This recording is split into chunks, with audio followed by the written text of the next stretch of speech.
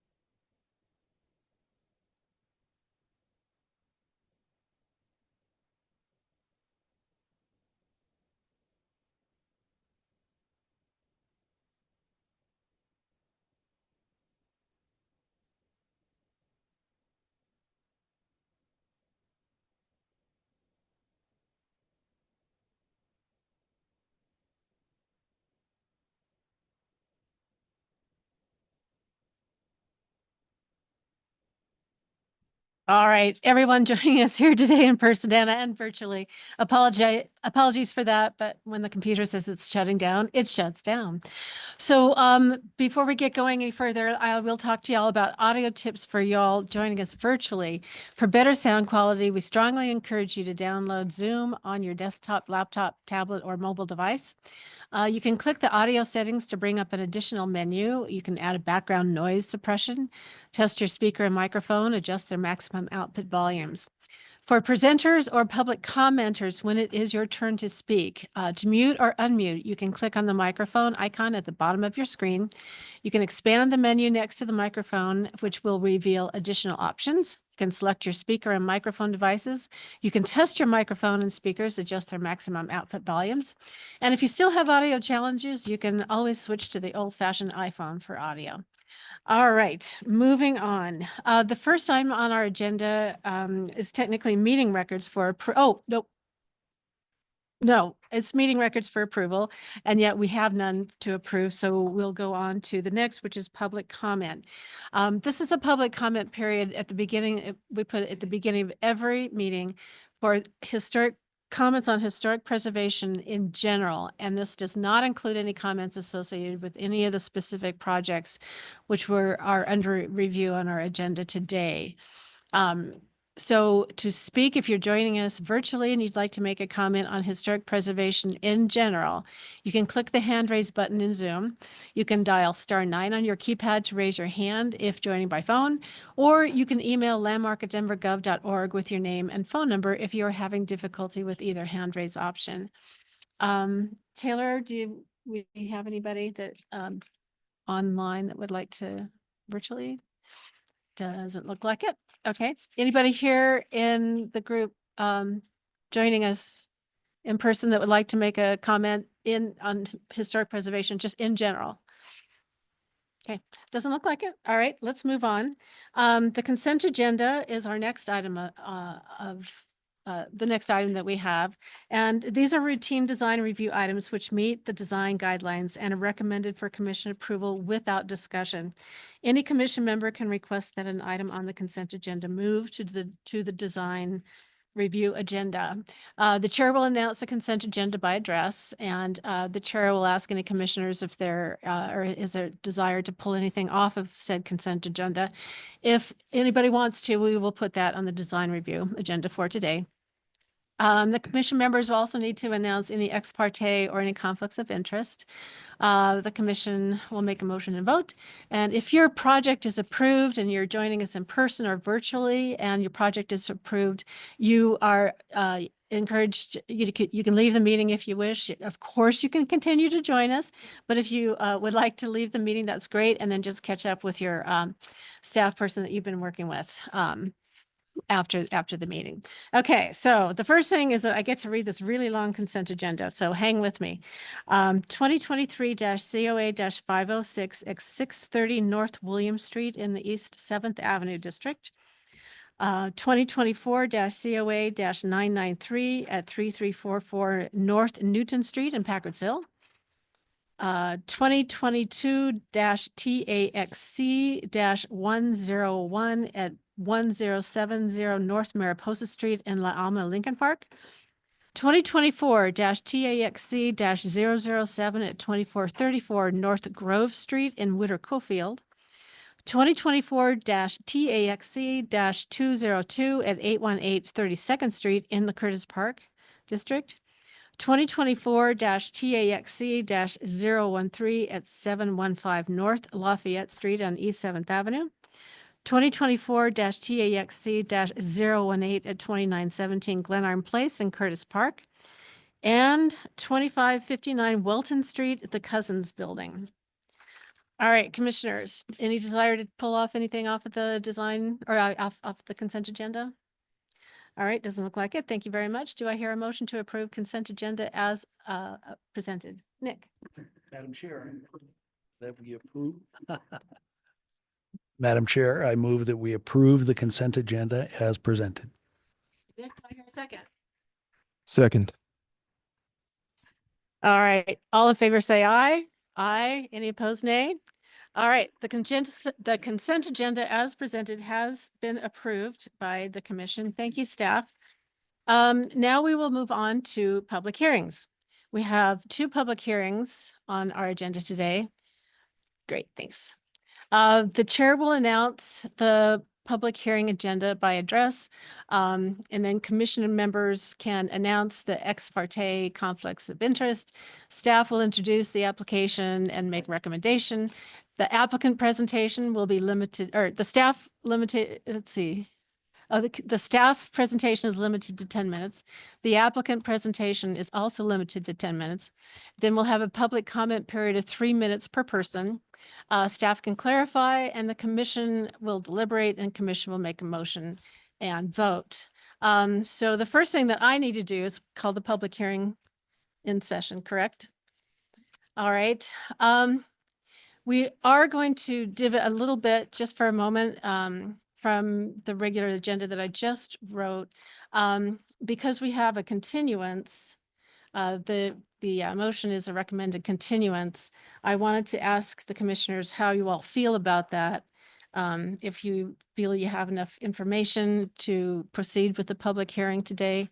Any thoughts, commissioners? And I do have. I agree with staff. It was interesting. I read all the materials, which was quite involved. And before reading staff's report, and my open questions were mirrored in staff's report. So I propose we move ahead, continue. Anyone? Any other discussion? Okay. No other comments? George? Okay. Although the massive amount of backup material was provided, I kind of struggled with finding out what steps the applicants took right after purchasing their properties to secure them. And also, were they aware at the time? There's no indication that they were unaware of the landmark status of Wyman. So those are things I'd like to look into.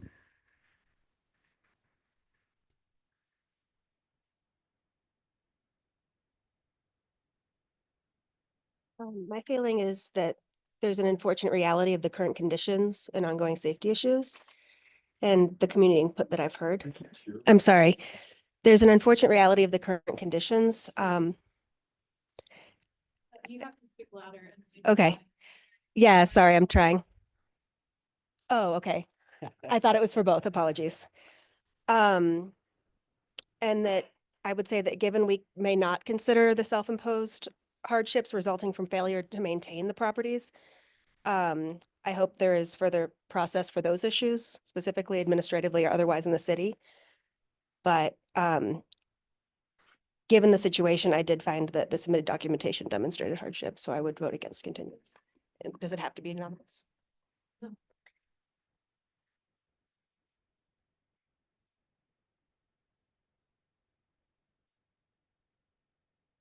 Yeah, I guess I feel kind of open to either direction. I think that if there's a majority of commissioners who would prefer to do a continuance and get more information, I think that makes sense. But I think if we had a majority who, based on this information, seemed open to hearing this today, I feel like there's a pretty sufficient amount of information to hear the case today.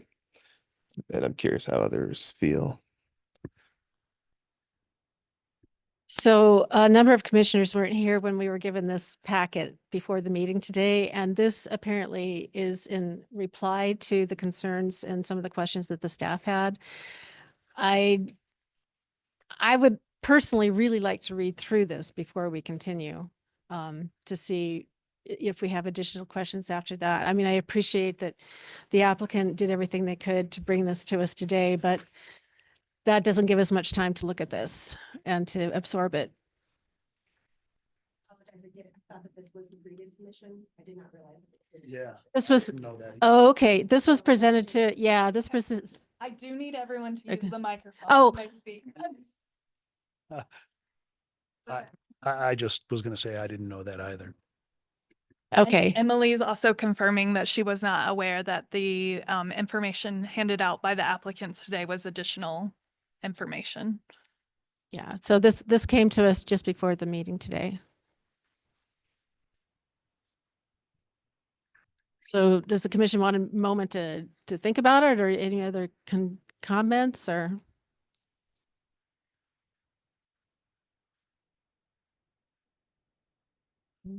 This was a decision between our attorney and the commission, so I'm going to let him answer that question. Oh. He also needs a microphone. I'm sorry.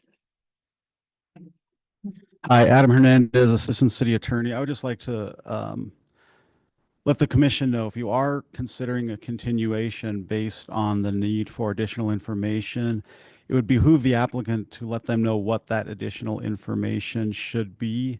I think as part of that, the commission should also ask the applicant's team how long it would take to reasonably gather that information. And Bill, I think during that time you could raise something, but I think at this point, we haven't started any testimony, so it should be limited on this question of, pardon me, continuance. Thank you, Adam. Any other thoughts, commissioners? So Nick, did you have any thoughts about what you wanted to see from the applicant going forward? It mirrors the list that's in the staff. I was just going to say it mirrors the list that's in the staff report, so I can find that and read it if you'd like. Okay.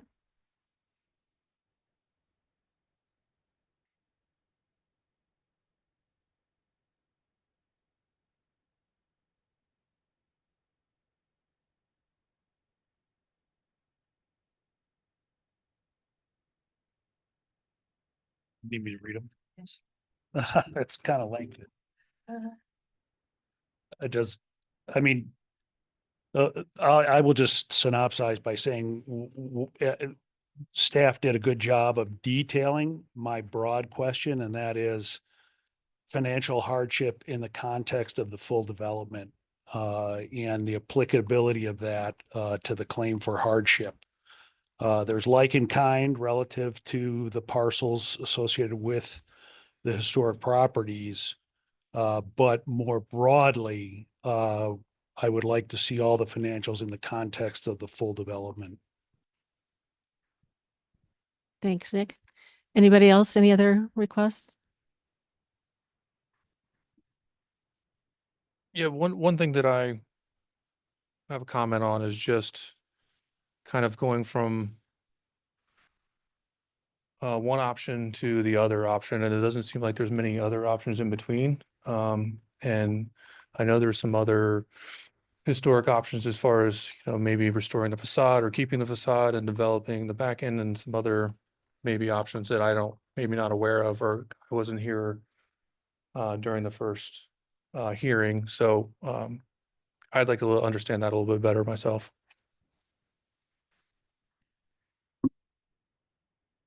Okay, commissioners, anybody else?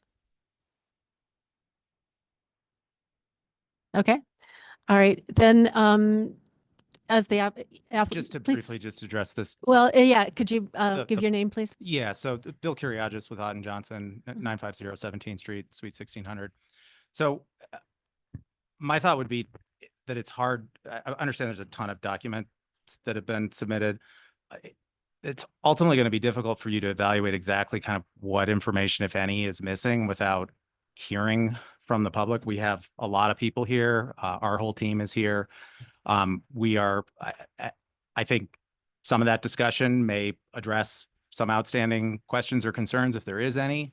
And if at the end of the hearing, there is still a lack of information, at least there would be potentially a little bit more focus on exactly what it is you'd like to see going forward. And the people who have taken the time to come are at least have an opportunity to speak, as I think people had planned to do. We did address the questions that were in the staff report. We made a submission on Friday. I understand that unlike some of the public comment that gets submitted that is distributed to you guys, that was not provided to you guys. That's why we have the hard copies that are submitted. Certainly intending to outline that in our presentation. And again, I think it just would be easier for you to make an evaluation of what, if anything, is missing after you've heard everything today. Sure, I understand. I think what we're trying to do is save everybody's time, you know, in case if we go through all the testimony and the presentations and then we have you come back again, we decide to continue it because we don't have enough information. I think the effort is just to try to save everybody some time. Well, we're here. Well, I understand that. Yes. So commissioners, I'm not sure where everybody's sitting on this right now, but if somebody would like to make a motion, then we can see where we are and continue and go forward. It would be a motion to continue. Let's see. I think Adam advised on speaking with the applicant. Yeah. When the information would be. So, well, so when do you think that, so the information that has been requested from the staff, do you think that that could be presented to us at a certain date in the future, a date certain? We've provided all of it. It's basically in the commissioner's hands right now, other than one category that I'm intending to address in the presentation. The cost and value of a new building on each of the parcels that is limited to be the same size as the existing buildings, as opposed to a building that would be consistent with the 8-story zoning. I think it's important that we hear that. All right, then Whenever we do ultimately hear this, that's important information. oh, yeah. It's not in here. He was just going to present it verbally. That is not in there, and I would be just addressing why we had not provided that. And I think in the context of everything, you can decide how important that is. Okay. So, you would like to see that information. When do you think you could get that information to us? I mean, if we're doing an appraisal, I'm looking at our appraiser.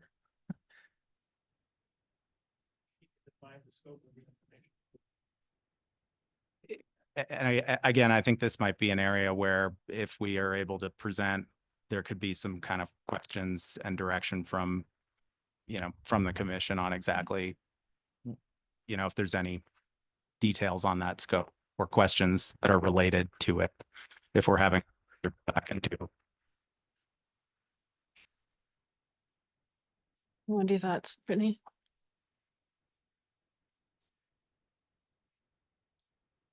Okay. All right. Well, Adam, what do you suggest? I'm not sure where to go from here, to be honest.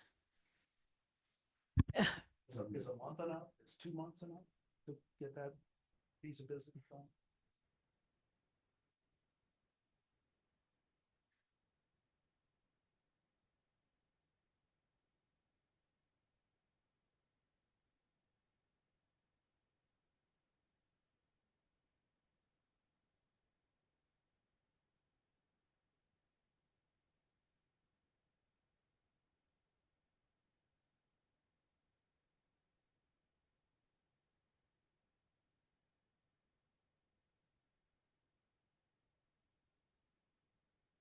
It would, especially with the holidays, I think at least a month.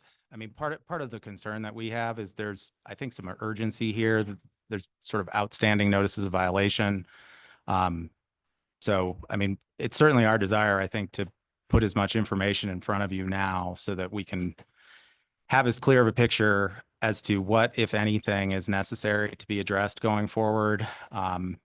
Because I think we would be looking, into next year, the holidays, if you're looking for like a supplemental appraisal beyond what the regulations require. So ultimately, this is a decision for the commission. You could continue it right now till you have the information that you feel is necessary. You could go forward. make a decision on what you have if you feel everything is there, or after hearing testimony, you could continue at that point to request additional information. So really up to the commission. Great, thanks. All right, so commissioners, maybe just a nod of heads. Would you wish to go forward with presentations and testimony today? Yeah, I'm seeing a lot of nodding heads. Okay, cool. Then, sorry about that, everybody, and thank you for bearing with us. This is, by the way, this is the first time I've ever had to lead a discussion on economic hardship. So please lend, and the commissioners as well. So please lend us all a little bit of grace. I know this is a difficult topic for all of us, and we want to get it right. So the first thing that we want to do then is go ahead with 1600 East Colfax Avenue in the historic district, Wyman. The period of significance is prior to and including 1955, and we will begin with our staff report. So our first public hearing for economic hardship is for 1600 East Colfax Avenue in the Wyman Historic District. Here on the screen, you can see current photographs of the property and its location within the Wyman Historic District. An economic hardship is proven when the denial of demolition application for a structure for preservation or contributing structure in a district for preservation or historic district would prevent the owner's reasonable beneficial use of the structure. During the Commission's determination of economic hardship, the Commission shall not include the review of the proposed elective alterations of the structure, the review of financial ability of the owner to rehabilitate the property, the review of self-imposed hardships such as demolition by neglect or an intentional destabilization of the structure, or lack of due diligence by the owner or inappropriate economic climate. So this is not to be included in the determination for economic hardship. To be considered an economic hardship, the following 2 points shall be considered. 1, whether significant economic hardship to the property is demonstrated based on the structural condition of the building and/or condition of its materials and the cost of rehabilitation. And 2, whether significant harm to the public interest based on the following preservation factors. A, the age of the building. B, the significance of the building as it relates to the historic and architectural heritage of the city. Into consideration whether the structure for preservation is contributing to the district. C, the extent to which the structure maintains continuity, scale, massing to adjacent contributing structures and prominence of the structure on the block. And D, the extent to the rehabilitation or reuse implements the goals of comprehensive plans or any adopted plans in the neighborhood. So that's what the Commission shall consider as part of the economic hardship request. So pictured on the screen is the current condition of 1600 East Colfax Avenue at the time the applicant applied for demolition of the structures. The Commission denied the request for demolition on June 4th, 2024, and an application for economic hardship was received by the Landmark staff on June 6, 2024, with supporting documentation received on November 21st, 2024. 1600 East Colfax Avenue was heavily damaged by a fire in March of 2024. We will look at the first criteria for economic hardship, and again, that is whether significant economic hardship to the property is demonstrated based on the structural condition of the building and/or its condition of materials and the cost of rehabilitation. JVA, an engineering firm with a dedicated studio of preservation engineers who work exclusively on historic structures, first evaluated this property in 2019. On the screen, you can see a photograph of 1600 East Colfax Avenue at around the time of this first evaluation. JVA found the historic mansions are in fair condition, and the masonry was found to be in fair condition. The chimneys were noted to be bowing inward and a hazard. Exterior rehabilitation of the masonry was recommended, including cleaning, paint removal, repointing, and spot repairs. Following the fire in March of 2023, 2024, JVA revisited the property, and on the screen you can see the documentation provided by JVA during their 2024 analysis of the building and the extent of the fire damage. JVA found additional restoration work would be needed to 1600. That included repair of the fire damage. 40% of the roof was open exposed due to the fire. A total rebuild of the roof and level 3 bearing walls was needed. On the west elevation, the chimney on the south and north needed a total rebuild. On level 2 and 3, the floor required a plus or minus 33% rebuild. The remaining 66% was intact. Level 1 and 2 central stair required a 50% rebuild. Level 2 south addition required 100% sistering, sandblasting, and roof replacement to address the fire damage. All interior finishes that were previously planned to be salvaged were noted to have too much char and smoke damage and needed total replacement. The perimeter masonry walls and basement masonry walls were found generally intact with the exception of the 2 west chimneys, which again were noted as a hazard in 2019, and 2 stone lintels between the south addition and main house were fire damaged. Brick repointing will be needed on all the walls dividing the south addition and the main house. On 1600, a basement wall was undermined where water migrated into the earth on the south end of the structure. So rehabilitation work was approved by the Landmark Preservation Commission in 2021 and included total replacement of the steel storefronts, total window replacement, replacement of wood shingle siding on the dormers, reletting of the historic leaded glass and insertion into a new sash and frame, repointing of the masonry joints, graffiti removal, and a protective graffiti coating, and reinforcing the structural integrity of the building. The applicant received 3 estimates for rehabilitation work based on the architectural drawings by SAR and the Landmark approved drawing set, which you can just see the COA and the first kind of elevation page of the rehabilitation. On the next slides, we will go over each estimate. So the first estimate estimated that the cost of rehabilitating 1600 East Colfax was $4,391,463. If the cost of 1618 East Colfax is included in the total building project budget, this is over $7 million to rehabilitate both of these properties.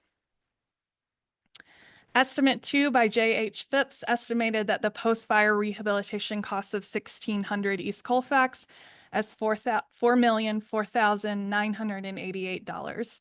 Again, if the cost of 1618 East Colfax is included in the total rehabilitation budget, this is again over $7 million to rehabilitate both of these properties. The final estimate for the rehabilitation cost for Mosley Construction, again, was $4,477,370. Again, the rehabilitation cost for both of the properties is over $7 million. And if you average the estimates together, the average rehabilitation cost is $4,423,274. So National Valuation Consultants estimated the properties, if they were to be rehabilitated, would be worth $1,700,000. The above chart on the left side of the screen shows the total rehabilitation cost based off of estimate 2, so J.H. Phipps estimate. And the chart on the right side of the screen shows the total loss of profit if the property were to be rehabilitated. So the applicant has essentially rounded this up to $6 million, but the actual figure is $5,954,833,000. It is unclear to Landmark staff how the 7-story infill development factors into this as rehabilitated figure as shown above, or if the value of the approved 7-story infill development on the parking lot to the south of the historic building would offset the rehabilitated cost of the two historic buildings along East Colfax Avenue, the economic hardship language of the ordinance did not anticipate the possibility of adjacent development that could offset financial burden of historic properties. On the screen is a view of the approved 7-story infill development to the south of the properties in question. The 7-story infill development was integral to the rehabilitation of the existing structures, and the sites are interconnected. Finally, in conclusion of the first criteria for economic hardship, the applicant has provided the value of the site if it's redeveloped to its full potential. However, Landmark staff would request additional assessments showing the following 1-to-1 square foot analysis of the estimated cost of construction of a building of the same square footage as the historic buildings, if the historic buildings may be demolished, and the potential appraised value of a new construction project with the same square footage as the existing historic building. This hypothetical new construction project does not need to have the same design or layout as the historic building, but would need to have the same square footage as the existing building. So again, that's $12,008,000 for the full redevelopment potential. This is in CMS 8 zoning. Additionally, of the 16 comparable cells provided, only 2 are within historic districts: 1445 Market Street, a contributing structure in the lower downtown historic district, and 2560 Welton Street, new infill development in the 5 Points Historic Cultural District. Staff would like for the commission to determine if comparable cells in the Wyman Historic District should be used as a metric for determining appraised values. Moving on to the second criteria for economic hardship, whether significant harm to the public interest based on the age of the building and the significance of the building as it relates to the historic and architectural heritage of the city is taken into consideration, whether the structure for preservation or contributing structure to a district for preservation. So the structure located at 1600 East Colfax Avenue was constructed circa 1893 to 1895, with storefront additions constructed in 1938. This structure and the storefront was built within the period of significance for the Wyman Historic District prior to and including 1955. All elements of the structure are within the district's period of significance.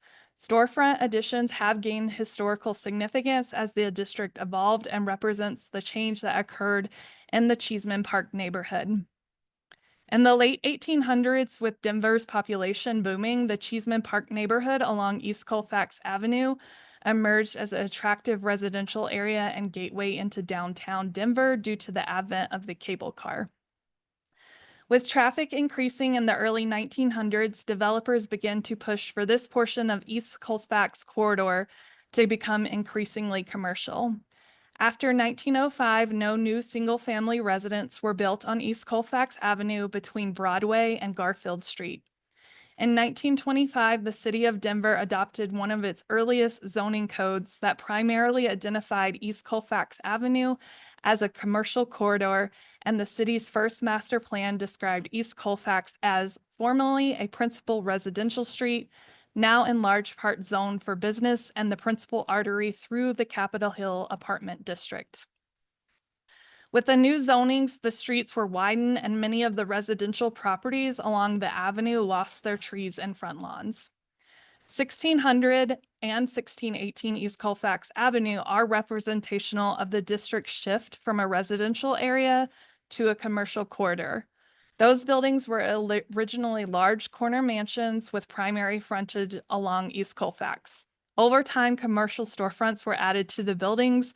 Initially, the small commercial space west of 1618 East Colfax, which you can see in the middle photograph here, and allowed each structure to retain its residential character. And then later additions include the streamlined modern addition at 1600 that was completed in 1938.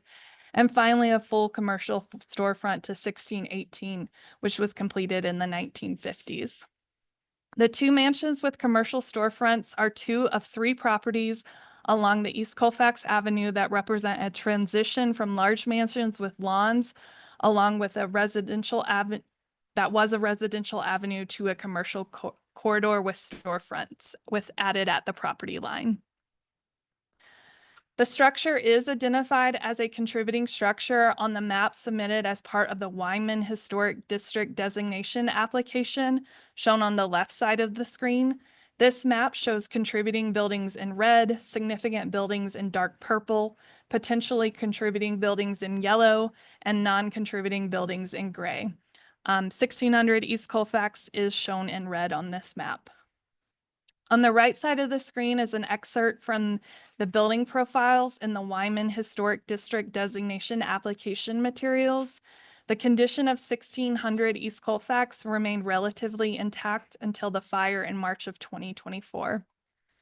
The Wyman Historic District was designated in 1993 and is designated for having character, interest, and value as part of the development, heritage, and cultural characteristics of the city, state, and nation, is identified with persons who had some influence of society, exemplifies the cultural, political, social, and historic heritage of the community, and portrays the environment in an era of historic characterized by distinctive architectural styles, embodies those distinguishing characteristics of several architectural specimens, including the work of master builders who have influenced the development of the city, and contains elements of architectural design, detail, material, and craftsmanship, which represents significant innovations and is part of a district distinctive area, Wyman's addition to the city of Denver. Landmark staff do feel that these structures do contribute to the designation criteria, particularly the development of the city, state, or nation, having association with significant distinctive areas of the city, and also being distinct architectural styles, with 1600 being a streamlined, modern addition with a 4-square mansion behind.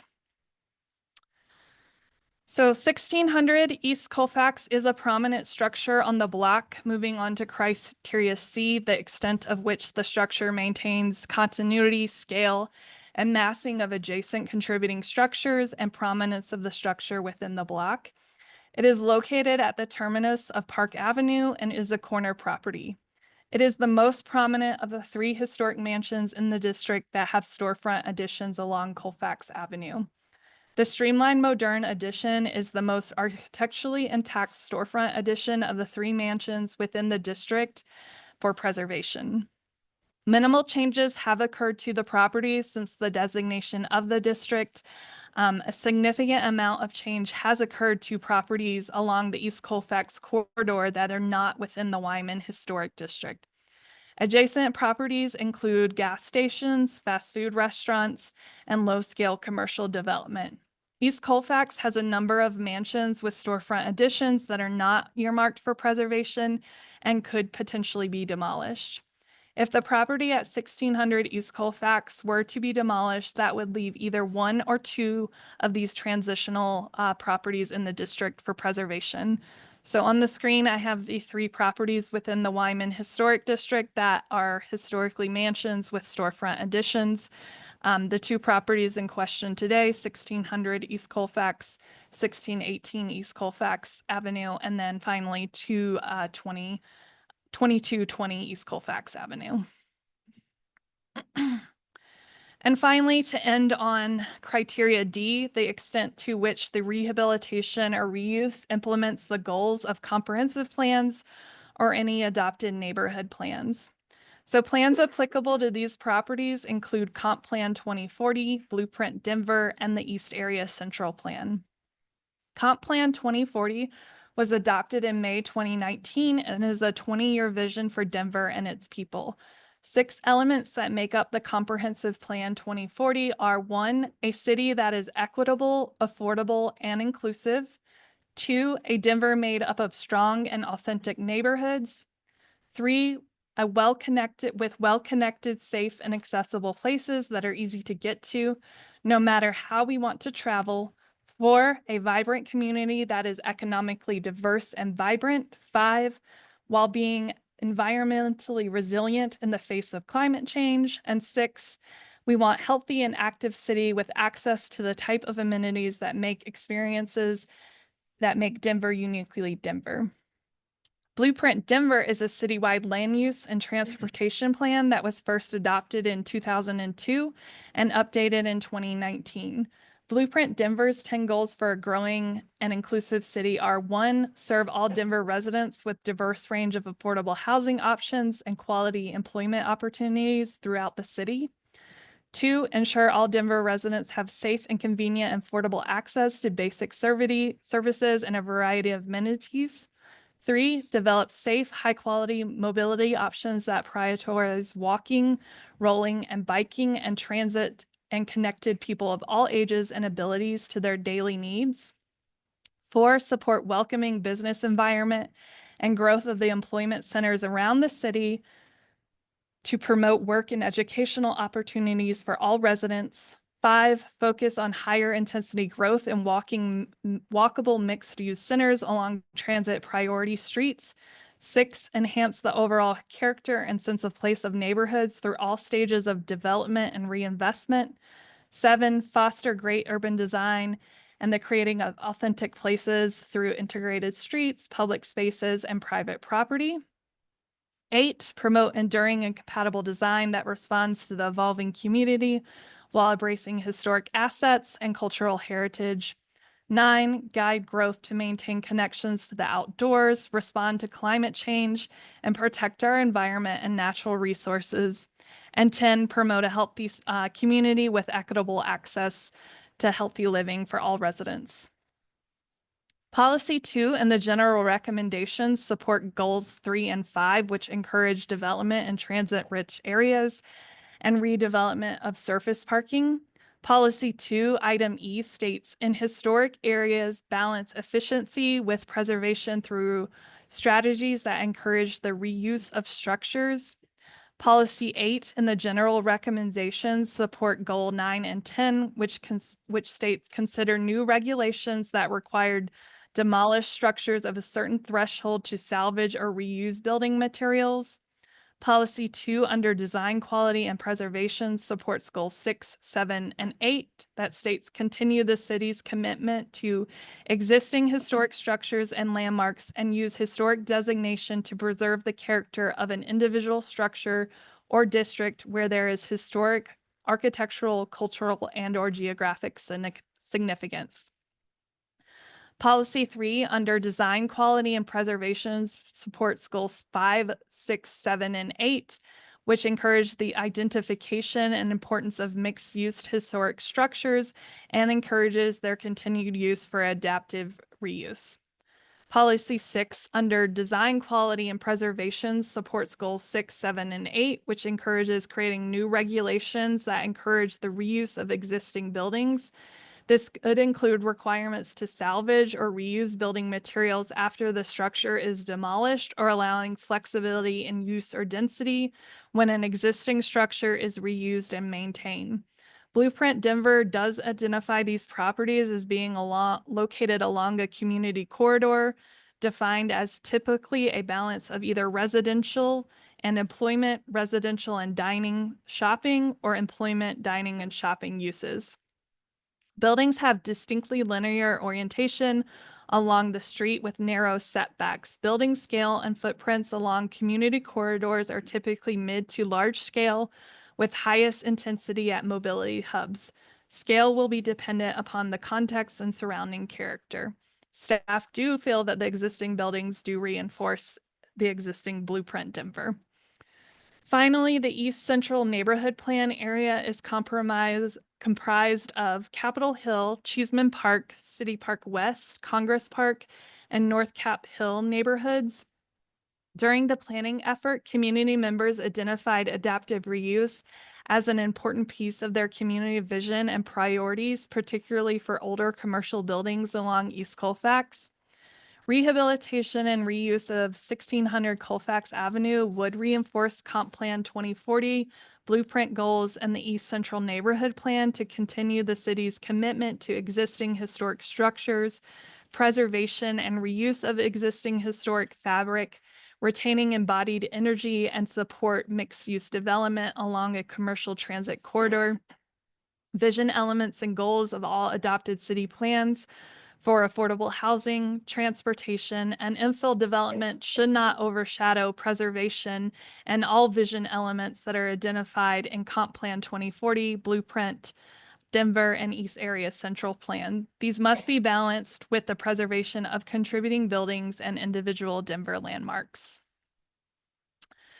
So if economic hardship is approved per the ordinance section 30-66, in no event shall a demolition permit be issued for a primary structure that is a structure for preservation or contributing to a district for preservation until the commission has approved a replacement structure. So before the structures could be demolished, infill construction review would need to be undertaken and approved by the commission. We do review all infill through a two-step process: phase 1, mass, form, and context, and then phase 2, design detail review. Before we can consider the application for complete and schedule it for commission review, it does require a 3-week registered neighborhood organization referral period. And then we have a 4-week filing deadline to be placed on an LPC agenda. So at minimum, we're looking at 7 weeks before the commission can review a complete application for phase 1, mass, form, and context. Once the commission has approved the phase 1, then we would review the phase 2 design details, and then the applicant can apply for permitting. If economic hardship is denied, per the ordinance section 30-9-4, a final decision or action of the commission may be appealed to Denver District Court in accordance with the Colorado Rules of Civil Procedure Rule. The property owner alternatively could pursue the approved rehabilitation and new 7-story infill development. So we have issued approvals on that. The SDP for that is recorded as of September 17th, and a commercial construction permit is open and ready for payment. So at this time, due to the nature of this case and some of the open questions, we are recommending a continuance of this economic hardship. It may be proven, but we do have several additional questions that we think would fill out the application and better answer some of the concerns that we have relating to the 7-story infill development, how redeveloping the site with similar square footage would be a challenge for this, or would or would not be a challenge for this property. So at this time, we are recommending a continuance of this application. Do you have any questions? No? Great, terrific. All right, our applicant, I know you're ready. So you'll have 10 minutes to give your presentation. Just The microphone is on. Yep. And then you'll run the slideshow. If I just ask you to switch slides for me, you can do that? Yeah. Great.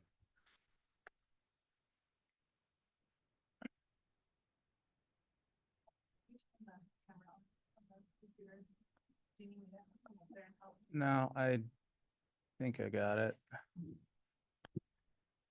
There we go.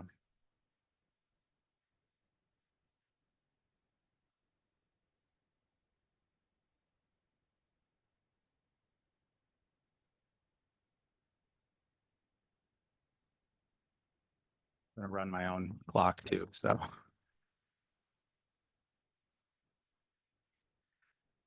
I'm Bill Kuriagis. I'm with Otten Johnson, Robinson, Neff, and Raganetti. We're at 950 17th Street, Suite 1600. Before I get into the presentation, I want to note that we have our team here. If you could switch slides, please. In addition to my colleagues from Otten Johnson, we have representatives from the developer, Pando Holdings. That's Lance Gooch, who's with me, and Kylie Wilson. Our appraiser, Carter Morrison, is here. We have representatives from the architecture team at Shears Atkins Rockmore. One of the contractors who provided construction cost estimates, Mike Hockett from W.E. O'Neill Construction, is here. And then also not listed on the screen, but Tom Soul from JVA Consulting Engineers is here as well. Switch slides, please. We recognize that in the hearings in June, the commission was constrained to address a very narrow issue. The conclusion reached was to require preservation, but the economics of requiring preservation were completely excluded from the analysis.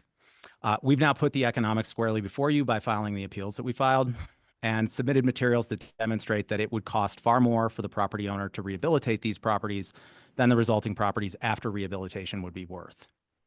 Historic preservation is a legitimate goal, and it's an important one. And historic preservation regulations are regularly and properly applied to require rehabilitation of buildings. While the cost and limitations on what people can do with their properties surely sometimes create frustrations, situations that rise to the level that we have here are rare. Now, that said, economic hardship exceptions exist in historic preservation ordinances all over the country. And the reason for this is that it's actually a constitutional issue. It is an unconstitutional regulatory taking to impose a regulation that denies all economically beneficial use of a property without compensating the property owner. So economic hardship appeals allow a government to have an escape valve to avoid an unconstitutional taking when requiring preservation would deny the property owner all economically beneficial use of their property. If you could switch slides, please. There is a lot of information, I know, in the extensive documentation that we submitted. We have addressed the criteria for economic hardship that's in the landmark ordinance and what's required on your application form. There's no way that we can cover everything in the 10 minutes that we have, but we would encourage you to ask any questions that you may have. If you could switch slides, please. So this slide just summarizes the long history that we have here. The timeline's outlined in more detail in the materials. Staff has indicated in the staff report they don't dispute the timeline that we've outlined. I should note we don't dispute the additional context that they provided in the staff report as well. But I want to emphasize that these buildings really suffered from decades of deferred maintenance before my client purchased them in 2017. That was called out and supported by the public testimony in June. And there was also significant discussion about the efforts that my client made to try to implement a plan to rehabilitate these buildings. That was going to be part of the project that would involve building a new apartment building on the lot behind on Franklin Street. My client spent over $2 million on that effort, including tens of thousands of dollars to secure the site while they went through a lengthy approval process with the city. And all of this was occurring in the face of really difficult circumstances in terms of repeated break-ins. Even with the site secured and boarded up, people were going so far as to climb on the roof of the buildings to break in. And ultimately, my client just faced challenges that no one really could have expected in terms of the COVID-19 pandemic and associated cost escalations that were really unprecedented. And by April of 2022, it was clear that the economics for the project they'd been working on just wouldn't work. They continued to try looking at things that they could do, like value engineering and considering different potential users, but it just wasn't possible to make it work financially. Of course, on this building, there was the fire in March of 2024, leaving the building in an even worse condition than it had been, with obviously that much higher cost to rehabilitate. Switch slides, please. As I said earlier, the issue fundamentally is it will cost more to rehabilitate the building than the resulting building will be worth. The numbers and the analysis are included in the appraisal that's Exhibit M to our submittal. So this excerpt shows the estimated costs. As staff covered, there's 3 different cost estimates, then they were all actually in a fairly narrow range for what it would cost to rehabilitate this. Adding in additional costs that wouldn't have been factored in the contractor's estimates, the total estimated cost to rehabilitate this building is about $6.6 million. Switch slides, please. The appraisers also determined the value of the building after rehabilitation. They used 2 accepted valuation approaches, the income capitalization approach and the sales comparison approach. And our appraisers here and can walk through any questions you might have about those. I want to be clear, these are positive numbers.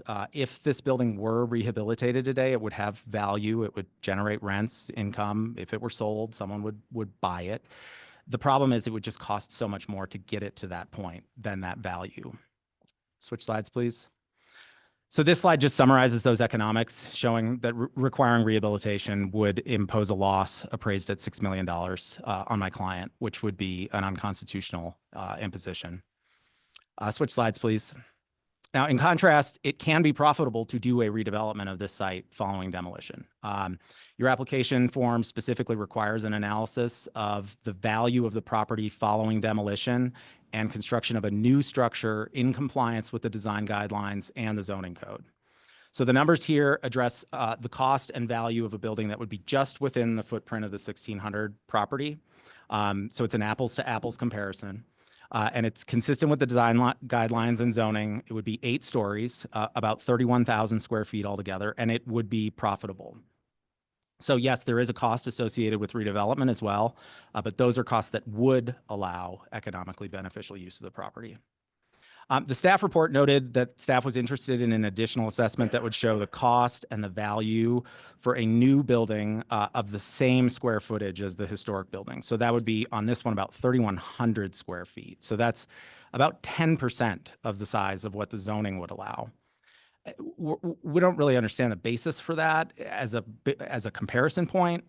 Once the preservation requirement isn't applicable, the appropriate situation to judge is really the baseline rules applicable to the property. And here that's 8-story zoning. This property would be valued in the marketplace as if it has 8-story zoning. So we would respectfully submit that it's not appropriate to require my client to incur additional time and expense to address that scenario, which is not required in your application form and isn't relevant to the criteria in the ordinance. If you could switch slides, please. Now, in contrast, the staff also asked about another valuation scenario that we can address. That was the project that had been planned involving the apartment building on the back lot on Franklin Street. We have questions about the relevance and the fairness of suggesting a property owner could be required to subsidize rehabilitation losses through profits on other properties, but the fact is the numbers just still don't work. That was a part of the history trying to make this project work. So we did ask our appraiser to look at this after they completed their primary appraisals. And we got that back last week after we'd seen that this was in fact a concern from the staff. And so that's the supplemental that we submitted that's on your desks, Exhibit Z, that you have the hard copy of that we submitted on Friday. So the conclusion on this is that it would still be a $7.7 million loss, even factoring in the roughly $3.2 million in profits that could potentially be earned on the Franklin property. So in other words, the losses would just completely subsume those profits. That is the same conclusion my client had reached in 2022. And if they could have made that project work after all that time and effort, they would have. If you could switch slides, please. So this table just summarizes the economics of the different scenarios that are required in your application form and really just shows that it's only if demolition is not allowed that there is an economic hardship. Now, I'm mostly focused on the economics here. I do recognize that there are additional criteria in the code for economic hardship, the public interest factors kind of relating to preservation goals. There was significant public testimony at the prior hearing addressing those issues. We've also addressed them in our materials. But ultimately, those factors are not relevant to this takings analysis I'm talking about, and that's really going to be determined by the economics. And that really gets back to one of the core concepts that underlies takings law, which is even if a regulation is advancing important public goals, where the economics are this lopsided, the Constitution requires the public as a whole and not an individual or a small group to bear that cost. And so what we have here is a suggestion that requiring my client to take a $6 million loss to preserve a property. And that is an economic hardship, and it would be a taking. Now, your rules do require extensive documentation, and we've submitted everything that is required, including appraisals and multiple independent cost estimates. There's nothing in the record that refutes any of those numbers. There are no contrary appraisals. There are no contrary construction cost estimates showing that this work could be done on this specific property for any cheaper, let alone far cheaper. But even if there were questions about any of those numbers, we're orders of magnitude beyond the threshold. The construction cost could be $1 million or $2 million less. The value of the property could be $1 million more, and there would still be a substantial negative value here. Again, there isn't any evidence that those numbers are off, but that's just where we're at. So that's the time that we have. We're certainly, as I said, available to answer any questions. I know there's a lot of material here.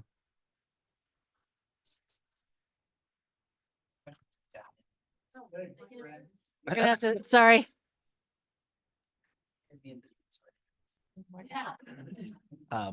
Just to, continue on your comment about the numbers, the budgets, and full disclosure here, it's been many years, but Spectrum also did some very early estimating. We've not been involved in the project since 2019. So just for the record there, but I was curious, it appears like based on the cost analysis that a full, finishes build out, TI spec build out, however we want to describe it, was the basis of the cost analysis. Is that correct? Yes. Yes, cool. So as opposed to a tenant finish allowance or corn shell, I just wanted to clarify that as we're talking about, acknowledging the magnitude of the gap in the pricing here, but I think the intent was to get it to usable buildings so that which is how they were appraised for their kind of final value as well. that was my next question was that, yeah, the appraisal is based on a turnkey, whether commercial or residential space, however that ended up. Either in a position to generate income or to be sold. Yeah. Understood. Thank you.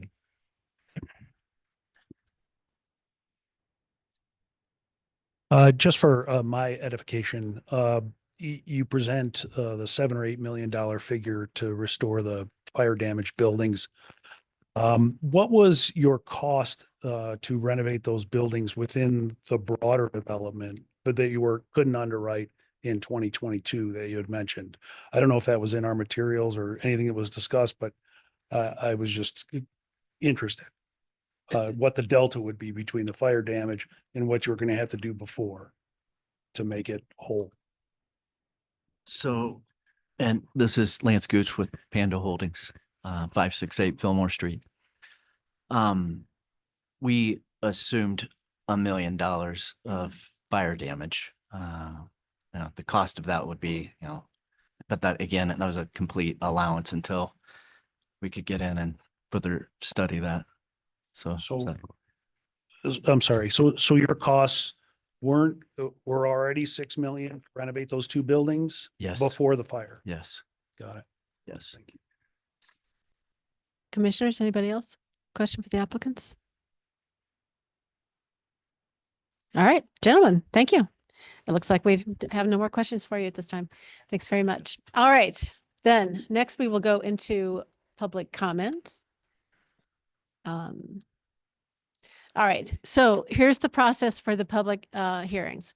I will start with the people that are here, and just all you do is just raise your hand. We have time. We'll get everybody up there. So no panic, no race to the front. When everybody here wishes to speak, will have their chance to speak. Then we'll go to the virtual, those who wish to join us virtually. And for those of you who are joining us virtually to speak, if you want to click the hand raise button in Zoom, you can also dial *9 on your keypad to raise your hand if you're joining by phone. Or you can email landmark@denvergov.org with your name and phone number if you are having difficulty with either hand raise option. You will have, since this is a public hearing, you will have 3 minutes to provide your comment for the commission, and we'll keep track of the time here so you don't have to worry about it. And I will not be shy about cutting you off at 3 minutes. So any of the comments and questions should not be directed to the applicant. All right. Okay, so let us go, without further ado, let us begin. Who would like to go first? Sir, please come up to the table and give us your name. And you'll have 3 minutes to give us your comment. It's 3 minutes for a public hearing. Yep. Thank you. I'm David Wise. My office address is 1110 East 17th Avenue. I've been an architect in Denver for about 40 years. Do have deep family ties with the city and with all sorts of business and sort of social engagement up and down East Colfax and West Colfax, I should say. I first engaged in this conversation as a member of the Chun Historic Preservation Committee, approximately 2018. When the same development team attempted to persuade us that these buildings weren't meaningful in terms of Denver's cultural heritage. At that time, the Historic Preservation Committee for Chun voted against the idea of demolishing these buildings.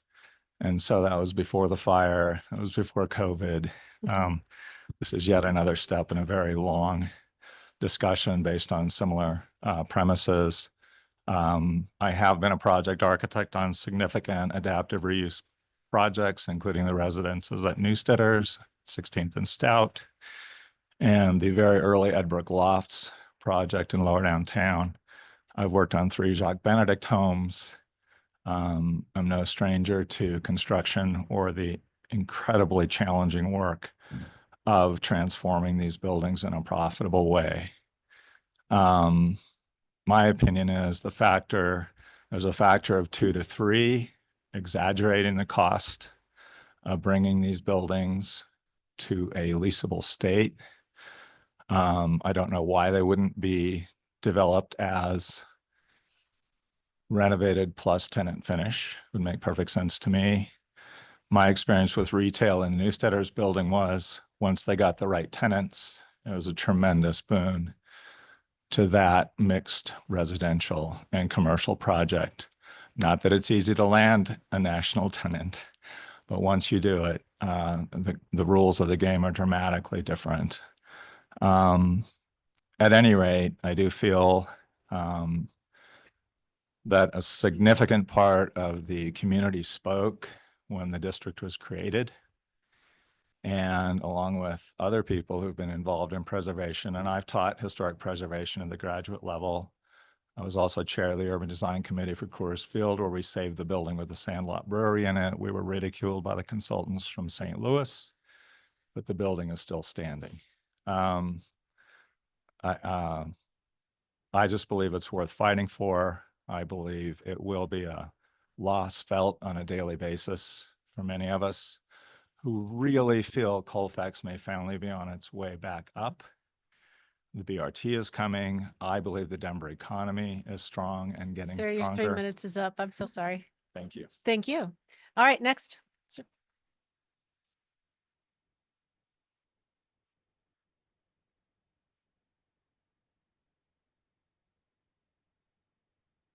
Hello, Jimmy Bolofis, 1509 York Street is our office. So we office at York and Colfax. Also live in a historic district just west of Cherry Creek off 4th and Race. Our company historically was founded on building and redoing some of these historic buildings. We've been a part of 3 projects, 1509 York Street, 1510 York Street, and the Savage O building across the street. So we love restoring buildings, especially on Colfax. What we have here today, you're going to hear a lot of opinions of this building should be saved and this building shouldn't be saved, and beauty is in the eye of the beholder. And if this group here is not able to move forward with developing the property, someone else has to try to do it. And so my testimony is just about facts. I did my own numbers. I know there's a lot of appraisals hanging out here today, but if you spend $6 million redoing this building plus the land costs, you get to a total value of $10 million. You divide that by, I looked up the public records, how much square footage we have. You have 12,888 square feet. You would have to get $63 a foot triple net to make this work. I own and operate a lot of buildings on Colfax, and I can tell you rents are $20, $23 a foot at max. So you're 3 times more. I just want to really drive home the fact that this is a very hard economic building to make money or to be profitable. And with that said, the applicants do have economic hardship. And as an owner and investor on Colfax, where we've restored and cherished our buildings, we love it. Colfax and Franklin is not it. Thank you. Thank you, sir. Next.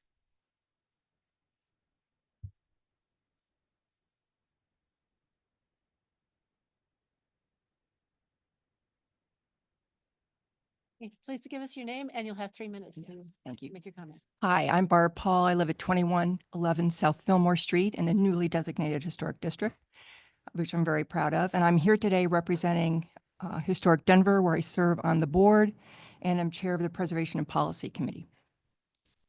We ask that you deny the economic hardship application from Pando for 1600 and 1618 East Colfax on the grounds that it fails to make the case that reinvestment and reuse of these buildings is not a reasonable beneficial use as required in 30.8 of the Denver ordinance.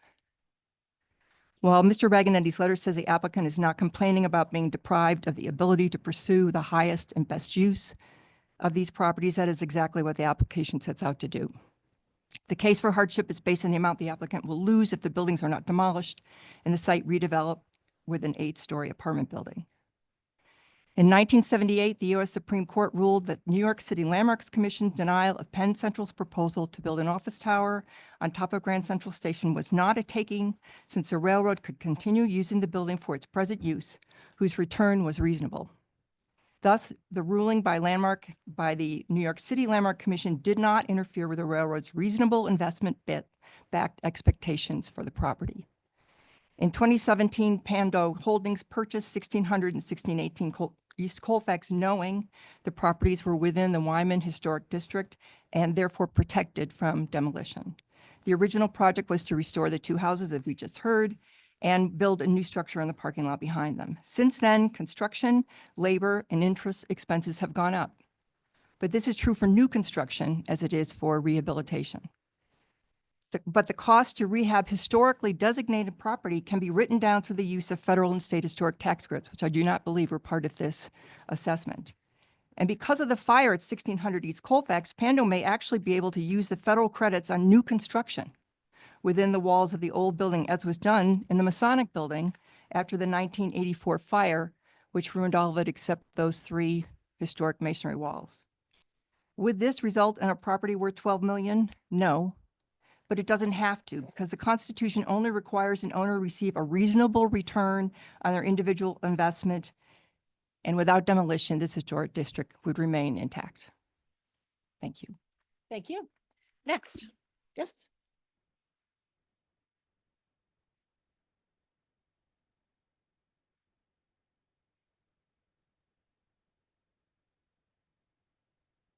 Hi, please start with your name and you'll have 3 minutes to make your comments. Thanks. You're welcome. Hi, my name is Cameron Bertrand. I live at 1145 Gaylord Street. I've lived in the Wyman Historic District for 27 years and owned a home. I've applied to this commission 3 times, been approved twice and denied once. Over that 27 years, I have become a fan. I've learned to appreciate something I didn't when I moved in. And I've had dozens and dozens and dozens of conversations with neighbors, old and new, about the value of historic Denver, historic preservation districts in Denver, and the work that this committee does. And part of that argument has always been that it can feel arcane, it can feel really narrow when decisions get made, but in the long run, the investments that we are sometimes forced to make reinforce the neighborhood, the character of it, but also the value of it. And over time, that's borne out to be true. And most of us have houses that are worth more in a neighborhood that's worth more than it's been. And it's a reinforcing positive cycle. But the economics of my residential neighborhood are not the economics of East Colfax, never have been, never will be. And a walk down that street makes it really clear. And the 3 pictures you guys put up there of the 3 buildings that are still there from the residential days of Colfax also make that clear to me. I do not understand why this conversation is about anything more than whether or not these 2 buildings are upside down or right side up. Sounds like they're right side up. I've been watching these buildings for 27 years sit mostly empty or entirely empty or on fire or full of homeless people or surrounded by fences. They are a nuisance and they will stay a nuisance. And a denial here is not going to magically make federal tax credits or money from foundations drop out of the sky and solve it. You cannot make somebody rehab these buildings, and a denial will mean decades more of a nuisance, a blight, and a danger in a neighborhood. So I'm here as a neighbor to please encourage this commission to step outside of the narrow definition of whether or not it would be great if they could be saved, and recognize what I think the economic hardship provision is for, which is to say, if the economics of it will not allow them to be saved, let's move on. So I'm asking you, for your sake, my sake, and the neighborhood's sake, to move on. Thank you, sir. Next. Certainly.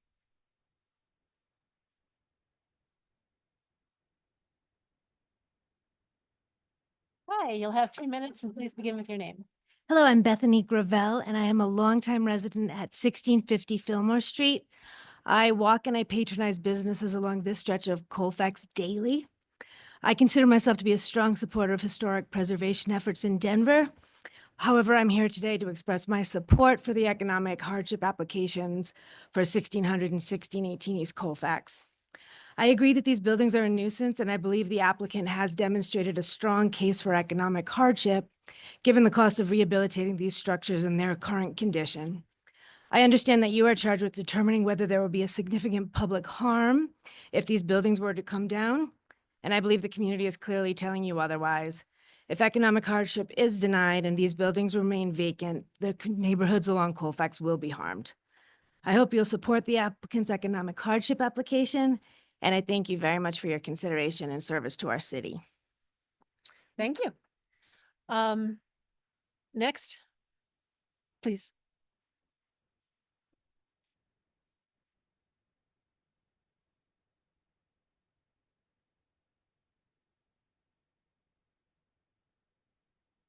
Hi, my name's Ryan Glister. I also live in Wyman in a contributing structure close to the houses in question. I would just say that I basically echo the last speaker. I mean, I almost thought it was a blessing when they caught on fire, if you want to know the truth, that, you know, they've been derelict, a nuisance, not a place you really want to walk by. I'd avoid that area for years, including somewhat before the developers actually bought those buildings, because even the businesses in there weren't exactly maintaining those structures. The storefront on the corner of Franklin and Park had been empty as far as I can remember, and I've been there 20 years. So I'm just here to voice that I support the idea that they should be demolished. New development should come in. I think it's going to benefit the neighborhood dramatically. If they remain and they have to spend $6 million to, you know, basically get them into a quasi-usable space, honestly, I think this process will drag out another 5 years. Like, I just don't see it happening. Thank you. Thank you, sir. Next.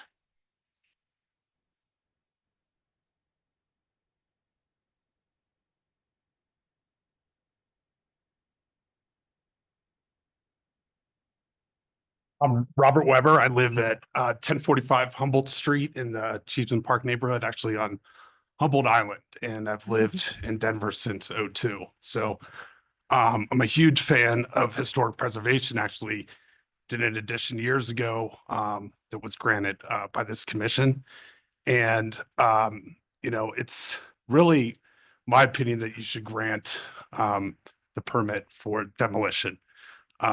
It's really a lot of blight in our neighborhood, dangerous criminals. Just I can't even, my kids can't even walk down that section of Colfax, and I have two kids at East High School. They can't walk home from school on Colfax. They, you know, we have a certain route that they're allowed to take, and that's really a lot of it is those two properties. Denver's historic preservation efforts are essential, and I deeply value the work of the Landmark Preservation Commission. However, maintaining public support for these initiatives requires a balanced approach that considers financial realities and community impact. By approving these hardship applications, the commission can support a solution that respects Denver's history while fostering a safe and more vibrant future. As a resident of this neighborhood, I ask that you find in favor of economic hardship. Thank you. Thank you, sir. Next. Oh, I know I saw another hand. Okay, certainly.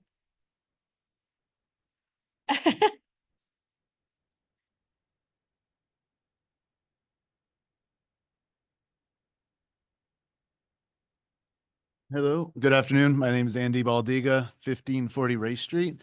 I am a resident of the Wyman Historic District, have been for over 20 years, and support the removal or the economic hardship that is being and removal of the existing buildings that are on Colfax and Franklin.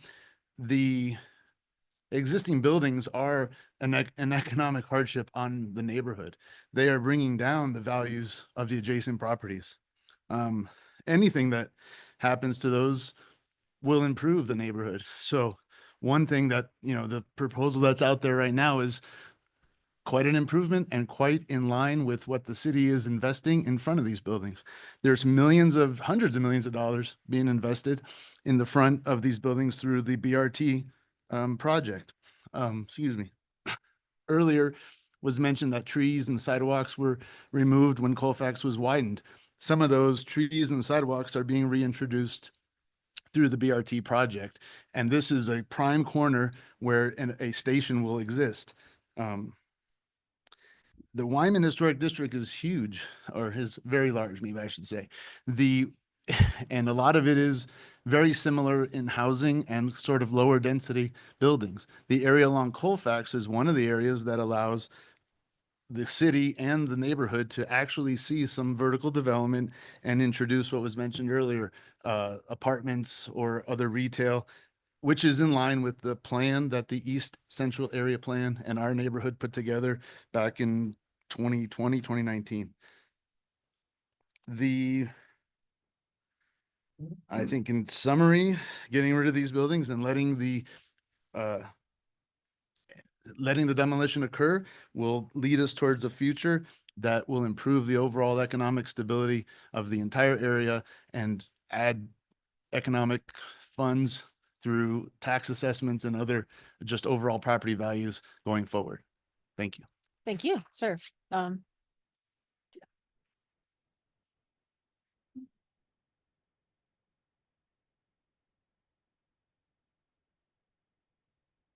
Hi, please give us your name and you'll have 3 minutes. Thank you, Commissioners. John Deffenbaugh, CEO at Historic Denver, 1420 North Ogden Street. In organizing my thoughts today, I kept returning to the metaphor of an alternative reality, because every time we talk or write about these properties, it feels like I'm stepping into an alternative reality where the laws and norms of our society don't apply. The alternative reality in the Netflix show Stranger Things come to mind.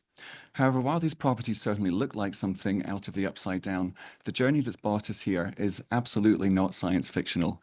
These buildings look the way they do because of a very human journey that got us to this point.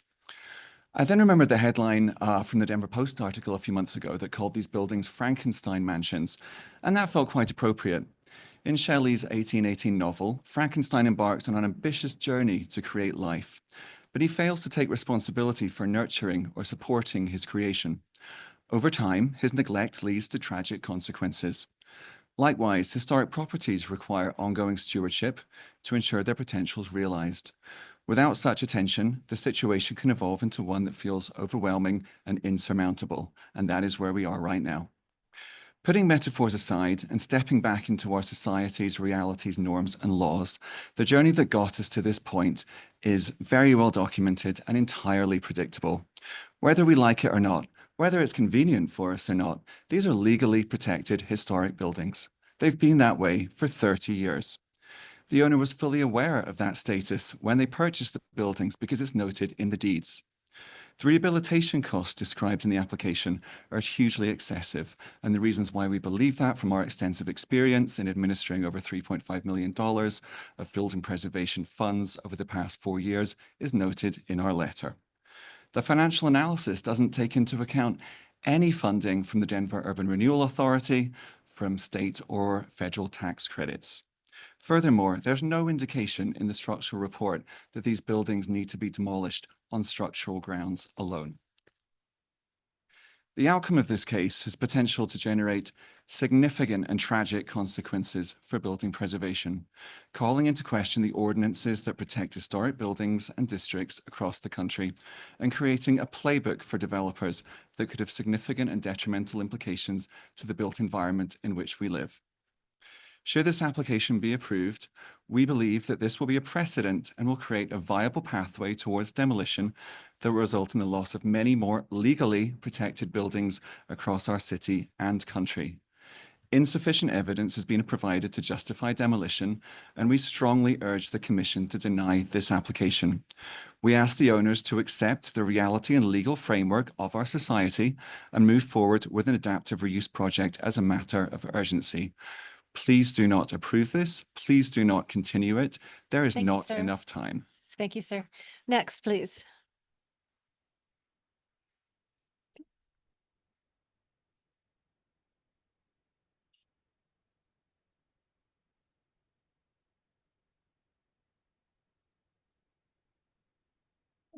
You have Hello. 3 minutes. Please give us your name. Great, thanks. Mhm. Just want to pull up my notes.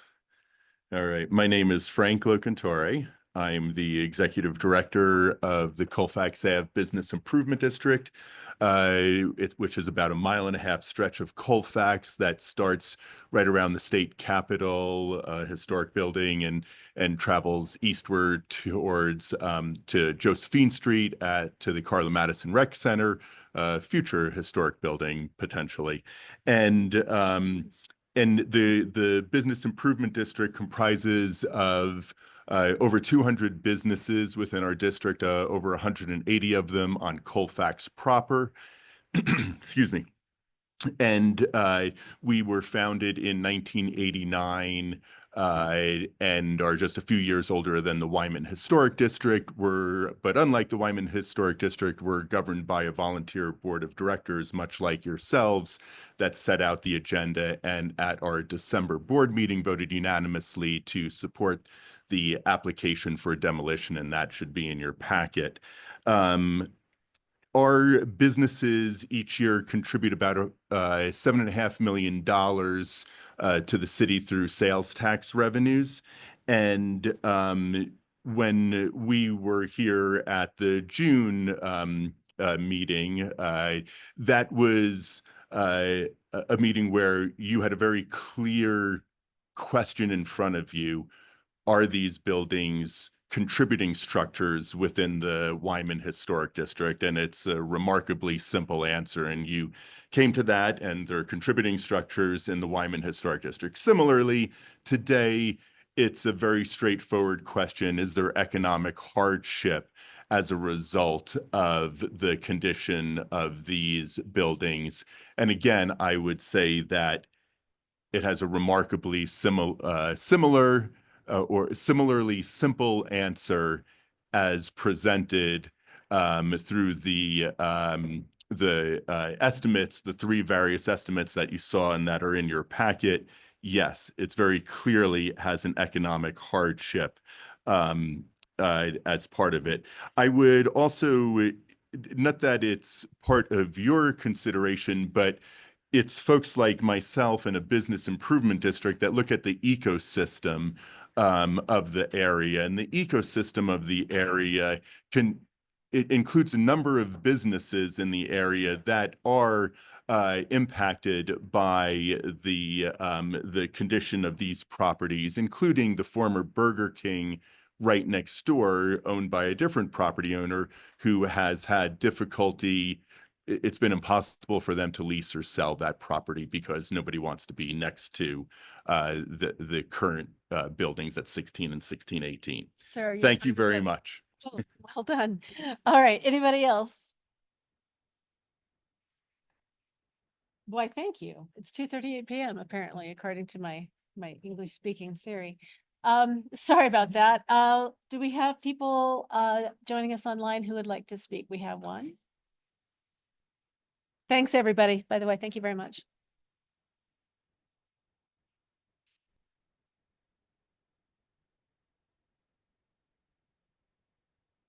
Kyle, when you're ready, can you hear us?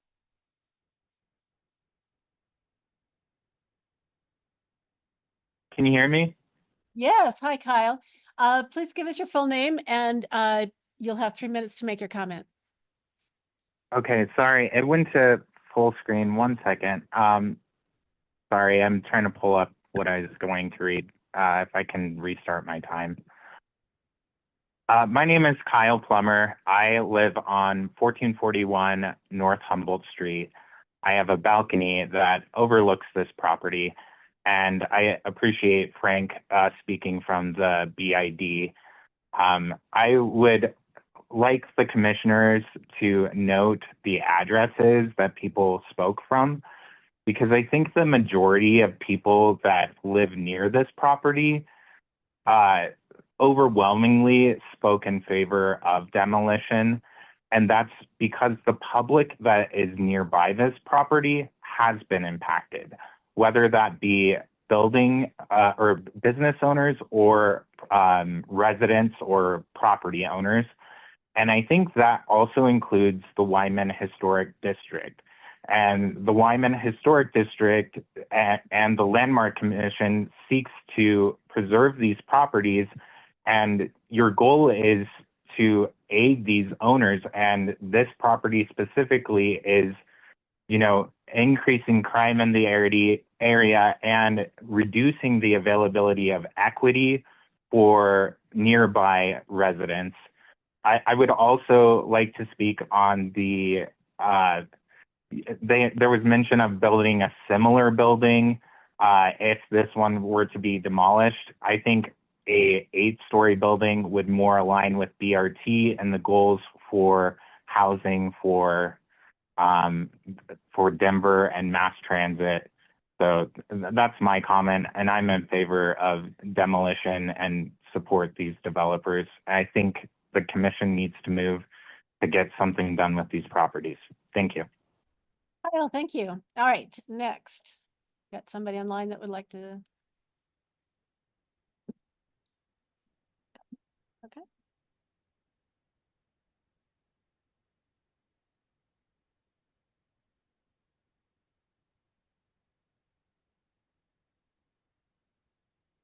Hello, Ryan. Oh, Ben. Oh, hi. Hi. Hi. If you could give us your full name and you'll have 3 minutes to make your comment. Hi, good afternoon. Thank you for all listening.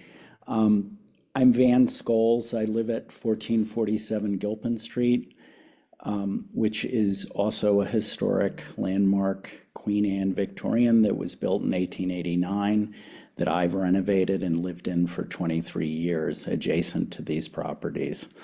I strongly support historic preservation in Denver. I'm testifying to strongly support the economic hardship application. And I'm also guessing that few of you on this panel, commissioners, live next to or spent time at these properties after hours or even in the day. I live next door. I have watched what many others have talked about should have been in teardowns decades ago fall into worse shape over the years. I've witnessed countless crimes from folks shooting up, dealing drugs, running prostitution. I've been threatened with bodily harm a few times over the years by those committing crime on these properties. The chimneys are about to collapse. The buildings are a safety threat to anyone that walks near them or enters them.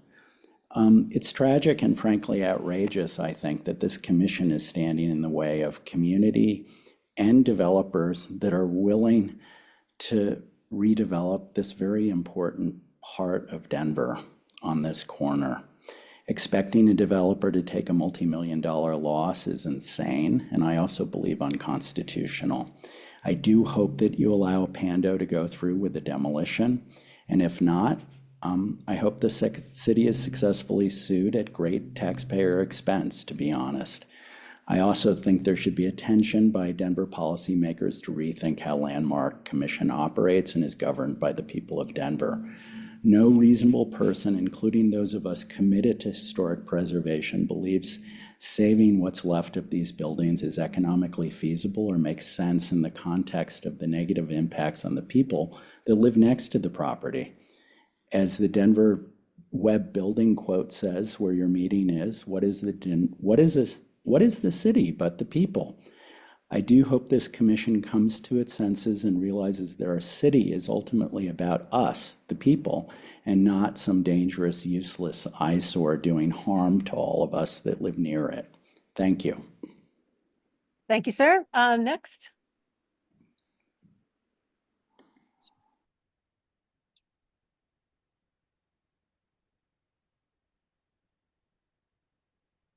Hello, Ryan. Can you hear us? Hi, Ryan. Hello. Hi, Ryan. You'll have please give us your full name, and you'll have 3 minutes to make your comment.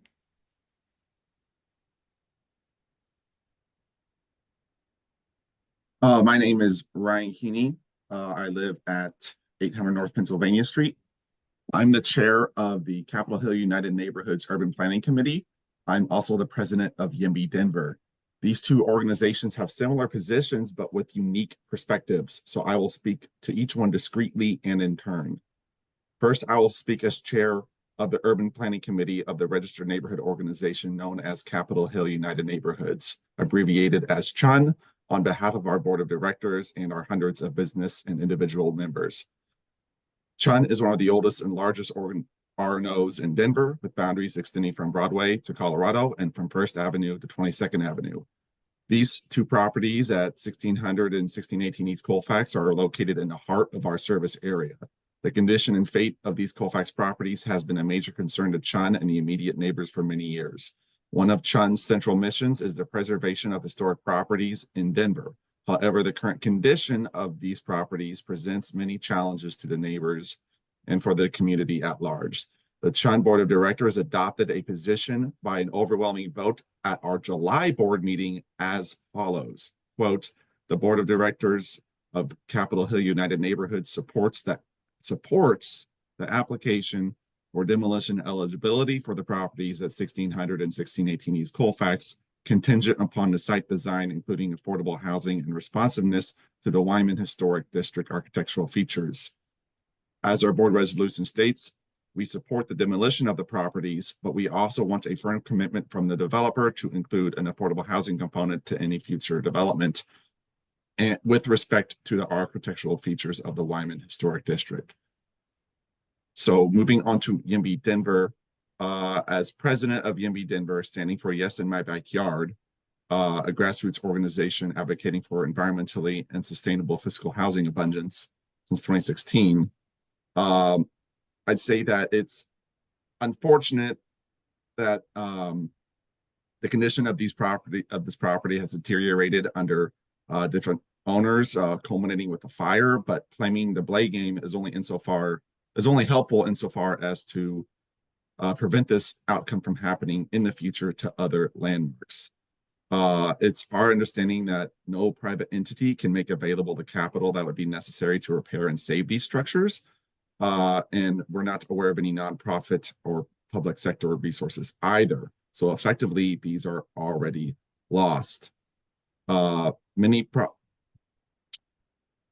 properties are experiencing distress on this corridor, and we feel that investment into the street is the best way to protect other historic properties going forward. So thank you so much for hearing my testimony. Thank you, Ryan. Yep. Thanks. All right, next.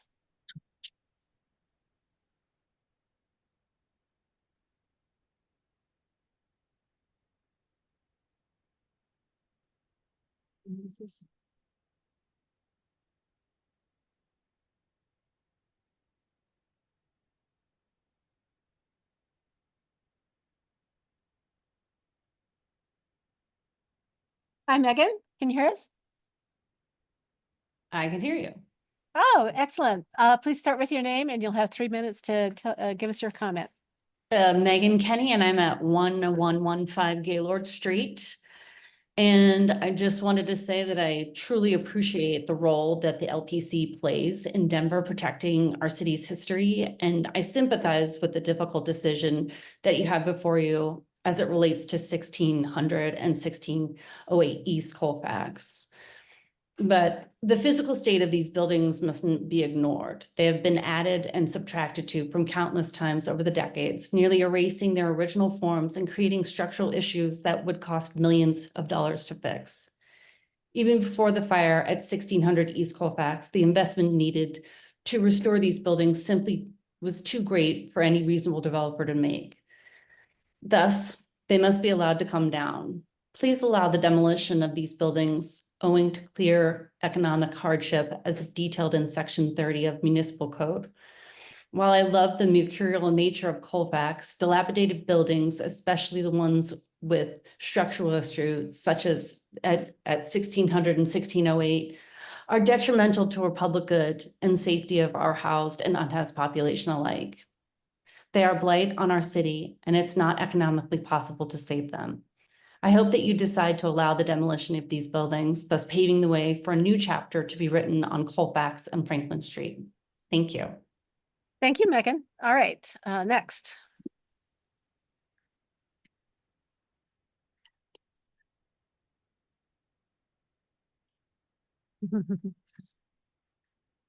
Brad, can you hear us?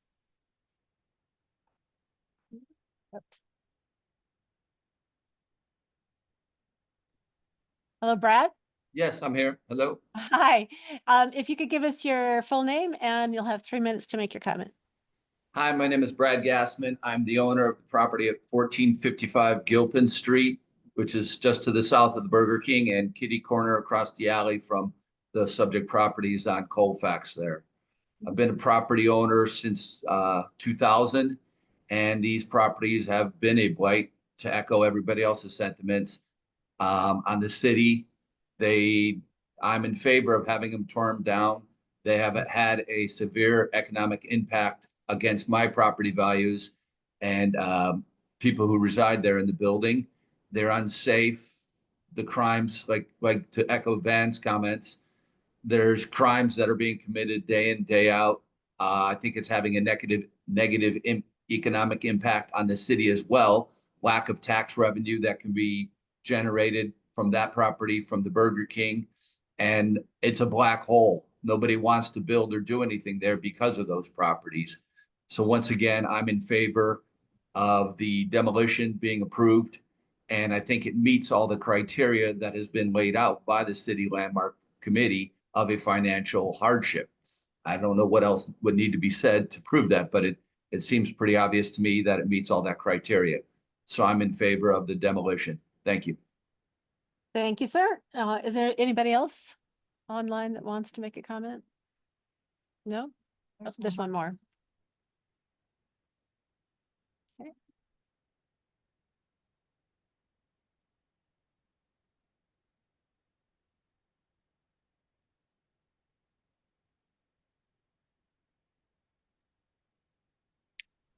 Hello. Hello?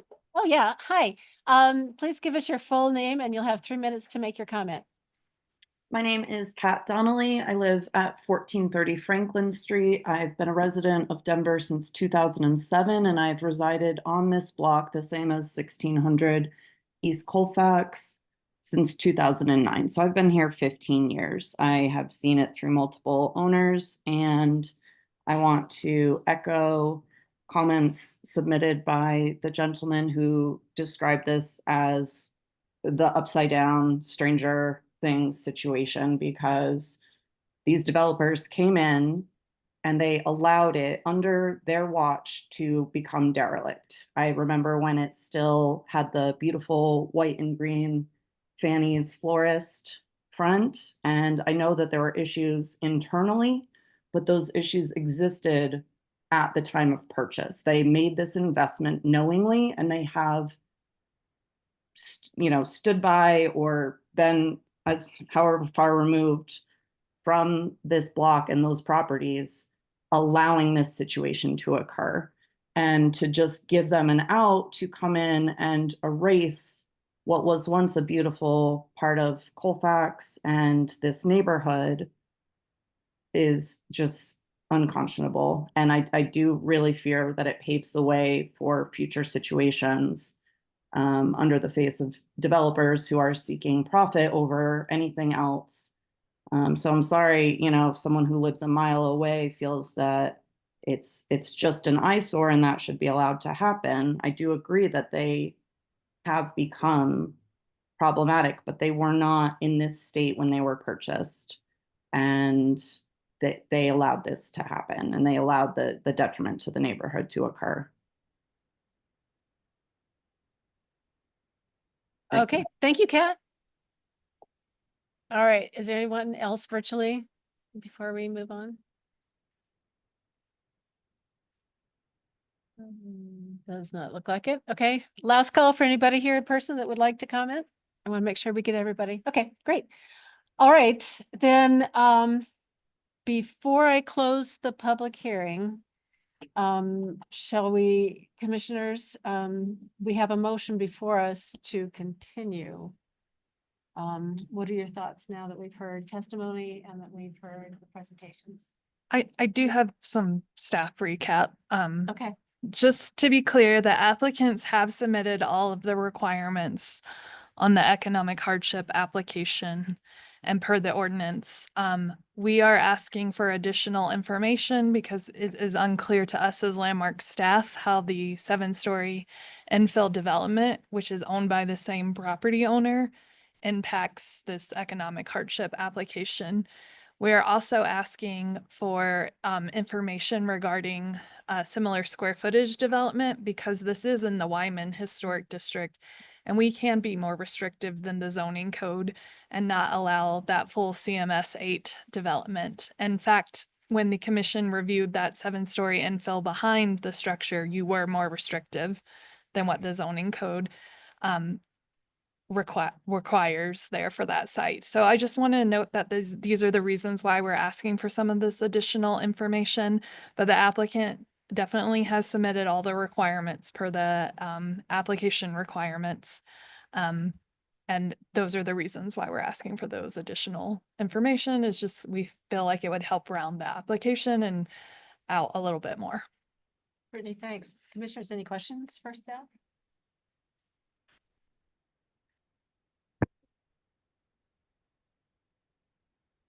Just a procedural, we did a continuance, would that still lead to another public hearing, or would that go into design review, or that would still?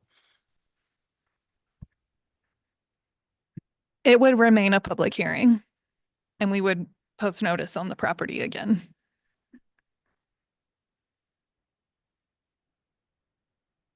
Any other questions, commissioners? Comments, Graham? I think I'd like to clarify before we deliberate whether we can consider the property next door. It is a different lot. To my knowledge, it's not been combined as a zone lot or anything like that. So it is physically a separate property, and I'm compelled to clarify that, I guess, before we go further. I want to clarify the zone lot question. It is all one zone lot. 1600, 1618, and 1450 Franklin Street are all one zone lot now. We're going to make this as long as we can, even at the table. Is it true then that any redevelopment that would separate these buildings from that parking lot would require splitting that zone lot at this point? Correct. Correct, okay. Thank you. I have a thought, maybe we can use the microphone up there to share as we move forward here. Great idea, Larry. Okay. Yeah. Other comments or any other questions for Brittany?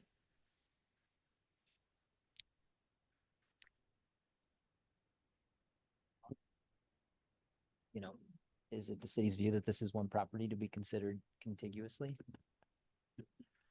So it is one zone lot, so that's the developable parcel. The ordinance talks about demolition of a structure, so it's really up to the commission what additional information they would want concerning that,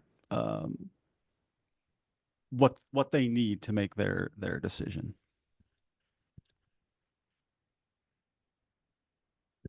Larry? I guess the question I would have for you, Graham, and anyone else who has this question is, was there not that information presented? I thought I saw information presented by the applicants during their presentation showing that it would still be a loss per the approved design. I don't disagree with that. I think my clarification was more, in the objection that was provided here to staff's request in the report, and whether that was something that's worth pursuing in our conversation as we deliberate or not. I just want to make sure we're not talking ourselves off an edge we shouldn't be.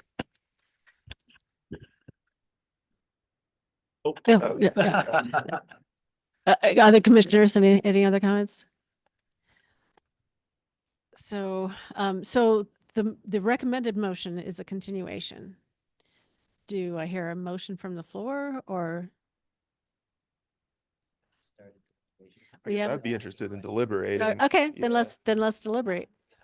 Adam's coming up to the. So remember, I guess I need clarification. Is there a motion from earlier to continue this? No. Okay, so at this point, the public hearing is still open. So right now, the commission should probably decide whether they want to continue. If they want to continue, what additional information they would require. If the commission does not want to continue, they should have that discussion now. And if they do not want to continue, then you can close the public hearing and start your deliberation. Okay. If you do want to continue, it would work better if the public hearing remained open. Okay. All right. Commissioners, are you interested in continuing the? Okay. Graham has a microphone. Hang on. Microphone. No, I'm curious to hear what other commissioners think, but I agree that a pretty thick stack of paper, which is mostly an assessment here, but it's something that was new to us, is something that takes time to process. Mhm.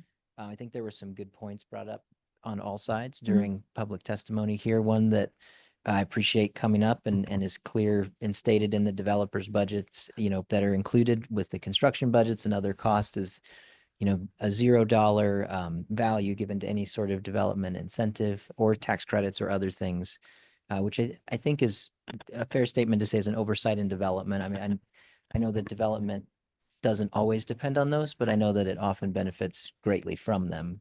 And so I'm more interested perhaps in, and not saying that I disagree with the statement made during the applicant's presentation, that there appears to be a large gap in capital cost versus the final, position in these buildings. But I do think that's an important part that's been left out of the conversation so far. Every developer that we've worked with often comes to the table with those things first of mind, right? How can we make this project work with a major incentive, whether that's a tax increment incentive or a preservation incentive or a housing development incentive? I'd be hard pressed to think of a project in a similar neighborhood or urban context that hasn't benefited from that. So I do think that's an important piece of the puzzle that hasn't been accounted for here. And I'd be curious to learn more about that. So I think as a continuance, that's one of the pieces I feel like seeing better development of that information would be helpful. But I say that acknowledging the concerns, the challenges, the safety, everything that's been brought up here. So I'll start there. I'm curious what others think about that piece. I guess my feeling is that while I agree that there are some questions about the possibility of incentives, I think the order of magnitude here of the calculated loss and the thoroughness of the analysis is to me enough to deliberate. And so I'm not really in support of a continuance. Thoughts? Don't hurt yourself. I think we have all the information. I think I have all the information I need. I would probably benefit more from deliberation than I would from a continuance. Okay, anybody else? Chris? Rusty? All right, so then let's go ahead and deliberate. Is that okay with you, Graham? Okay, excellent. Okay, excellent. Then I will close the public hearing. I am closing the public hearing at 3:03 p.m. All right, then commissioners, let us deliberate. What are your thoughts? Larry, you said you had enough information. You want to start? Thanks. Yeah, so I guess where I stand on this is when we looked at this last, and we weren't considering the economic factors, and we didn't have, frankly, the information to even understand the sort of scope of this from an economic standpoint, what redevelopment would involve. I think the applicants have put together a thorough demonstration that the order of magnitude of loss here is just enough to meet the economic hardship requirements. And I think considering the proportionality of that loss to what would be lost in terms of a historic preservation resource, I think that the public comment has really indicated that this is, not something that these aren't buildings that people in the public largely find compelling to save. Not that that's unanimous, but it seems like there's a broad feeling about that. So yeah, I support the economic hardship claim. All right, Larry, thank you. Others? George? Thank you. Okay, what I'm having the biggest problem with is economic hardship to whom? Now, I understand if someone lived in a historic district and a tree fell and cleaved their house in half and they were required to replace their historic structure and was way beyond their means, yeah, they wouldn't be able to live there. I don't see here where someone's going to lose their home or someone is going to not be able to take care of their kids or not be able to perhaps earn a living since many people work at home. I don't see that hardship as opposed to an investor who's not going to make the numbers that he wanted to make, knowing in advance he was getting into a historic district that had a lot of other hurdles that they would have to meet, that they would have to comply with various additional factors to tearing down and reconstruction. So as far as I heard an awful lot from the public comment of, gee, we really support historic preservation, but, and that but was not this one. Well, that's because we're the ones that have to make the decision and not them. So yes, if you support historic preservation, and these are one of only 3 properties that actually illustrate the transition of Denver from cowtown to metropolis, the beginnings of a commercial area, the first installation of streetcars. And so I think these 3 properties are a marked place in Denver's history. As a developer knows what they're getting into, and certainly we have been given a vast amount of information, but only from one side of the story. There hasn't been, as I said, I don't see any evidence that they have applied for public or private grants or assistance or loans or tax credits or anything, or that they were even budgeted to have such things included in their final financial plan. So if the only question here is successful business opportunity, that is not something that is within our purview. Someone's success is their business. We have our guidelines, we have our mandate, and we have, I think at the beginning, intent to cooperate with the preservations. And when the numbers got squirrely in their view, they asked for an out, and I would not be in favor of granting it. All right, so I've heard from two commissioners, 2 opposite ends. Next, Chris, did you want? Yeah, I guess what I'm considering, or one of the things I'm considering is the kind of the delay or the timeline of this purchase, and then propose first development, and then, fire, and then redevelopment, and, all the questions that come in front of the commission, and then the cost of construction and escalation, and the value of the property, as far as hardship goes, is going to only increase as time goes on. As most of us know in this room, that cost of construction has gone up exponentially over the last decade and will probably continue to do so over the next decade.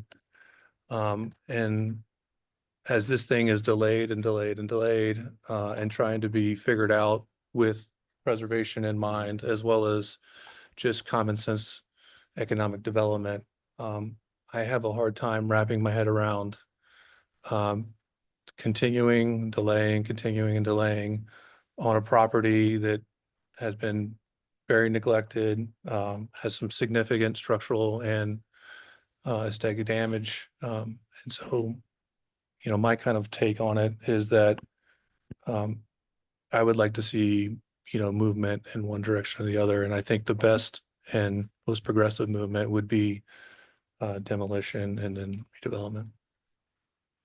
Chris, thank you. Rusty, did you want to apply? Sure. It's true conundrum. This is Yeah, this really is the definition. right, right.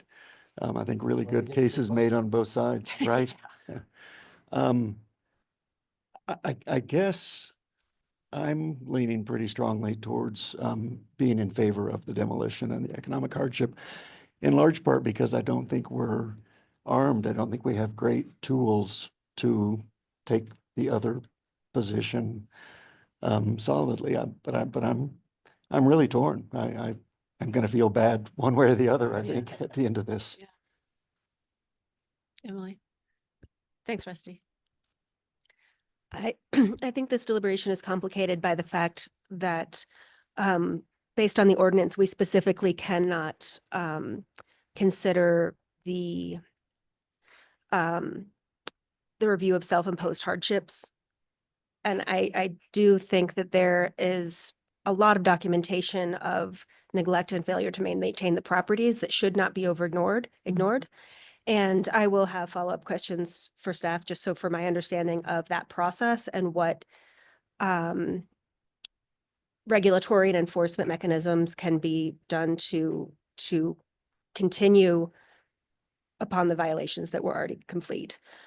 I don't know if that is clear, but I will say that the unfortunate reality of the current situation that occurred prior to, but precipitously on their watch, the ongoing safety issues, the importance of community input, and the public good can't be ignored. And I found that the submitted documentation does demonstrate financial hardship. Emily, thank you. Can you pass that over to Graham, see if he wants to elaborate? Thank you. Yeah, I think just to sort of round out the thoughts that I'd shared earlier, my concerns or questions about the different incentives and other things, empirically and very recently haven't been involved in projects where the building started in similar condition, delivered for $400 to $500 a square foot for a full turnkey that had major and huge, grant involvement or other public funding sources, are projects that are possible. Now, granted, and again, it was one of the opening comments made by the applicant and the representation that this is a huge spread to cover. And that's worth acknowledging. And the fire damage, at $1 million as it's been quantified, I think feels like a fair number based on the demolition, the shoring, the framing, all of those different things. All that being said, even if you were very maybe generous and said, hey, with incentives, everything else, let's cut 50% out of these construction costs, right? It's still a magnitude of 2 or 3 in the gap that we're trying to talk through here.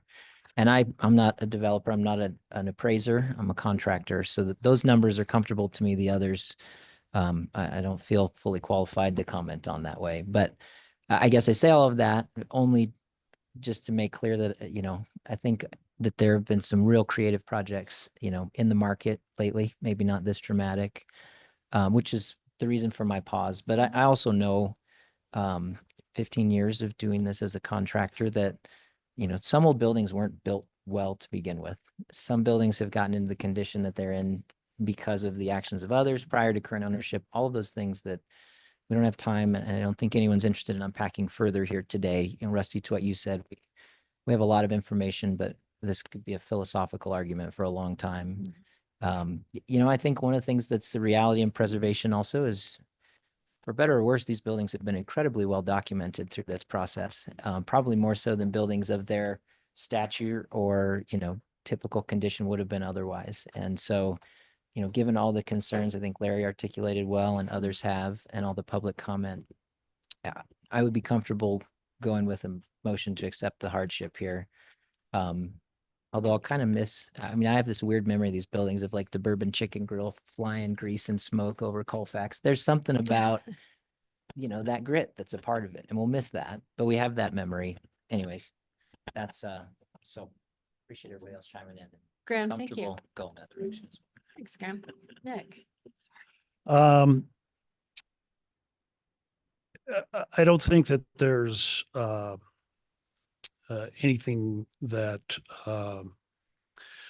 well, let me just say at a high level from a developer's perspective. The applicant demonstrated that this project after the fire is a big loser, right? They also explained that the delta between that big loser and the big loser that they bought in 2017 was only $1 million. So it's it hurts to make this decision to allow the demolition.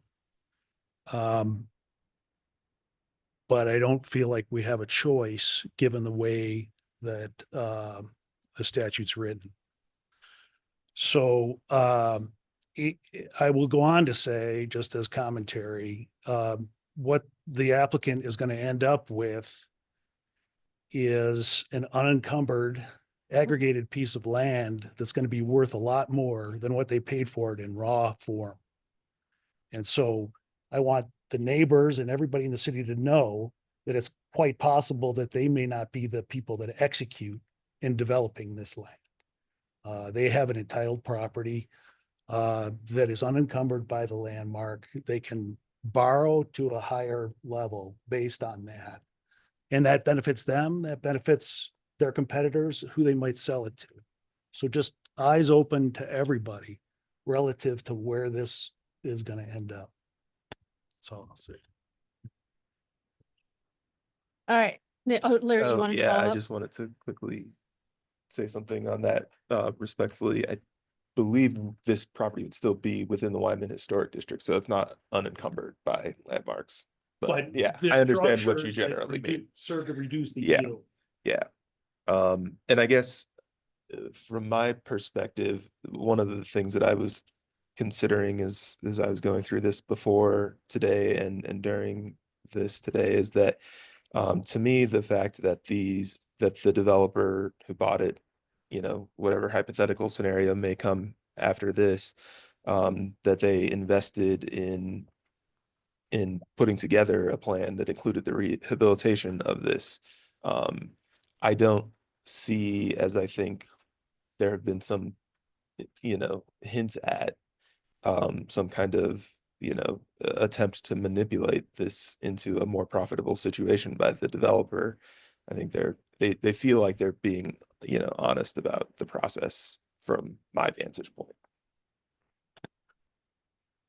Okay, everybody, it looks like we're coming to an agreement, most of us, but that will require a motion that was not suggested to us. Is somebody willing to take a crack at a motion that would accept this application?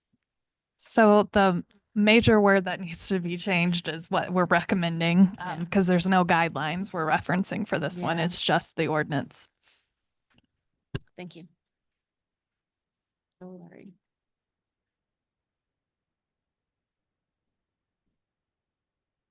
Madam Chair, I move to approve application number 2024-EH-002 for the economic hardship of 1618. Oh, sorry. Of 1600. Long day already. Sorry, guys. Just give me a What? quick second. Yes, apologies. You're okay. Okay. I'm going to restart. Madam Chair, I move to approve application number 2024-EH-001 for the economic hardship of 1600 East Colfax Avenue as per Chapter 30 of the Denver Revised Municipal Code. Character defining features for the Wyman Historic District, presented testimony, submitted documentation, and information provided in the staff report. Do I hear a second? Rusty has seconded it. Larry made the motion. All right, commissioners, all in favor, aye. Aye. Opposed, nay. One nay. George is opposed. All right, commissioners, that wasn't that wasn't fun. All right, We generally take a break at 3 o'clock. No. Do we have to do them separately? It's still we're still in a public hearing. No, I closed the public hearing. Yeah, but we're still within the public Okay. hearing of the agenda, is what I'm saying. Well, so we can't take a break. You have to do them separately, is what I'm saying. Oh, You can take a break, but I would recommend moving forward. to Okay. Close out these two items. All right, then let's go ahead. Let's go moving right ahead to the next one. And we will start with our staff report. Okay, so our next public hearing for economic hardship is 1618 East Colfax Avenue, also in the Wyman Historic District. Here you can see a current photograph of the property and its location within the district. Again, the commission shall consider whether economic hardship to the property is demonstrated based on the structural condition of the building and or condition of its materials and the rehabilitation costs, and also whether significant harm to the public interest based on preservation factors that include age of the building, significance of the building and its relationship to the designation, the extent to which the structure maintains continuity, scale, and massing, and the extent to which the rehabilitation or reuse implements the goals of the comp plan. So here are photographs of the structure as it exists now. This structure was not damaged by the fire that occurred in March of 2024. So this is currently what that structure looks like. JVA was also brought out to assess this building, and we'll look at the first criteria, whether the economic hardship is demonstrated based on the structural condition of the building. In 2019, JVA did find this structure in worse condition than 1600 East Colfax. On the screen, you can see the first evaluation. During the first analysis of this property, JVA found the historic mansions in fair condition with non-contributing additions in poor condition. And the commission did approve those additions to mostly be demolished as part of the rehabilitation of this structure. The masonry was found in fair condition with the exception of stair step cracking in the southeast corner of this building. Similarly to 1600, the chimneys were noted as a hazard. Exterior rehabilitation of the masonry included cleaning, painting, and repointing, and spot repairs was recommended.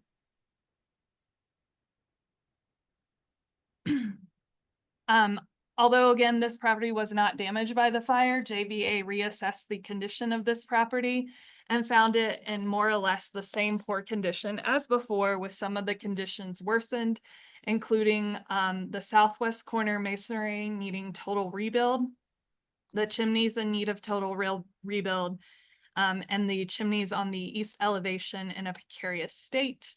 The assessment did note that the roof structure of this was mostly intact.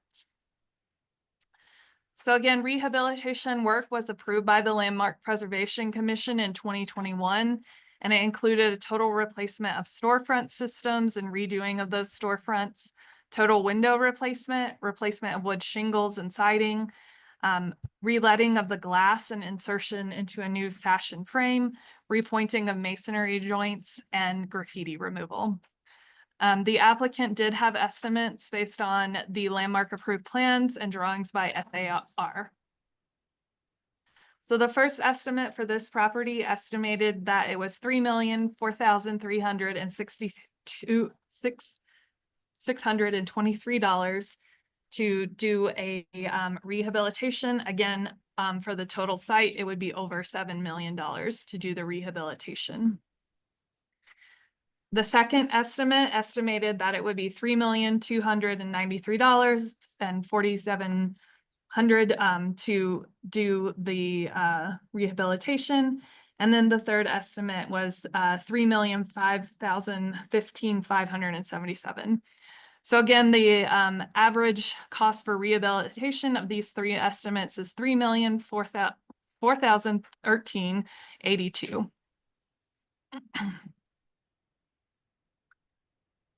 The rehabilitation cost is noted as, again, a 4 million loss. The chart on the right side of the screen shows the total loss in the property. Staff could not locate the as is if demolition not allowed chart in the NVC evaluation of 1618 East Colfax, and this chart is pulled from the cover letter provided by Otten, Johnson, Robinson, Neff, and Raganetti. We could not, again, locate this similar chart that we had for 1600, which shows that value loss for this particular property. So we did want to note that. Similarly to the last property, National Valuation Consultants estimated that this property, if rehabilitated, would be worth 1.9 million. And the chart of the left side of the screen shows the rehabilitation cost based off of estimate 2. So again, the J.H. Phipps estimate. So similarly to the last property, it's unclear to Landmark staff how the 7-story infill development factors into this as rehabilitated figure. As shown above, as the 7-story infill development is part of this and integral to the redevelopment of this site, and if it could potentially offset the financial burden. So again, here is that 7-story approved infill development that the commission looked at.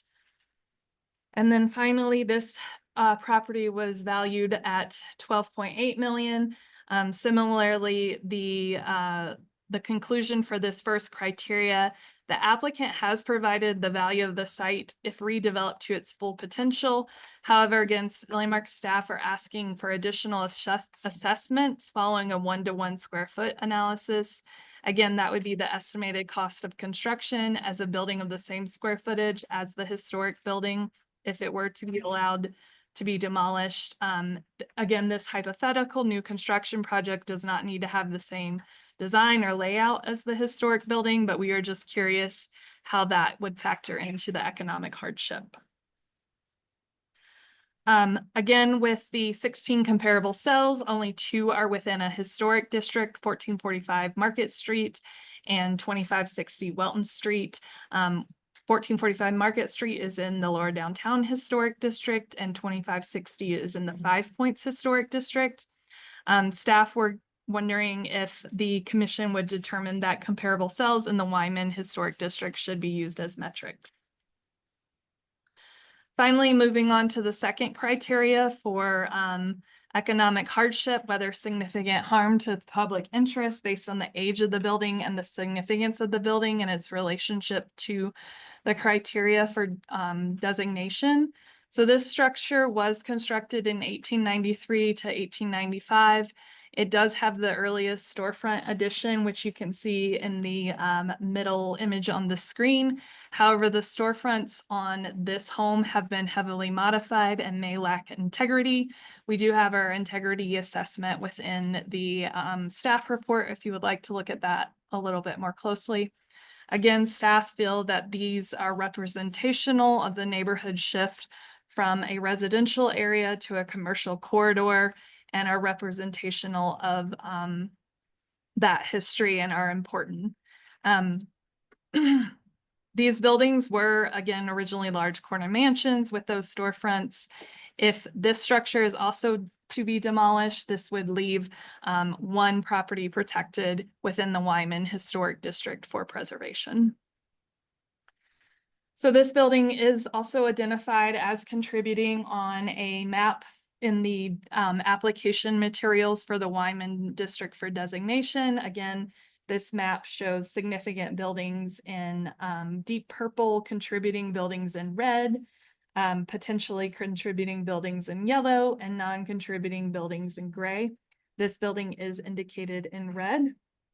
And here on the screen, you can also see a building profile of the condition of 1618, which was relatively unchanged since the designation in 1993. Again, staff feel that the structures do contribute to the Wyman Historic District for designation that was designated for its development, heritage, and cultural characteristics of the city, state, and nation, and is identified with some influence of society, exemplifies the cultural, political, economic, social and historic heritage of the community, portrays the environment in an era of historic characterized by distinctive architectural styles, and embodies those distinguishing characteristics of several architectural types and specimens. Also the work of master builders, etc. So in terms of this particular structure, staff do feel like this one is unique in terms of the other two mansions within the district that are earmarked for preservation are Denver Squares, and this particular one is an Edwardian revival. We do feel that this storefront, again, is the most altered and probably lacks integrity. However, the relationship of the storefront to the house, this one you actually can see the historic mansion a bit more than you can in the other two. So we did want to note that for the commission that the other two are Denver Squares and this one is an Edwardian revival, and it does have more visual prominence. However, it probably does not have as much visual prominence as 1600 East Colfax because it is not at the terminus of Park Avenue and it is closer to the alley, similar to 2220 East Colfax Avenue. I won't go through the plans in much detail as I did the first one because it is the same plans. But again, staff finds that the goals of the plans and the rehabilitation and reuse of this property would reinforce the Comp Plan 2040 blueprint goals and the East Central Neighborhood Plan to continue the city's commitment to existing historic buildings, preservation and reuse of historic buildings and fabric, retaining embodied energy, and support mixed-use development along a commercial transit corridor. Vision elements and goals of all adopted city plans for affordable housing, transportation, and infill development should not overshadow preservation, and all elements of vision elements and plan goals must be balanced with preservation of contributing buildings and individual Denver landmarks. So similarly to the last property, if economic hardship is approved, in no event shall demolition permit be issued for a primary structure until a replacement structure is approved. Again, we would review that through the two-step process, phase 1, mass form and context, and then phase 2, design details. That would require a 3-week R&O registered neighborhood organization review, and then meeting a 4-week filing deadline to be placed on a commission agenda. So at minimum, we would be looking at least 7 weeks before the commission can review a complete application for phase 1. Following the application for phase 1, once the commission approves that, then we could look at the phase 2, and then the applicants could apply for permitting. If the hardship is denied, again, per the ordinance, the appeal would be to Denver District Court in accordance with Colorado Rules of Civic Procedure rule, or the owner could pursue and rehabilitate the structure and do the 7-story infill development. That again is the permits are approved and they're just waiting to be paid. Similarly to the last one, staff are recommending a continuance based on we again were curious on how the 7-story infill development would factor into this project and how the a 1-to-1 square footage development may contribute to offsetting costs, etc. So similar recommendation for this one. And that is all from staff. All righty, thank you, Brittany. Commissioners, any questions for Brittany? Okay, great. All right, the applicant. So you know the routine. You've got 10 minutes to tell us about the project. Begin with your name, please. And just make sure the make microphone sure and camera are on. Yeah. Yep. I think I stayed muted on the computer though, right? Yes. Okay, Somebody wants it. great. And the mic's good? Is it? It should be on. Okay, See it from Can you here. see it, Taylor? I can tell that it's hanging. okay. Okay, excellent. Great. Thanks. Thank you. So again, Bill Kuriagis with Otten Johnson, 950 17th Street, Suite 1600. So I'm going to try to really specifically address 1618 East Colfax. Just to note, it's also sometimes referred to as 1608 East Colfax. I know in the June hearings and kind of just functionally today, the second hearing was sort of streamlined. There's obviously a lot of overlap here, and a lot had been covered in the discussion on 1600. I think a lot of the public comment, both in June and today, has really kind of not differentiated other than maybe noting the fire on the 1600 building. And so we're just gonna, I'd say, incorporate the discussion that had occurred. I'm not going to repeat the generally applicable stuff that I'd covered in the first presentation. Really, I think the records for the two should really be kind of consolidated because I'm expecting not as many members of the public are likely to comment. I know that was the case in the June hearing as well. So really think all that commentary and discussion should be in the record for both. So I'm just going to focus specifically on the issues that are unique to this property, go over the numbers. And we can go through some of these initial slides quickly. The team is still here, all that. So on this, and actually, I think muted. I'm going to pause your time. Oh, no problem. I really don't intend to use it all. So the timeline, the history is the same, the only difference being the fire. I do think it's important to emphasize on this one that the condition, as staff pointed out, was actually worse on this one to start. And again, the conclusion by the developer after putting a lot of time and money into trying to make this redevelopment work was prior to the fire that it was not going to be viable, unfortunately. So if you could switch, next slide, it might be, yep, this one, great. So this is an excerpt from the costs exhibit N in the appraisal. Again, we had 3 different cost estimates and they were also within a fairly narrow range, 3.2 to 3.5 million on this one. And then when you include the additional costs that would not be part of the contractor's estimates, design, legal, contingency, the things shown here, the estimated cost for this one for the rehabilitation is about 5.2 million. If you could switch slides, please. So this shows the value after the rehabilitation. Again, using the 2 different valuation approaches and reaching a reconciled value of about $1.9 million. And if you could switch slides, please. This just shows combining the 2, looking at the costs and the resulting value that you still end up with an appraised value loss of approximately $4.1 million. Switch slides, please. So this shows the same analysis that we went over in the context of the 1600 property. So it would be a new 8-story building. That was kind of the block building that was shown in the staff presentation. The zoning is the same, so it was contemplated for essentially the same kind of structure in a demolition kind of a scenario. And that is that same value of a potential upside profit, about $1.4 million. So again, there are certainly costs associated with redevelopment, but that would allow for an economically beneficial use.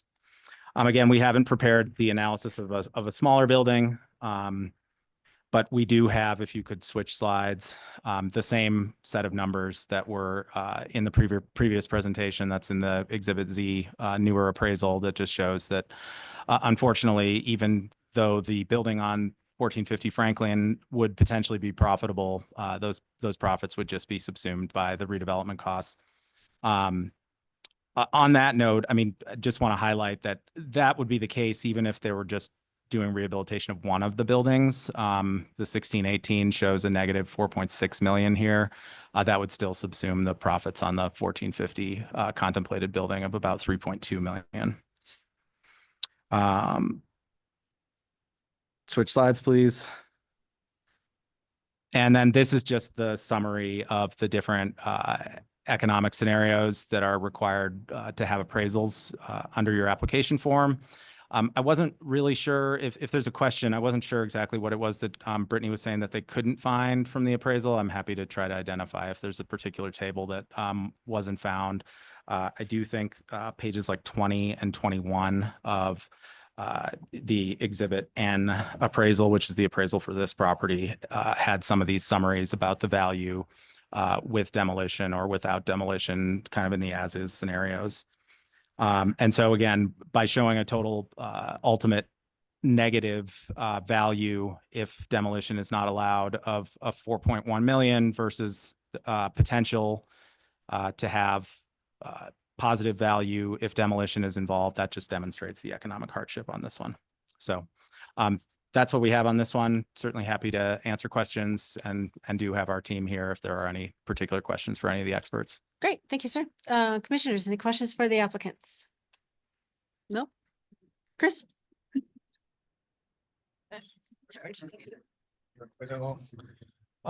The cost estimates that you presented today, you said you had 3 consultants, I assume.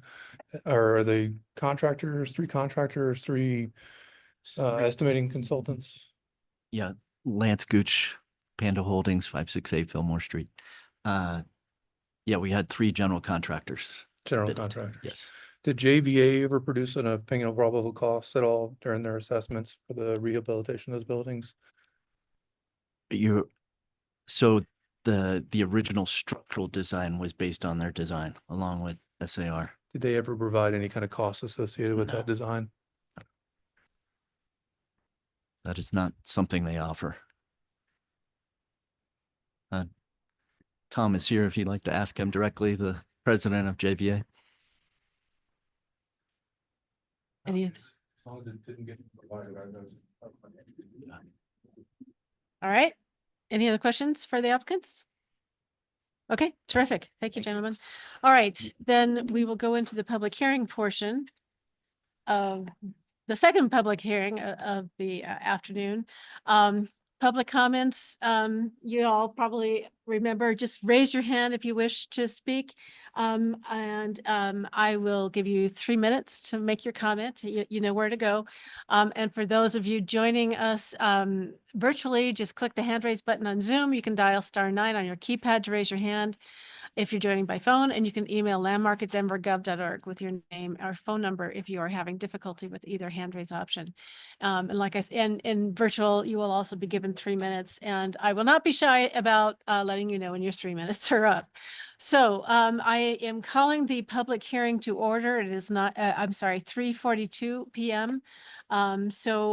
Let's start with the people here joining us in person. Anyone wish to give a comment? Don't raise your hands. It's all at the same time. Yes, certainly, sir. Are you accepting their request that the previous comments are all lumped together? I guess that was just stated by their counsel. I wish to give everyone a chance to give any comment that they wish to give.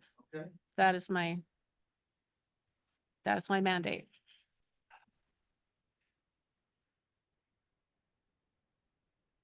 Andy Baldiga, 1540 Race Street. A lot of what I'm going to say is a repeat of, I agree with what they said, that the 2 comments should be brought together, mainly because I see a lot of the other folks who made comments earlier are not in attendance. But I also know that council's here, so I'm a resident of the Wyman Historic District, have been for over 20 years. These buildings are a negative impact on the entire Wyman Historic District. Getting rid of the 2 buildings, or the economic hardship should be approved so that the entire area can have a greater economic revitalization. The city is investing quite a bit of money, and the state and the federal government, in the BRT. This station is directly in front of these properties, or this property in this case. It would be better suited to have a new development that embraces that in economic investment and thus increases the overall value of the entire neighborhood. The proposed, or I guess replacing these buildings, would also support the East Central Area Plans outline, and that was developed in 2019, 2020. So it's not very old, but it allows for new development on Colfax. The Wyman Historic district, being as large as it is, does not offer the neighborhood a lot of areas to redevelop significantly. I think, as was mentioned, even here where the zoning is 8 stories with the potential for 12 with affordable housing incentives, the commission decided that 7 stories was appropriate. So there's constantly an economic burden on this property. And the time it took to suss out some of those statements really, put us all in this position, as we've been following this eagerly for quite a few years now. I'm looking forward to the development. The good news is the BRT construction has started. There's time for things to get approved and be open and joining the sort of redevelopment of that intersection at the same time the BRT opens in the future. So I request that the commission approve the economic hardship demolition, and we all look towards the future. Thank you. All right, thank you, sir. I've actually been informed by council that since these are separate public hearing projects, that we can't incorporate the project. So if anybody here would like to make another comment, please this is your time to be heard. Certainly, sir, come on up.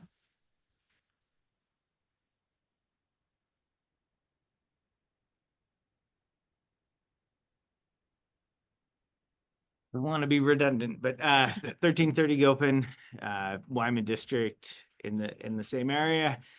My name's Ryan Glister. I obviously support the demolition, as I mentioned before. I appreciate the commission for approving the adjacent buildings demolition. I think that it's going to help improve the neighborhood and get this project hopefully moving along so that it isn't a blighted corner that it's been, quite frankly, in my opinion, since before the closure of the businesses that were there. They weren't really maintaining those structures in any way, even when those buildings were open for business. Thank you. Mm-hmm. Thank you, sir. Anyone else? Certainly.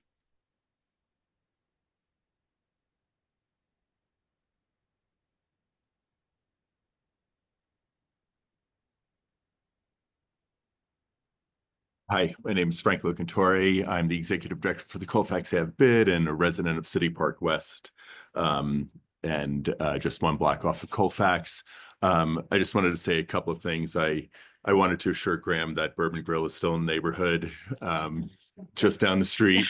And they moved because they were unhappy with the location, which was 1618 there. And one of the other businesses, Fresh Mex, that was in 1600, is also in the neighborhood just a block away. So we take to heart keeping the area a lovable, gritty beast that is Colfax. And we do look forward to this area creating a new history with new development. I did want to also impress that the neighbors from representatives from Chun and other RNOs, the Business Improvement District, and folks were extraordinarily frustrated with the previous owners because they did absolutely nothing for decades when they owned this property that caused them to fall into the disrepair. And when the current owners, when Pando purchased it, however many years ago that was, there was a real sigh of relief in that something actually might get done, because these were new owners that had a plan, and they tried a couple of times to get the neighbors on board with their plan, and both their first 2 efforts failed. But then they came back a 3rd time, and they came in with a plan that the neighbors all agreed with. So I did want to get into the record the effort that they had made several times in working with the neighborhood to get this property in a place that everybody would be proud and supportive of it. And then we've had this discussion about what has transpired over the last few years with the global pandemic to the fire that just happened recently. And I think that we all are happy to see some movement here and look forward to it complementing the BRT station that'll be right outside the front door of this building. And the construction has begun. So please support your Colfax businesses. Thank you. Thank you, sir. Anyone else? All right, I do not see any hands raised. Do we have anybody, Taylor? Do we have anyone joining us virtually that would like to make a comment? It looks like we have.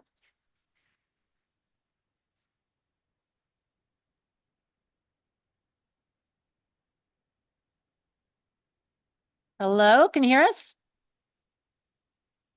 Hello? Hi, sorry, that took a minute. Can you guys hear me now? That's okay. That's all right. Yes. Hi, my name's Cameron Bertrand. I was there in person a little bit ago, but had to escape. I live at 145 Gaylord Street, which is in the Wyman Historic District. Comments very similar to the last discussion regarding, I think, as I listened to this hearing, what I hear is that it was legally protected. At the time it was legally protected, it was an underutilized, mostly vacant building. 30 years later, it is a underutilized, mostly vacant building. I think the economics have spoken for themselves for decades and decades, and now the situation is worse. There's nothing to suggest to me that anything I've heard regarding funding that would be brought to the table from a magic outside source would change the outcome here. And I would again just reiterate, as somebody who has lived in the neighborhood and raised 3 children and walked them by the building, that the past feels a lot like the future. A denial here feels like years, if not decades, more of the same outcome. And I would encourage this committee to take advantage of this piece of the commission's regs, which I think are designed to allow you to say the rehab that you're imagining can't come about. So allow for the demolition to be approved. Thanks. Thank you, sir. Taylor, do we have anybody else? One more person. People.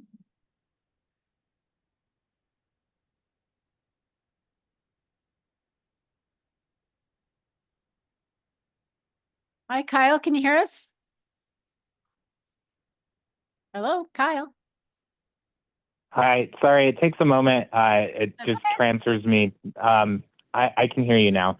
I just wanted to reiterate that if this property were to be demolished, something new were to go in there, it would help with the equity of the surrounding neighborhood, which has historic homes, and that crime in the area, which has especially been prominent with these buildings, would fall, and that would help align with some of Landmark's goals in protecting those surrounding homes.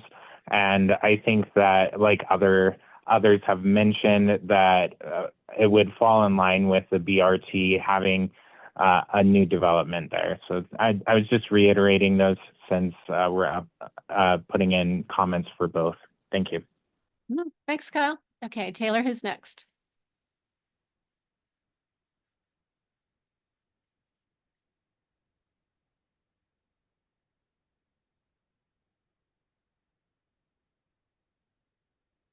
Hello?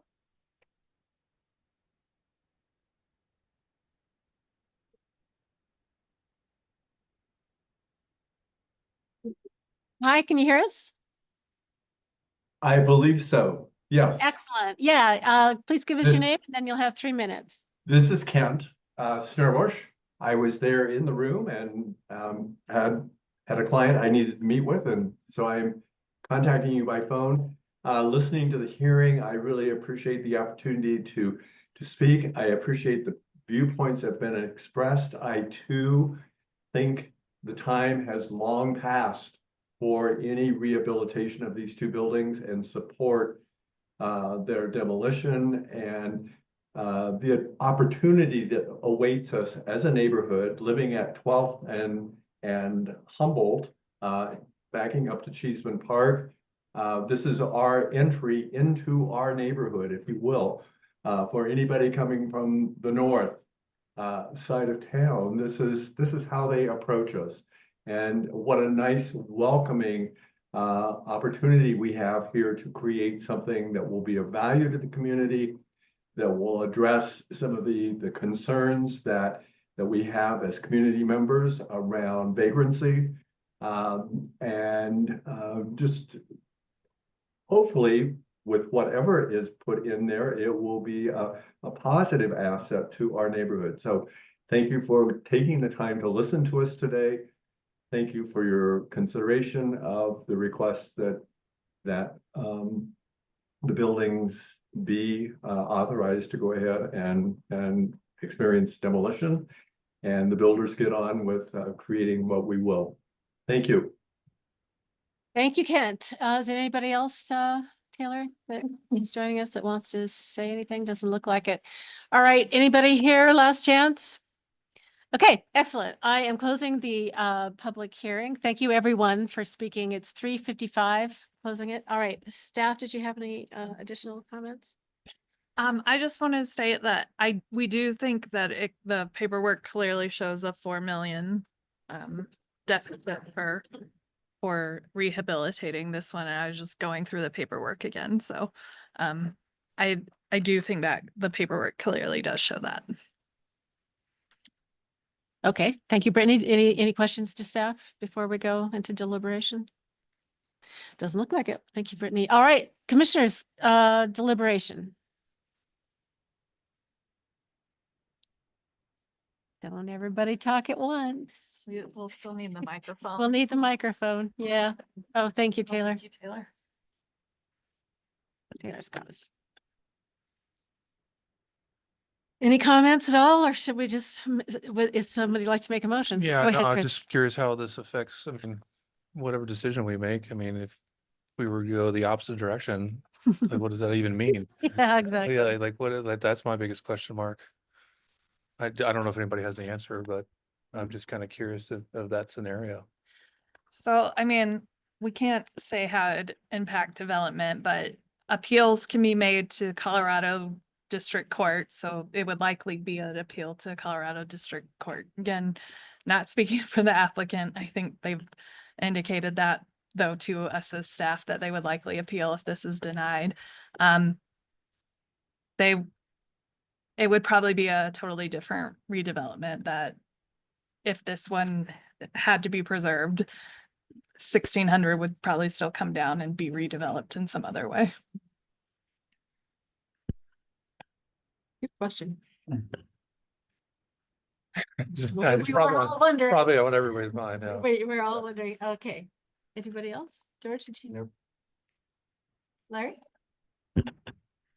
I guess my response to that would be, is there anything significantly different here than with 1600? And I think the big question is, the fire.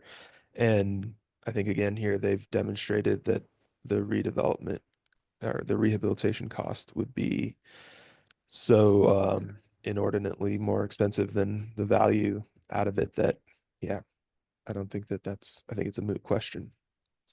All right. Other commissioners want to opine? No? All right. So who's going to take a crack at the motion? Again, it sounds like it's going to be a different one than which was suggested. Larry has the I microphone. have the microphone, and let's see if I can get it right this time.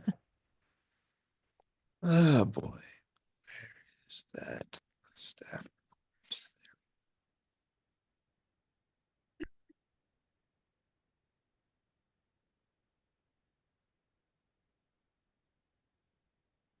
Okay. Madam Chair, I move to approve application number 2024-EH-002 for the economic hardship of 1618 East Colfax Avenue as per Chapter 30 of the Denver Revised Municipal Code. Character defining features for the Wyman Historic District, presented testimony, submitted documentation, and information provided in the staff report. Larry, thank you. Do I hear a second? Into the microphone. Nick has seconded. Second. Thank you, Nick. All right. All in favor, aye? Aye. Any opposed, nay? George is nay. All right. The motion as presented passes. The application is successful. All right. We are taking a 5-minute break. It's 4 o'clock. We are taking a 5-minute break.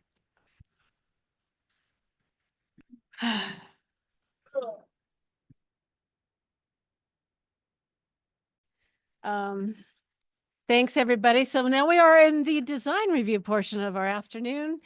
So the chair will announce the design review items on the agenda in order by address.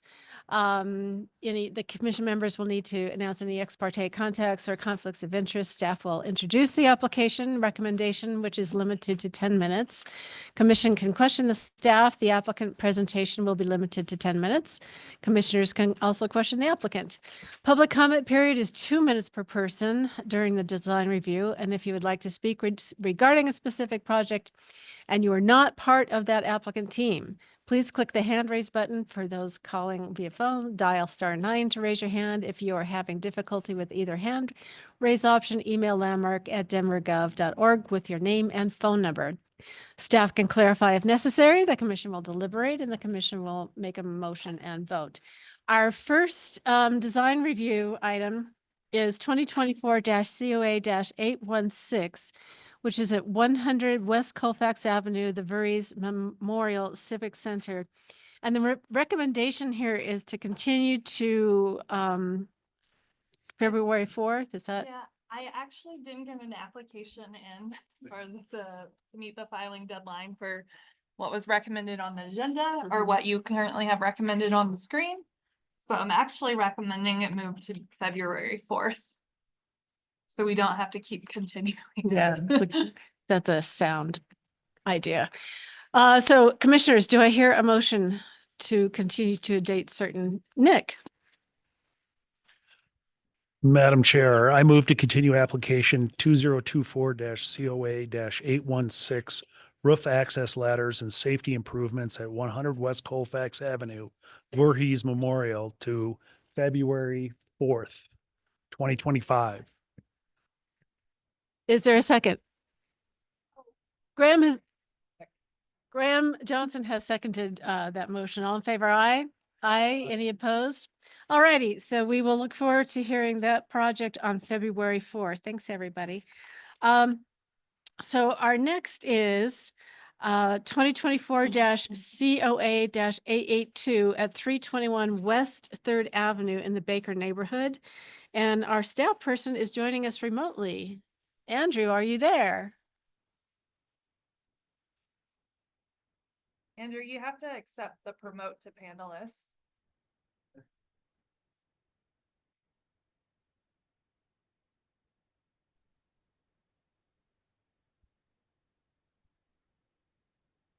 Hi, everyone. Can you hear me? Hi, Andrew. Yeah, we can hear you.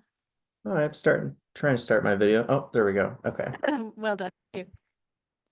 So hi, everyone. I'm Andrew Abbey, Landmark Preservation staff. The property located at 321 West 3rd Avenue consists of one half of a duplex structure built circa 1982, which is considered a non-contributing resource to the Baker Neighborhood Historic District. Next slide, please, Brittany.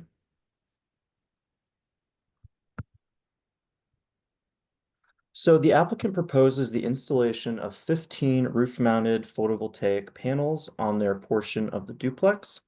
The panels will be distributed across 2 roof slopes, 4 panels on the west-facing slope and 11 panels on the south-facing slope. A solar study submitted by the applicant and required by us indicates that the south-facing slope is the most efficient location for the solar panels. Although the panels will be visible from the public right-of-way, the low pitch of the roof will help minimize their visual impact. In addition to the panels, the applicant proposes the installation of necessary electrical equipment, including a utility AC disconnect, PV string inverters, and string isolation devices. These components will be discreetly placed on the rear, north-facing facade, ensuring they remain out of view from the public right-of-way. And given everything I just stated, staff recommends approval of this project. Next slide, please. And the recommendation. Andrew, thank you so much. Commissioners, do you have any questions for Andrew? Okay, doesn't look like it. All right. Is the applicant here or joining us remotely? They might be on remotely.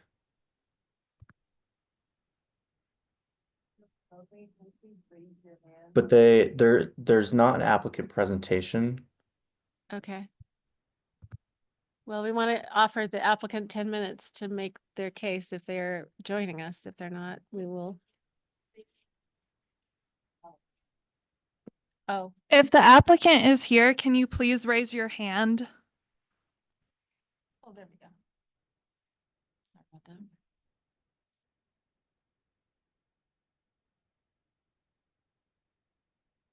Hi, Alex.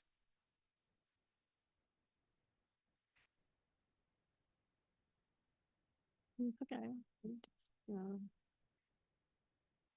Hi, Alex. Can you hear us?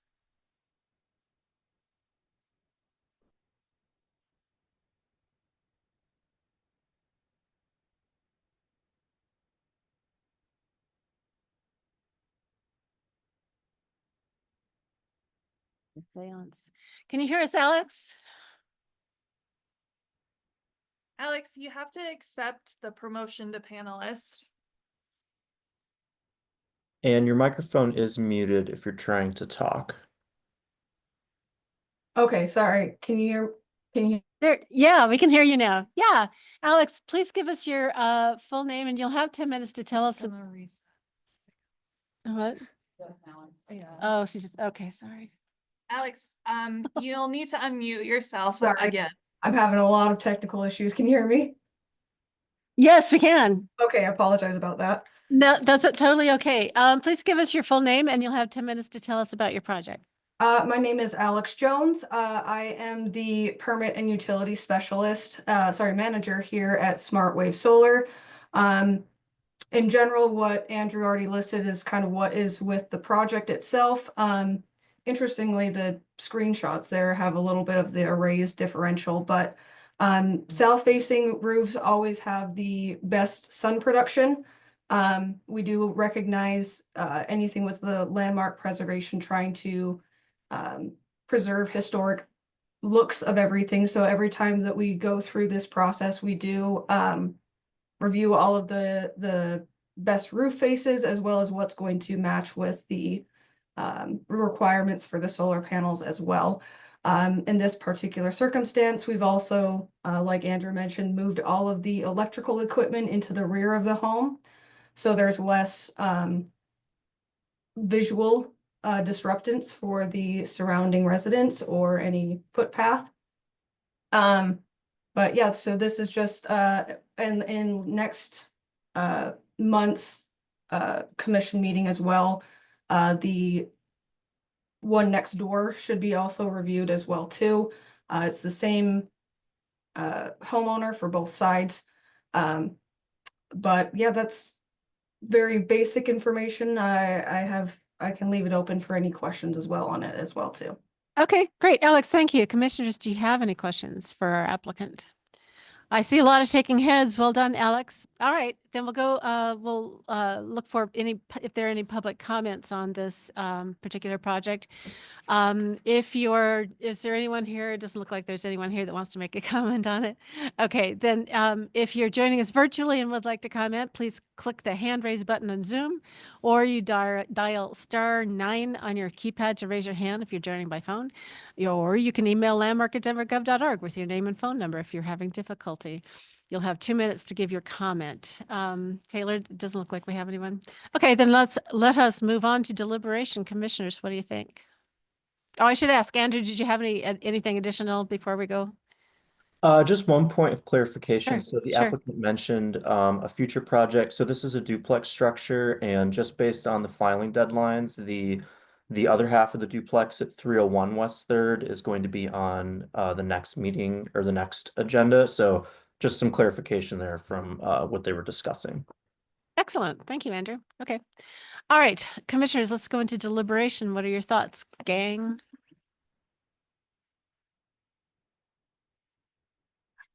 I support staff. All right. All right. Would somebody like to make said motion? I guess it's on me since I'm holding. You've got the microphone, dude. Yeah. I like when you do that. That's good.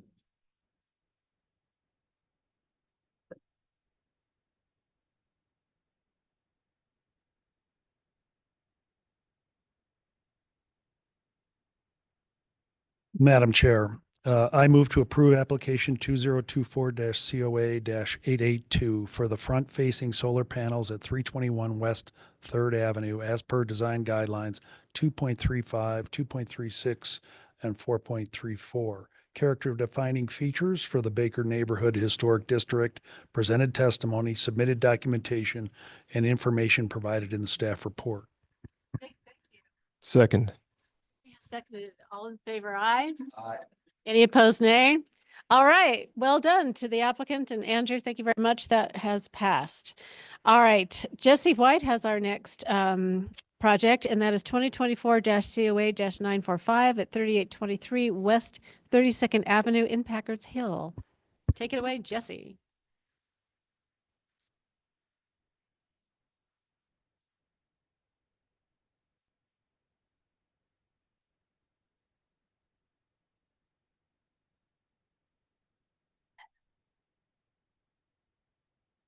Got turned off, but here we are. So this is 3823 West 32nd Avenue, constructed in 1891. It is a contributing building to the Packards Hill Historic District.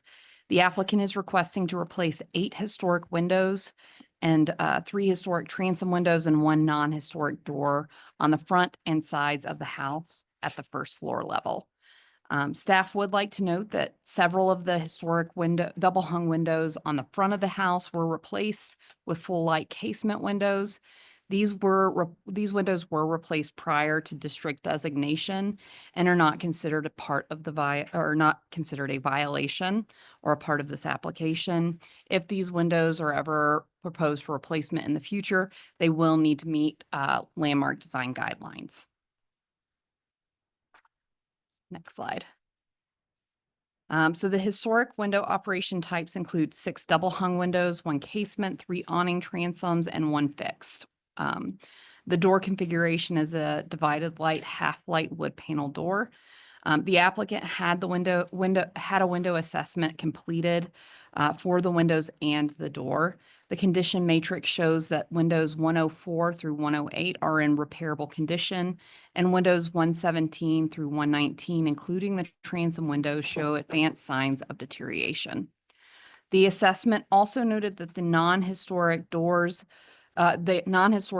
in poor condition, and it has been compromised with the addition of a dog door. The applicant is requesting to replace all 11 windows with Pella aluminum clad wood windows with operation styles that match the historic operation styles. Window comparison sheets show that the windows will closely match the size and profile of the historic windows and will fit the historic rough openings with little filler. The applicant is proposing to replace the non-historic door on the side of the house with a Provia fiberglass half-light door. The commission can find additional photos showing the windows conditions in the application materials. Next slide. Staff is recommending conditional approval of this application with the following basis. Windows 104 and 108 are in repairable condition and should be repaired rather than replaced, citing guideline 2.19. Windows 117 through 119 show signs of advanced deterioration. Landmark staff are supportive of replacement with the proposed replacement windows, citing guideline 2.19. The door is non-historic and deteriorated, and the applicant is proposing to replace with a fiberglass door that fits the style of the house, guideline 2.24.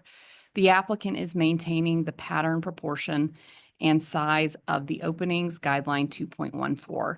And here you can see our suggested motion. Jesse, thank you. Commissioners, any questions for staff? No? Great. Thank you very much. So is the applicant here?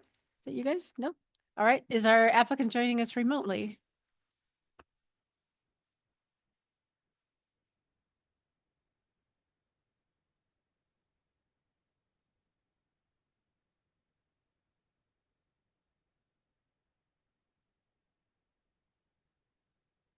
Hi, Tim. Can you hear us? Yep, I got you.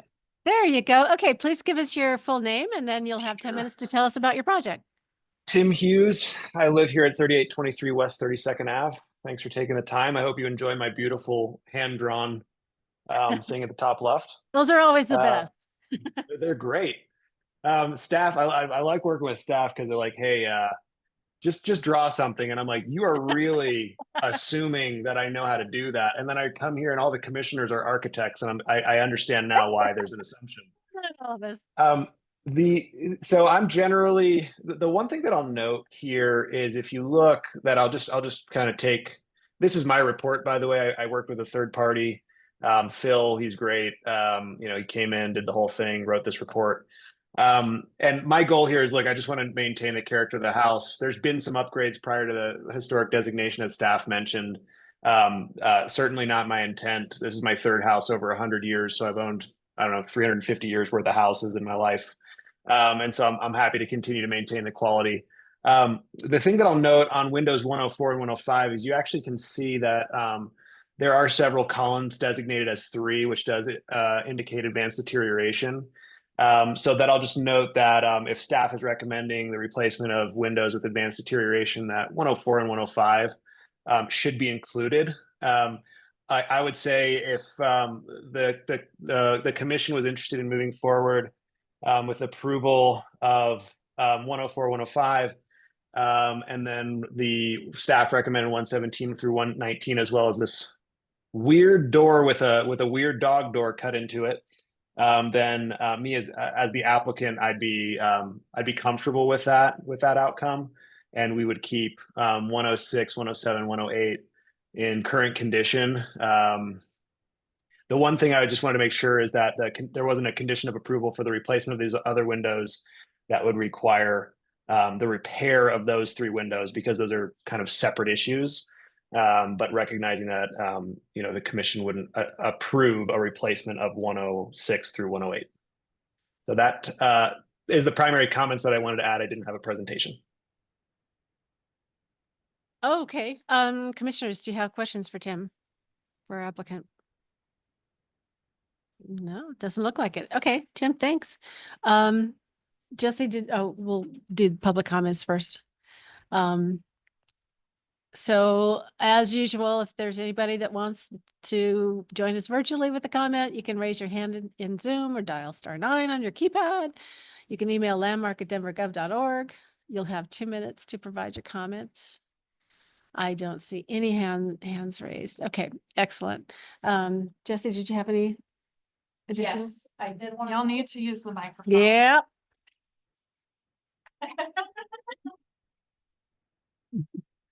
Good thing I didn't have the microphone. Okay, so I did want to follow up on the matrix for Windows 104 through 108. The sections where they do indicate 3, where it's advanced deterioration, are in the operation section, and those can be those are items that can be easily repaired. If you look at the overall SASH components, they're 1s and 2s for those windows. So they are in repairable condition, and that is why staff is recommending that those be repaired rather than replaced. 104 through 108. Any other questions for Jesse before we go into deliberation? All right, then let's go into deliberation. Commissioners, what are your thoughts?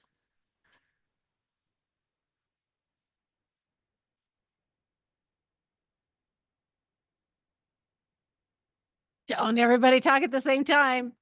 I know you want to talk. Come on.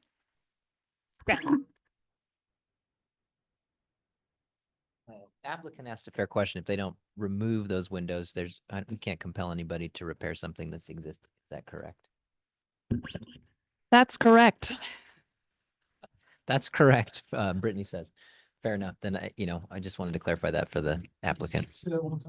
If we follow the condition as recommended by staff, the applicant wouldn't be required to substantiate repairing those windows, just not removing them or replacing them, I think, at this point. There is a section of our ordinance that does talk about demolition by neglect, and that is not allowed necessarily. So if that falls into that category, then yes, we do have repercussions for making those windows be maintained. Thanks for clarifying. Yeah, I guess although I understand the applicant's request, I think that the staff clarification that, yeah, it's the operation, and then I think one of them says glazing, putty, and gaskets, which that also is something pretty straightforward to repair, then I would support doing the full 104 through 108. So approval with conditions as suggested. Okay. Anybody over on this side want to? Okay, great. Then do I hear a motion from the floor? Yeah, Graham's going to need the microphone. We'll get, just about the time we get used to this, we'll be in the other room. And hopefully we won't have to deal with it. Madam Chair, I move to approve with conditions application 2023-COA-945 for the window and door replacement at 3823 West 32nd Avenue per design guidelines 2.14, 2.19, and 2.24. Character defining features for the Packards Hill Historic District, presented testimony, submitted documentation, and information provided in the staff report, with the following condition that windows 104 through 108 be repaired rather than replaced. Graham, thank you. Do I hear a second? I'll second. Larry has seconded it. All in favor, aye. Aye. Any opposed, nay? All right. It passes as read. All right. Our next design review was, well, actually, the next one was removed. The 528 North Corona Street. That's okay. So for the record, Commissioner Johnson is leaving the meeting at this point. So let's go on to 2024-COA-934 at 2557 Stout Street in the Curtis Park District. And Brittany is our staff person. Thanks, Graham. So our final applications are the same property at 2557 Stout Street in the Curtis Park D Historic District, which has a period of significance of 1870 to 1891. Here you can see the current property and its location on the historic district map. This is a corner property. So the applicant is proposing to rehabilitate and alter the existing historic structure, add a rear addition, add a new accessory dwelling unit, and do site improvements that include a new brick wall and wrought iron fencing along the front of the property. So here you can see the current property. There are no accessory structures that require demolition to accommodate the new ADU, which will be located on what we call downtown north and the west side of the property. Staff were concerned about the proximity of the ADU to the primary structure, so did have zoning review this, and this placement is appropriate per zoning and is something that is allowable that I wanted to note for the commission. So in terms of the rehabilitation, the applicant is proposing to replace the windows. The windows are in very poor condition and are mostly threes across the board as verified by the third-party assessment. Here is just a sampling of the windows. I don't have every single window that is proposed, but it will be a total window replacement. Again, and they are in poor condition. The applicant is proposing to replace with a new 1/1. Here again, you can just see a representative example of the window and the representative example of those sash comparison measurements. They are very similar. There is a slight difference in the meeting rail measurement and the upper glazing proportions, but these are very minimal, and staff feel that they match as closely as possible as recommended per our design guidelines. Staff would like to note that some of the application materials are not super clear.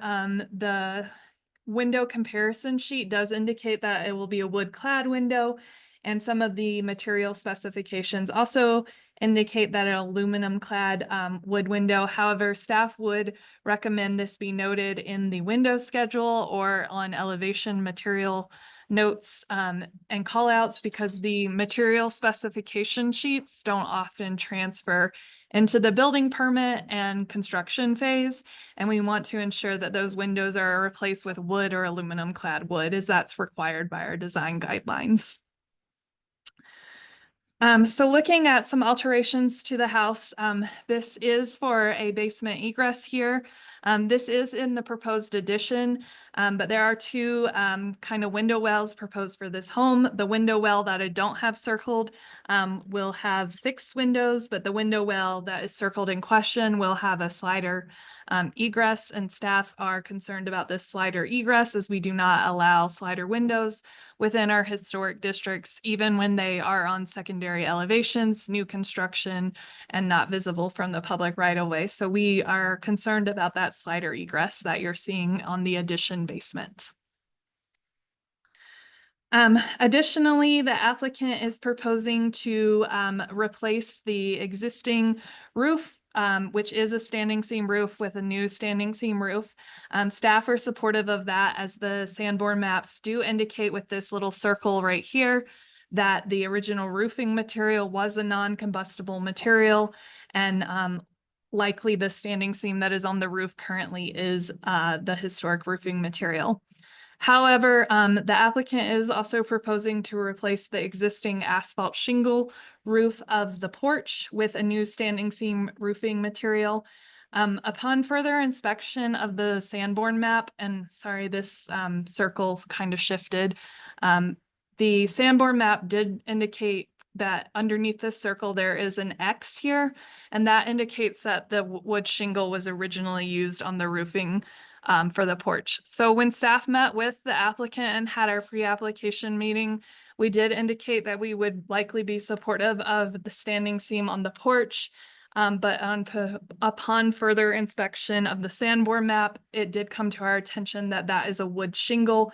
The guidelines do talk about replacing roofing materials with those that match the original historic roofing materials. Our guidelines also encourage replacement of wood shingles with either asphalt shingles or other materials that replicate wood shingles. I know wood shingles are very difficult because they will not be insured essentially by insurance companies. I would like to note that standing seam metal roofs are fairly common within the Curtis Park Historic District though as well. So in terms of other alterations to this structure, the applicant is proposing to demolish a portion of the original historic roof, and that's about 10.6% of the original roof, and construct a new rooftop deck. I did not include this guideline in my staff recommendation, as I was very overwhelmed with staff reports this week, but we do have guideline 2.40 B, which states do not add a rooftop deck on a historic structure. So we do not feel that this rooftop deck is in compliance with that guideline, and are recommending that be added to our recommendation for denial. Additionally, I have reviewed this rooftop deck with the zoning team that is reviewing this project for when it comes in for building and permit, and they would classify this as a rooftop deck, as this deck is over the second floor space of the original home. So this is a rooftop deck per zoning. So we were recommending denial of this project as we have major concerns over this rooftop deck and meeting our guidelines. It may have minimal visual impact, but it will significantly alter the structural system of this home, and we are not recommending approval of that. There are two skylights proposed. One is towards the front of the home. It's the one on the south roof slope, and then a much smaller one on the north roof slope. This roof, depending on where you are at on the public property, due to the slope of this roof, can be difficult to see. So we are not objecting to the skylights that are proposed, as we do feel that they have minimal visual impact. And then also some skylights on the primary ridge there as well, that you will not be able to see at all. So here is that proposed roof deck. you can see from the south elevation and then the rear elevation, it doesn't scoop out as much along the north elevation, but you still will be able to see it somewhat. Again, as this is a corner property and our guidelines do recommend against installing a roof deck on a contributing historic structure. So moving along to the alterations proposed, the application doesn't clearly call out the extent of contributing and non-contributing demolition to the home, but a non-historic rear addition will be demolished to accommodate the new proposed rear addition. And additionally, new openings will be introduced into the wall to allow access to the newly proposed rear addition.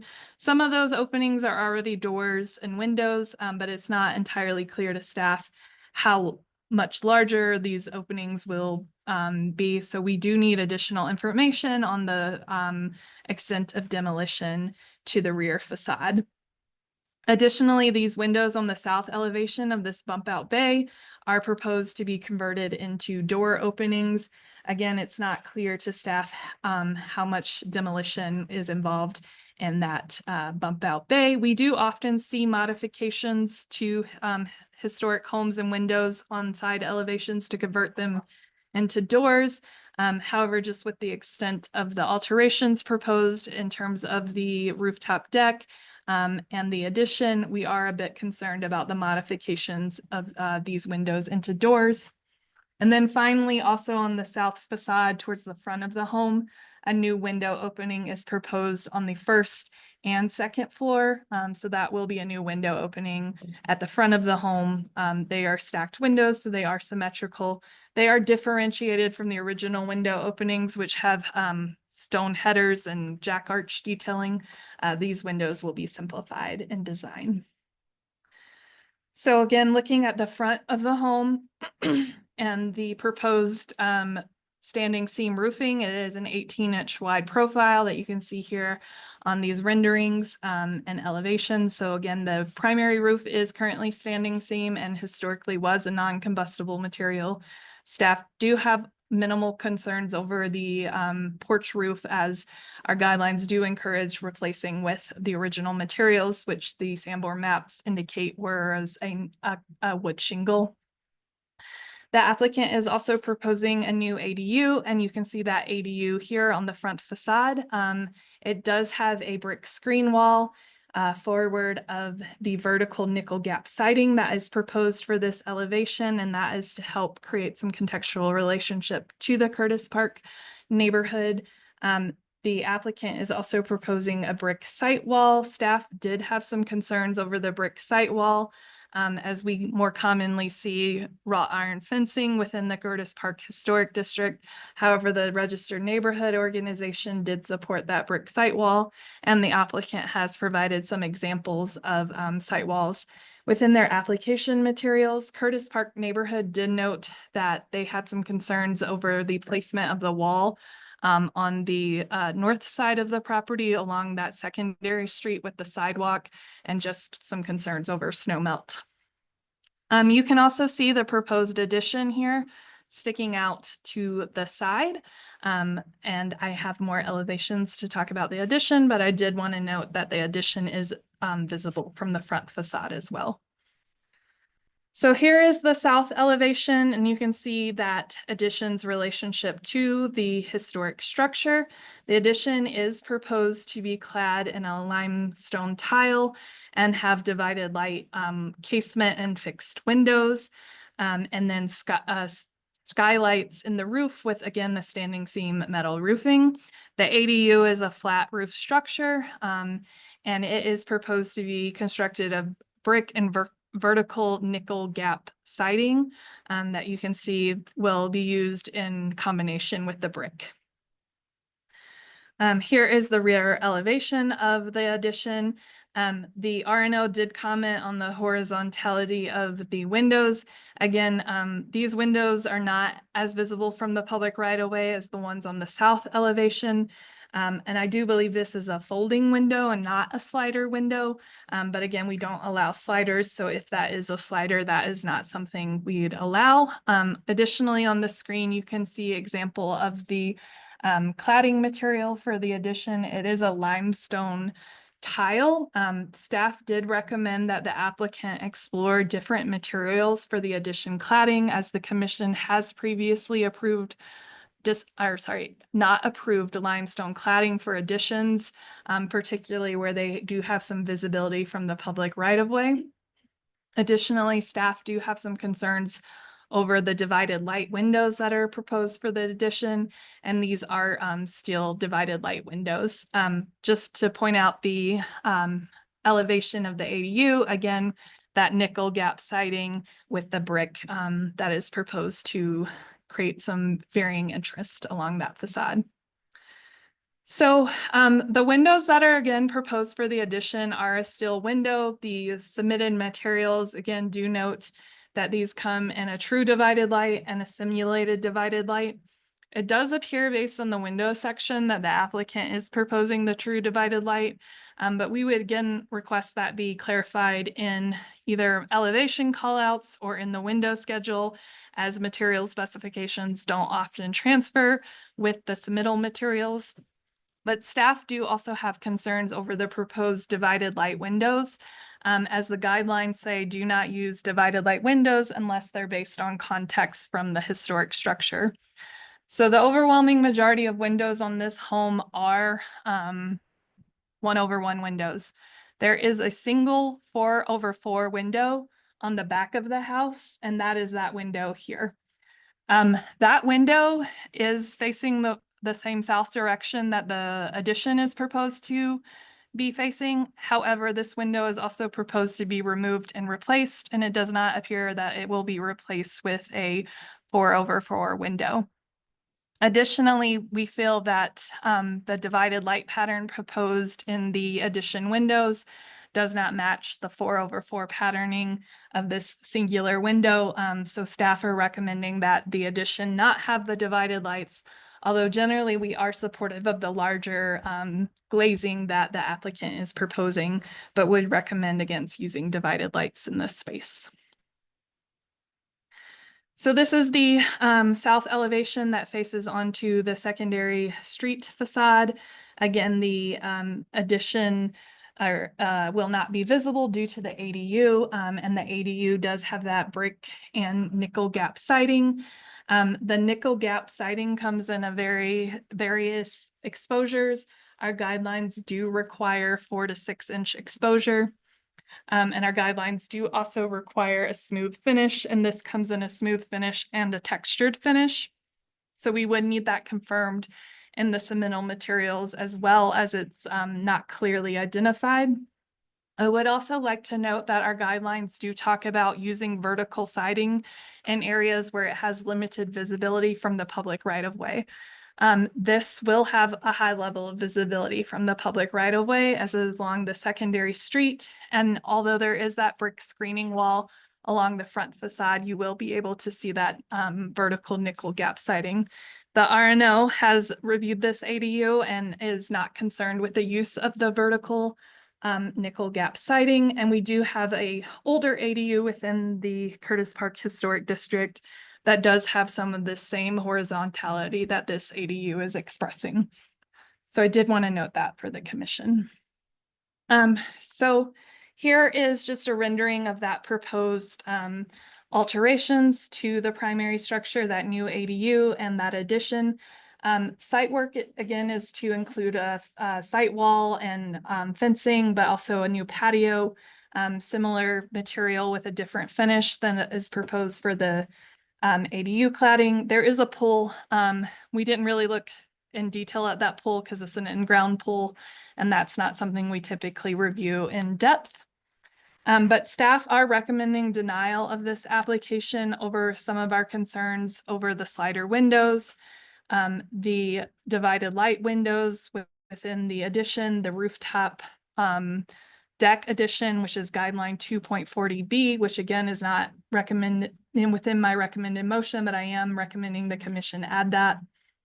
to their motion, the addition cladding materials, and then also just some clarity in the materials, if the commission were comfortable with this, would be needed to move this application forward for permitting. That's all I Okay. have. Okay. Commissioners, do you have any questions for staff? Okay, great. All right, the applicant's here? The Oh, applicant is here. excellent. Somebody's gonna have to help with the mic. Thank you, Crystal.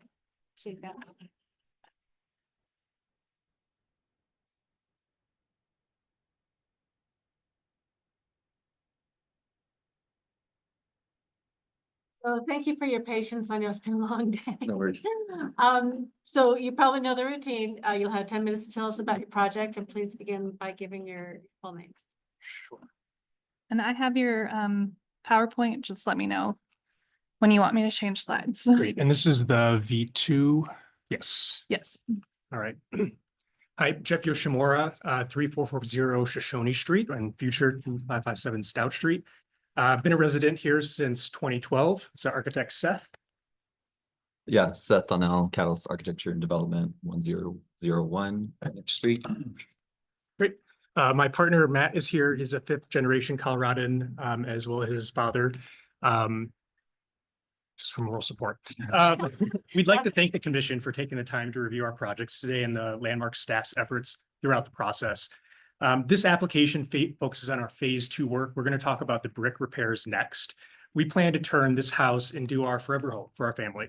We love the location, the lot, our future neighbors. Some of them are actually here today. And the house needs a lot of work. We'll take a look at that in a second. The structure's damage and condition even disqualifies it from traditional lending. We ended up purchasing the house from another buyer who held it for about 3 months, was overwhelmed with the state of the house, and put it up for sale again. So we're up for the challenge, and we hope to have this commission's support and partnership in our endeavor. One note before we drop in, someone mentioned that I shouldn't take the staff's denial recommendation personally. But it is personal to us. This is our home. It's a space for our families. And there's not really a way to make it impersonal. Like, this isn't a spec house. We're not a developer. And I think delays and denials through the process, especially for smaller items, kind of rob us of the time that we'd hope to be enjoying our home. So we can flip through the next couple slides quickly to 6, and I'll turn it over to Seth to share a little bit about his background. You'll see the interior here and the conditions. This slide, Jeff. That's good. So yeah, as a former resident actually of Curtis Park, it's been a privilege to be a part of this project. I was also a part of a former firm that worked on 2500 Arapahoe, which got approved through the commission in the same neighborhood. I was the team lead on that. And then more recently, our firm has worked on 2127 Tremont Place, which was primarily revitalization of the interior of the house, but we did a garage on site as well. So we have a few overarching goals on this slide, but I'll mainly talk about revitalization is the key word in this project. We wanted to revitalize and maintain the street-facing facades and make sure that this house was kept as a gem of the neighborhood and as a defining piece in the neighborhood and not damage any defining character pieces. You can go to the slide. Thanks, Seth. So we've been working with Landmark staff in the R&O over the last few months. We've made several changes. We're happy to revisit this and discuss if the commission finds it helpful. We did inset the brick fence along 26th Street by 2 feet to help provide a little bit more pedestrian-friendly space.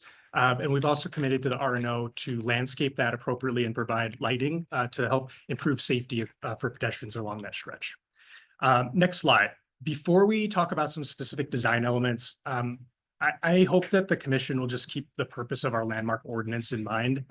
Preservation is just one component of why we're here. Enhancing structures, perpetuating their private and use is important as well. And we believe that the project meets all of these objectives behind why Denver created Landmark in the first place.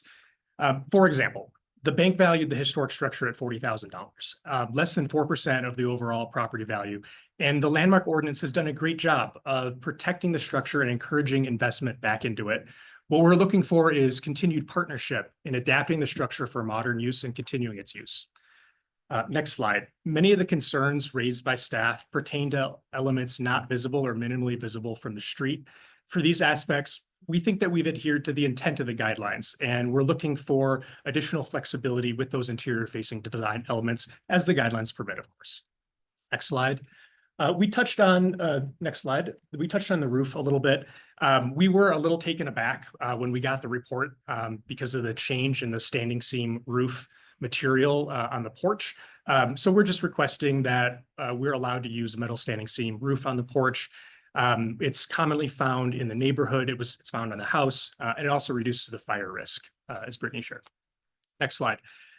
Regarding this addition siding, we've pulled forward the historic stone from the lintels and tried to use that material in a contemporary way while using the addition's form to enforce that it's subordinate to the primary structure.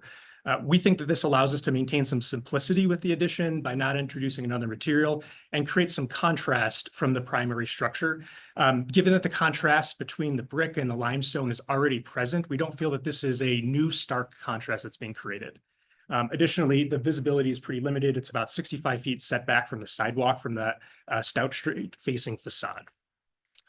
So that's another area where if there is additional flexibility to be granted, we feel like it could be warranted. Next slide. On the divided lights, they're transparently a preference of ours. We think that they improve the aesthetic of the addition. We think that it will reduce the chance of birds flying into the windows and killing themselves. And a divided light already exists on the structure, so they have already been introduced on the property.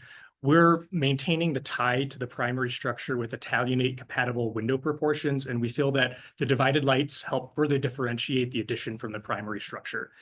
Historically, divided lights, as you all know, were used to save money, and finding them on a sunroom is very common. This is another area where, given the minimal visibility from the street, we're requesting some additional flexibility. There is one addition window that faces Stout Street. This was actually added through our collaboration with Landmark staff to reduce the amount of siding that's visible from Stout Street. If there's another treatment that would work for this window that the commission would prefer, we're absolutely open to that.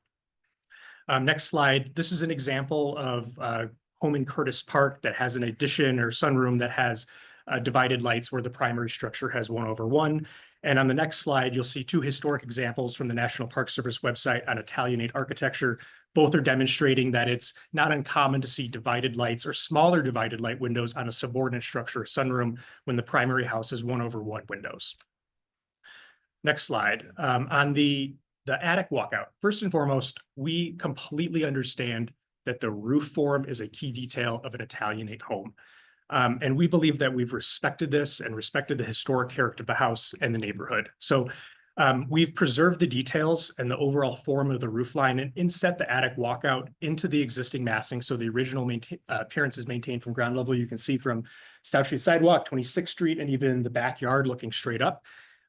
We've located the walkout on the rear interior facing side of the house, so it's completely hidden and it does not protrude from the roof in any way. We've also maintained all the original roofline angles so that the change could be reversed by a future owner if desired. This also creates a space for us to hide mechanicals, as we'll have to do major system upgrades in the house. And the attic walkout doesn't damage any character-defining historic features, in our opinion. Next slide. The Secretary of the Interior's preservation brief number 17 explains what a character-defining feature is. And based on this definition, we think that our design is preserving the full character of the house.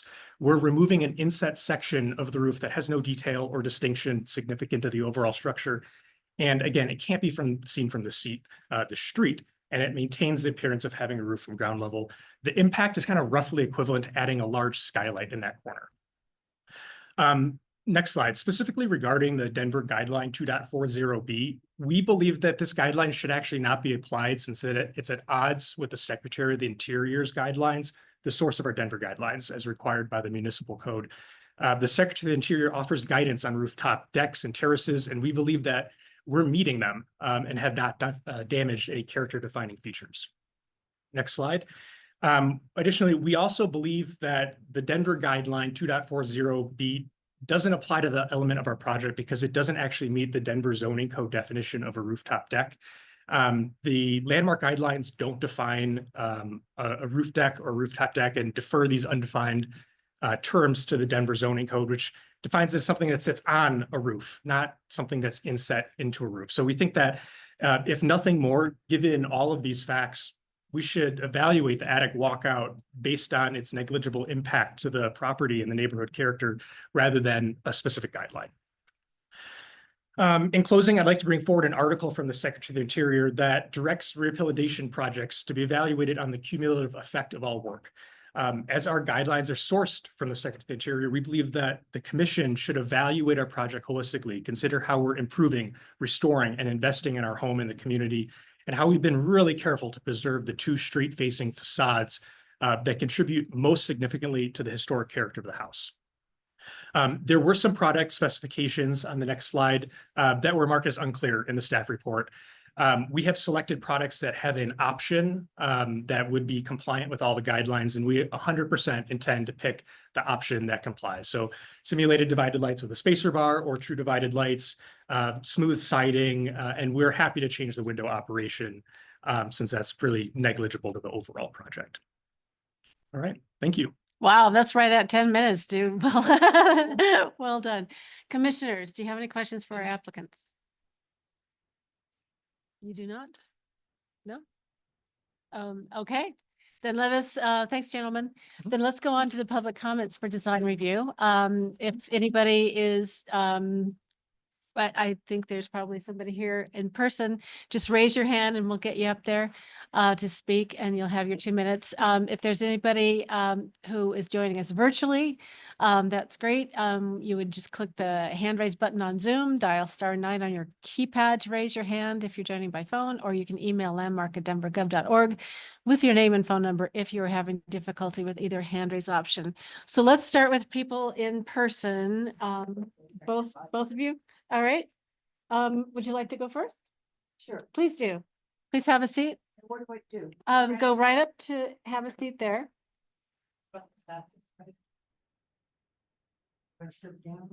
Yeah, you can have a seat. Yeah, you'll have 2 minutes to tell us your comment. Please start with your full name. My name is Susan Glassmacher, 1037 29th Street, Curtis Park.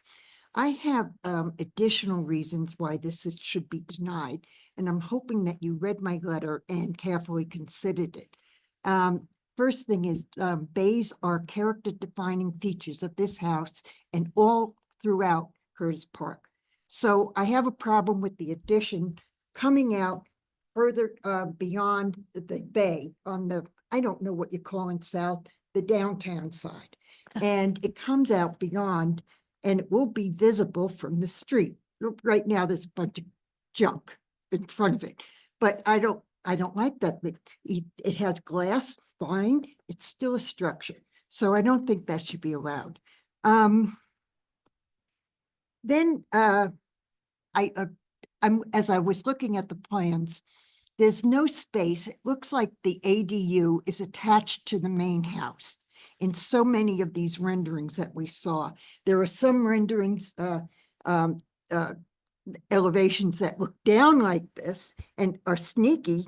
You think there's a space, but if you look at a lot of them that Brittany showed, that it all looks like one whole project, and there's not much space in between.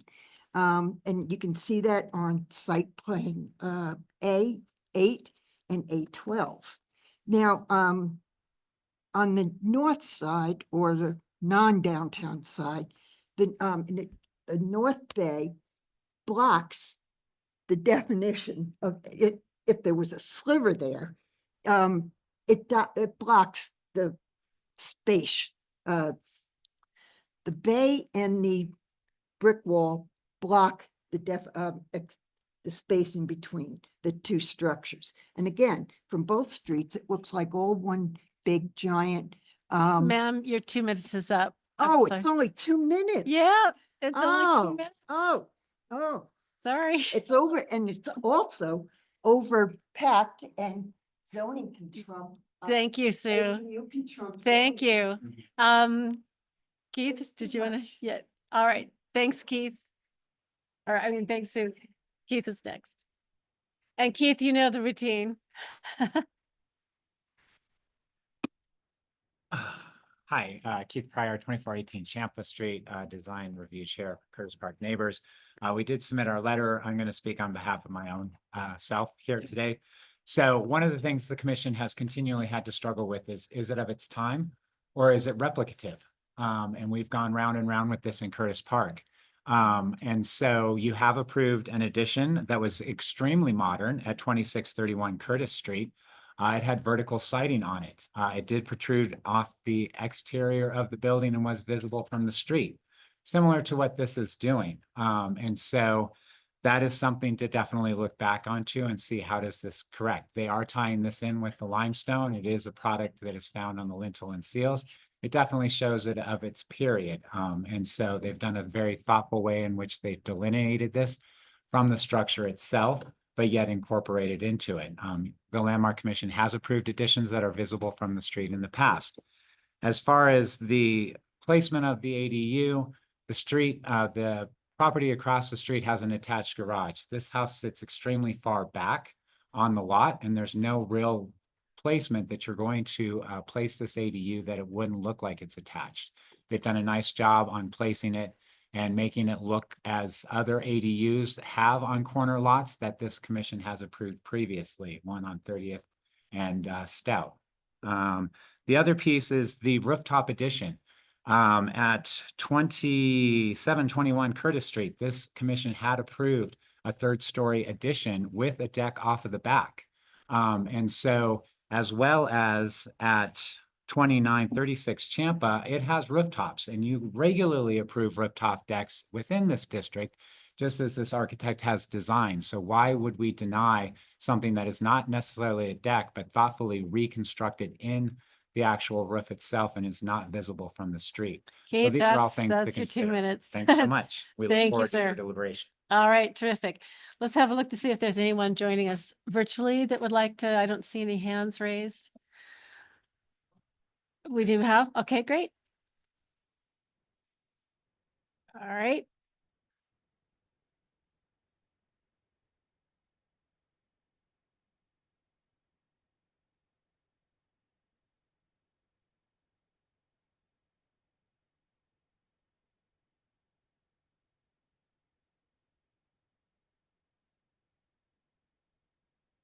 Ashley, you should be able.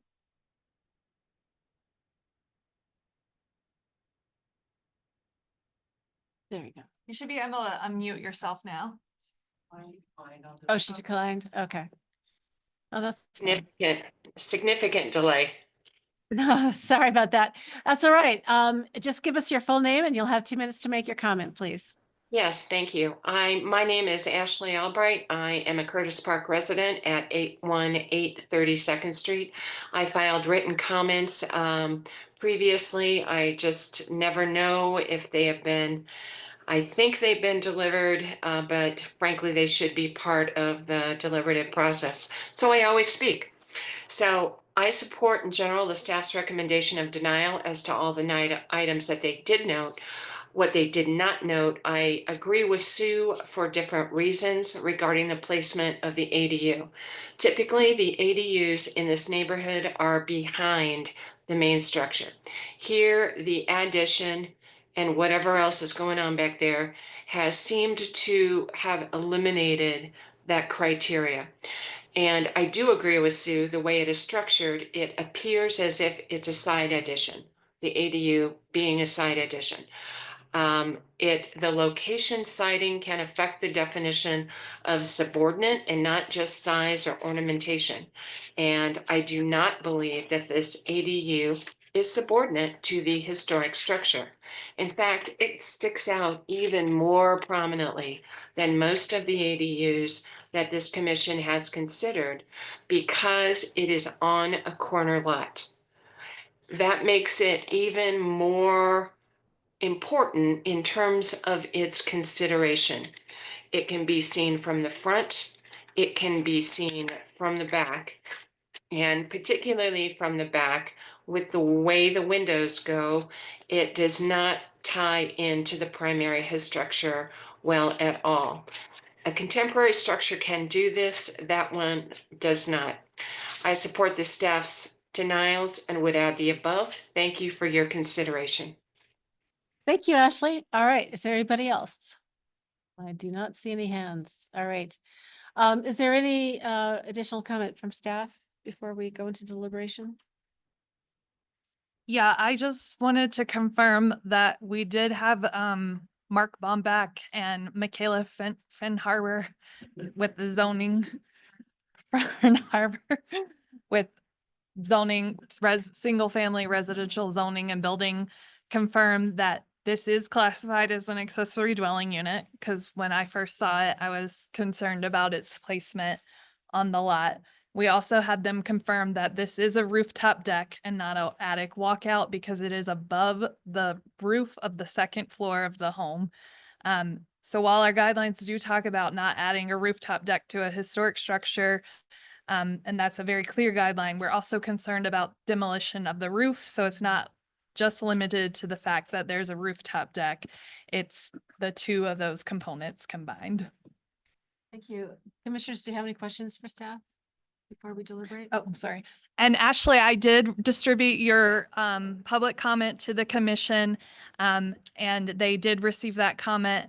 I would also like to note that the property owner indicated to me that the agent that they worked with was not the same agent listed on the real estate listing online. Okay, anything else? All right, commissioners, let us go into deliberation then. What are your thoughts? You have a microphone.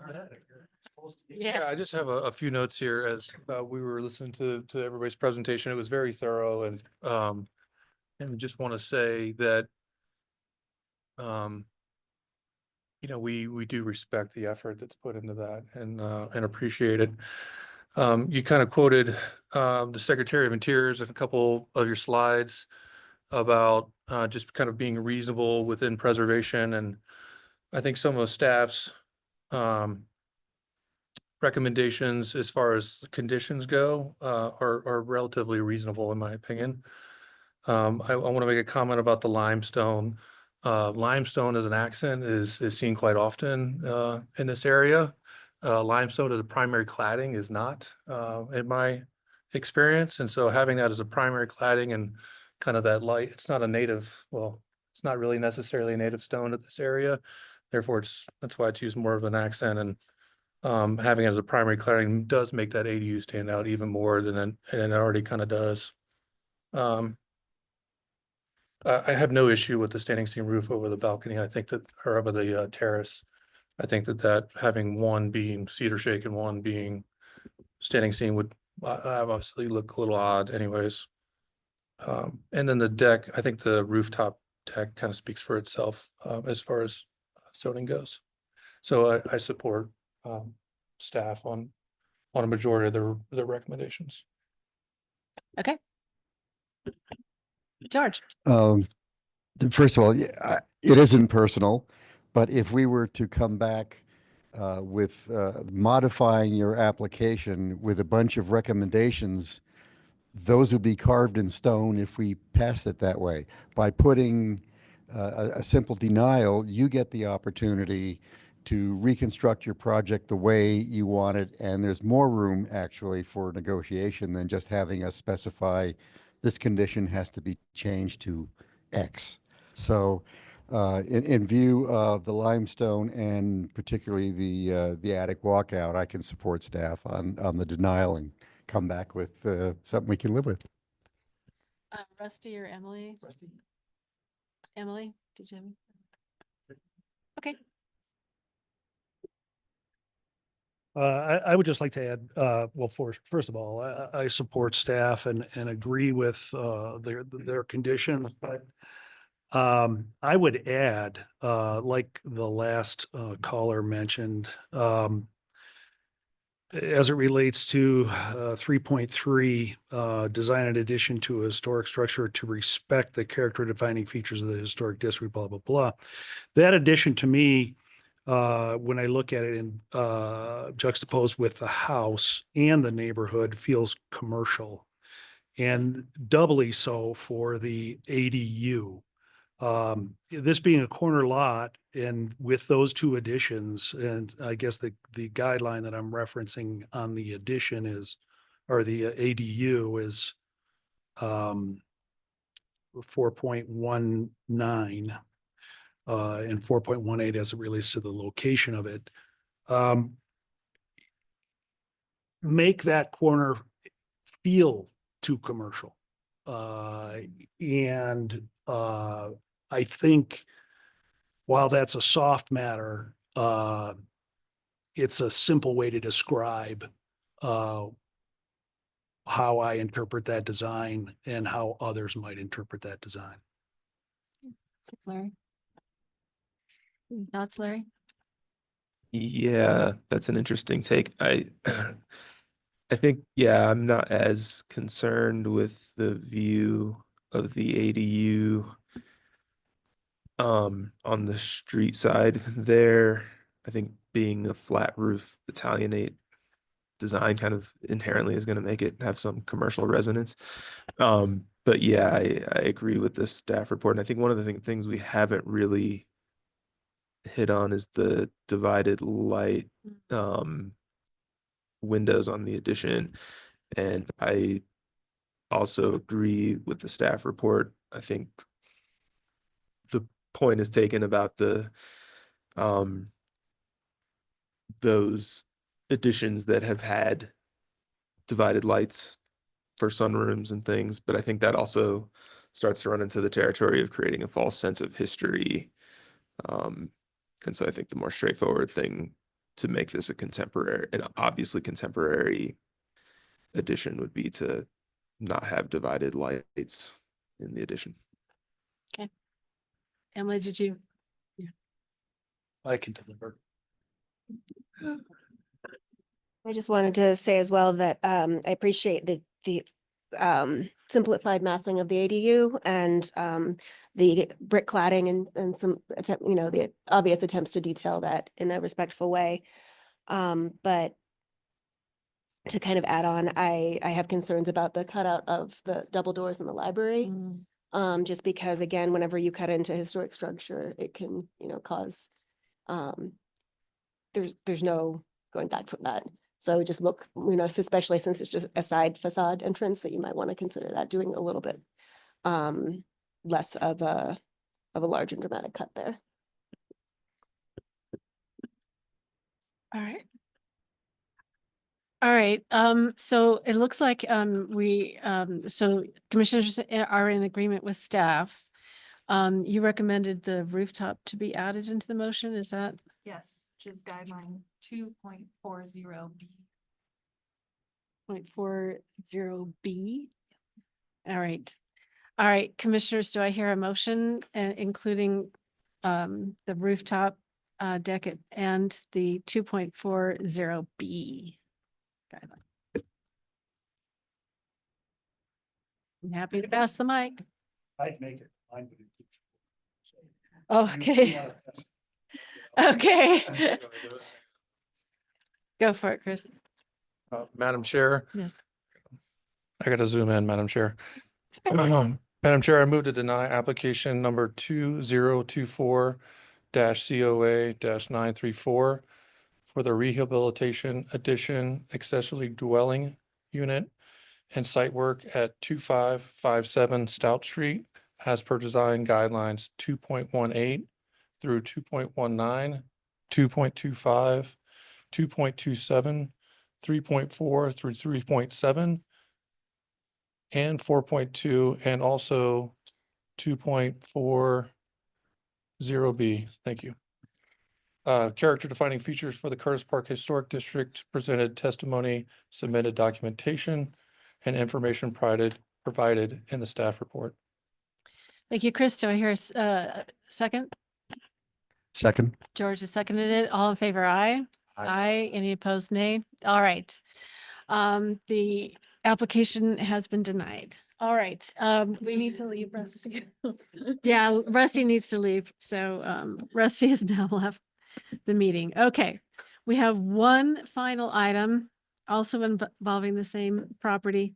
It's 2024 TAXC 021 at 2557 Stout Street in Curtis Park.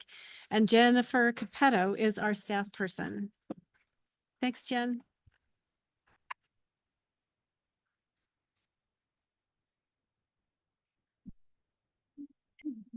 Three, four, five. I'll just hold it. Okay, fantastic. The property owner has applied for tax credit for paint removal from the exterior masonry walls, exterior masonry repair and repointing and reconstruction of the brick chimney. As you've seen, they are also working on a full building renovation project. So we'd like the LPC to weigh in on two things. One, whether the scope of work proposed for the tax credit meets the Secretary of the Interior standards for rehabilitation. And two, whether the masonry work and the home renovations are two separate projects or whether they should be considered one project. Next slide, please. The masonry repair work, next slide. This is examples. These are from their presentation. All right, so the masonry repair work includes brick crack repair and repointing and brick chimney reconstruction. These will all be done with type O mortar and salvaged historic bricks to match the existing. The scope of work appears to meet the Secretary of the Interior standards, especially specifically standards 5 and 6. Next slide. The other part of this project is paint removal from the brick. The brick has lead-based paint and possibly lime wash underneath it. The underlying brick appears to have largely retained its fire skin except at the rear elevation. So the photo here at the left is where I think you can see that there's some fire skin remaining there, a decent amount of it actually. The owners proposed to remove the paint using a 20 to 60 grit sander attached to a HEPA vacuum, which their contractor says will meet the EPA lead safe removal requirements. So you can see that the test over there. They said they're unable to use chemical paint removers because the chemicals do not encapsulate the paint. They would have to collect all of the removed paint and effluent and safely dispose of it, and this will be an easier process for them. Landmark staff believes that the sanding is not the gentlest means necessary as required in standard 7 and will heavily damage the masonry due to removal of any of the existing fire skin. So we look to the commission for your determination of that. Next slide.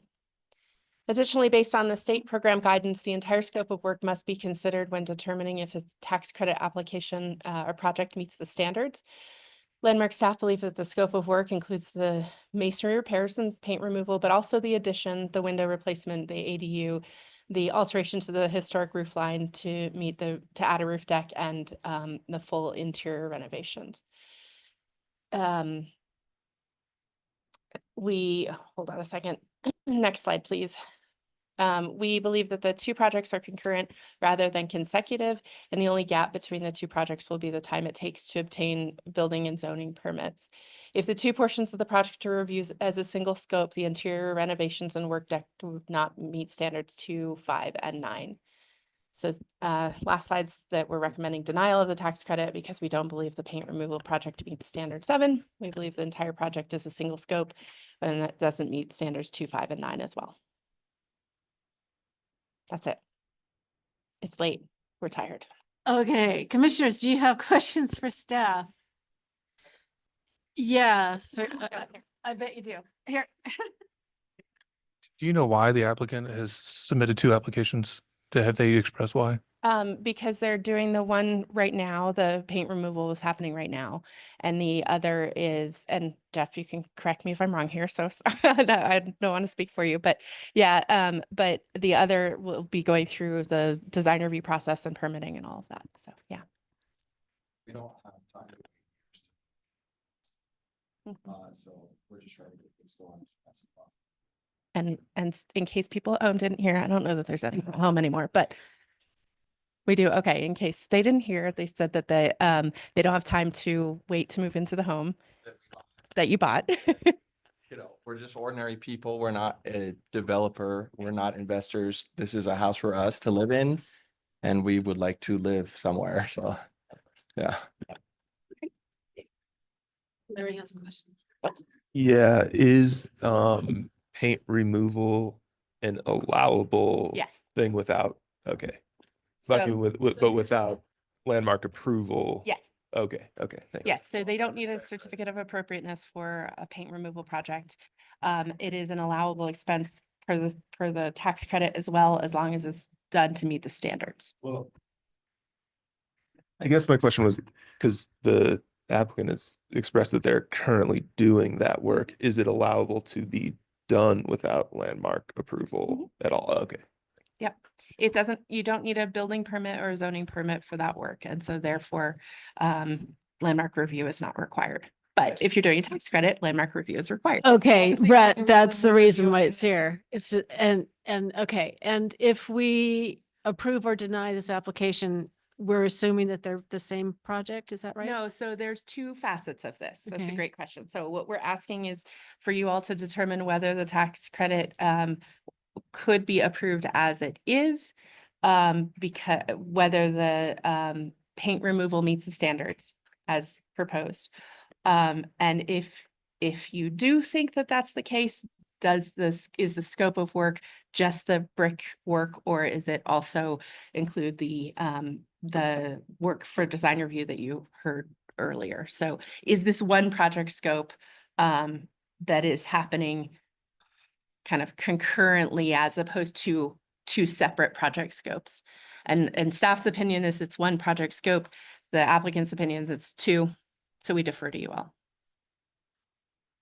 And the issue of whether or not we believe the method of removing the paint is going to be approved by the secretary? I mean, does it meet the Secretary Interior standards? That's even a separate. Yes, so that's the first question. And I Okay. think if you don't think that the Secretary of the Interior standards are being met by the paint removal project, then the tax credit would be denied regardless of how big the scope is. Right, Which is why and we're kind of, what you've explained to us, it is not using the gentlest process possible. that's staff's opinion, yes. Okay, staff's opinion. I'd like to clarify though, if you do find the paint removal meeting the standards, you also need to assess if it's one project, and if it is one project, does the entire project meet the standards? Correct. Because that is required as well.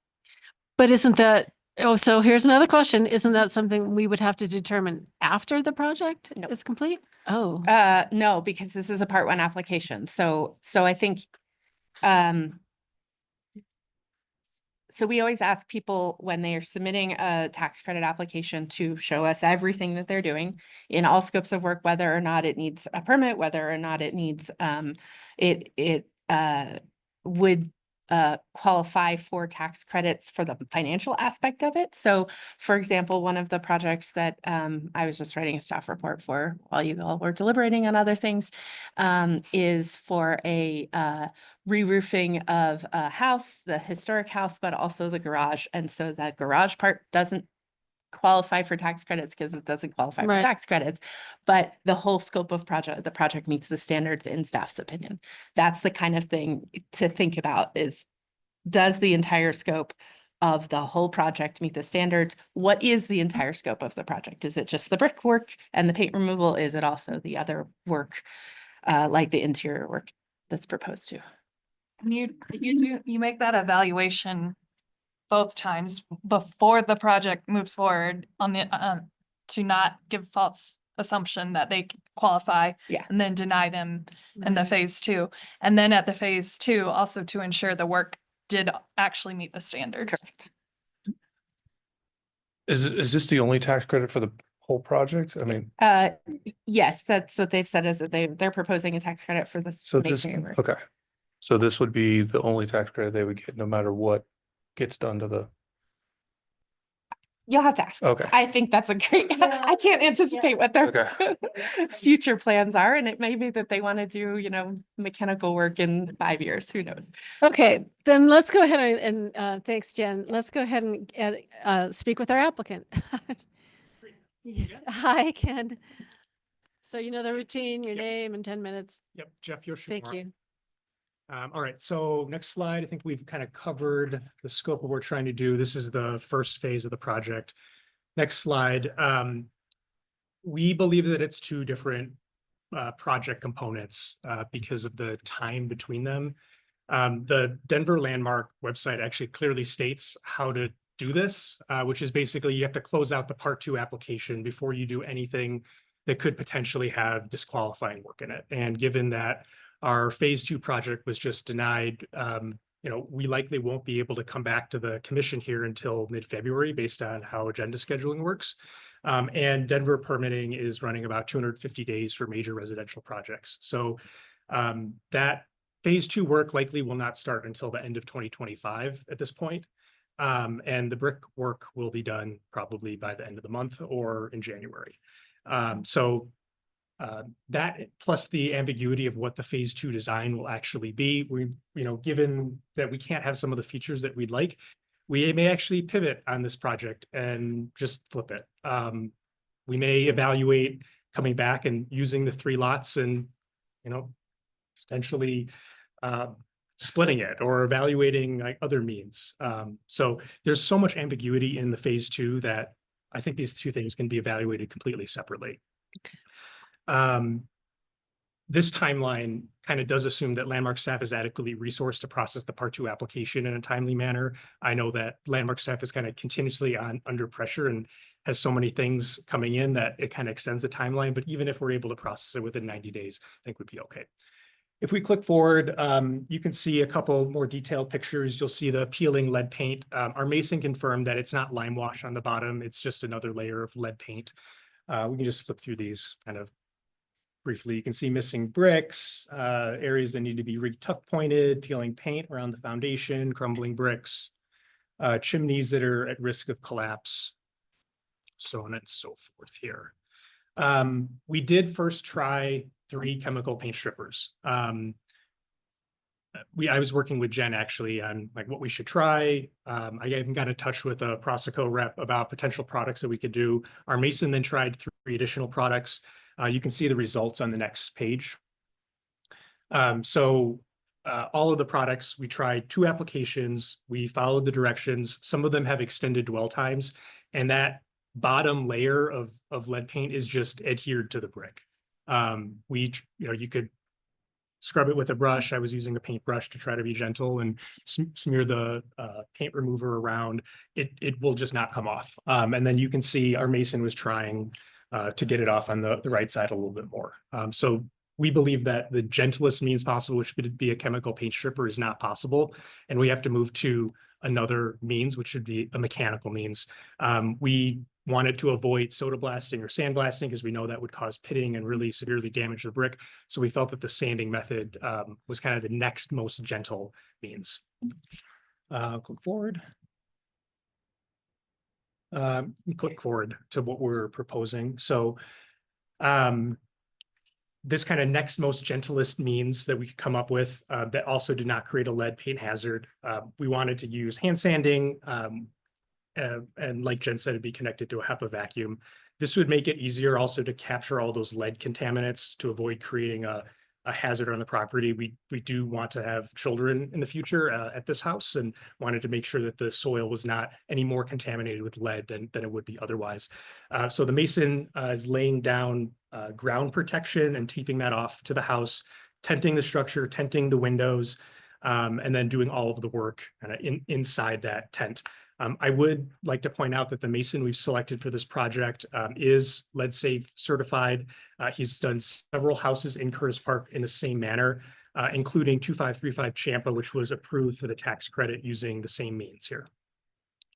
One of the concerns was about the brick's fire skin. We brought in a brick and a half, the damaged bricks that were removed from the house. So you can inspect and see if there's a fire skin on the brick. We don't think that there's any evidence of this. These are representative bricks from the house. We actually just said, hey, give us 2 bricks from the side of the house that you're working on. We didn't hand pick or cherry pick these bricks out.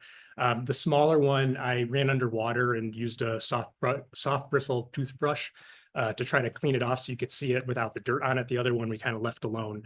And I don't see any evidence of a hardened fire skin on the outside of the brick.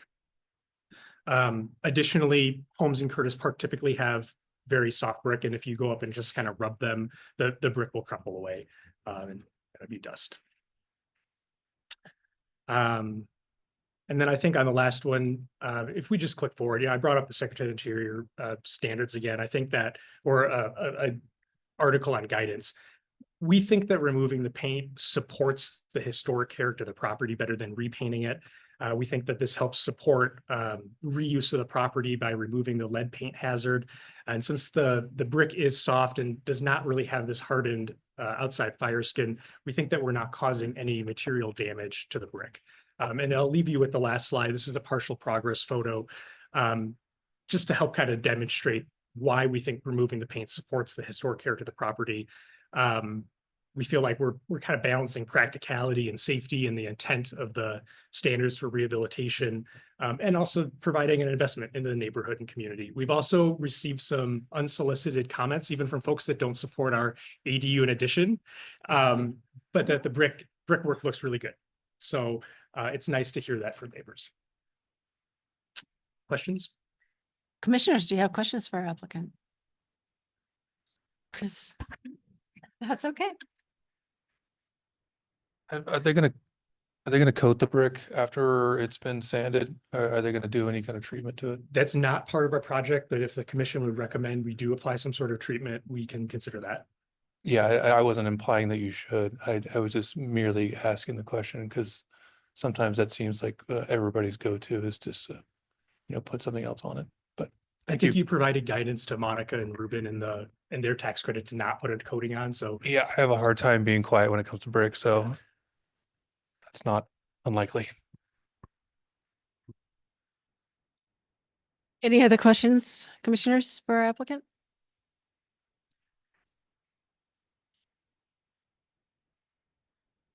Yeah. All right. Okay, then let us go on to public comments. And I'm Sue. Keith, would you like to make a comment? Okay, yeah, thanks.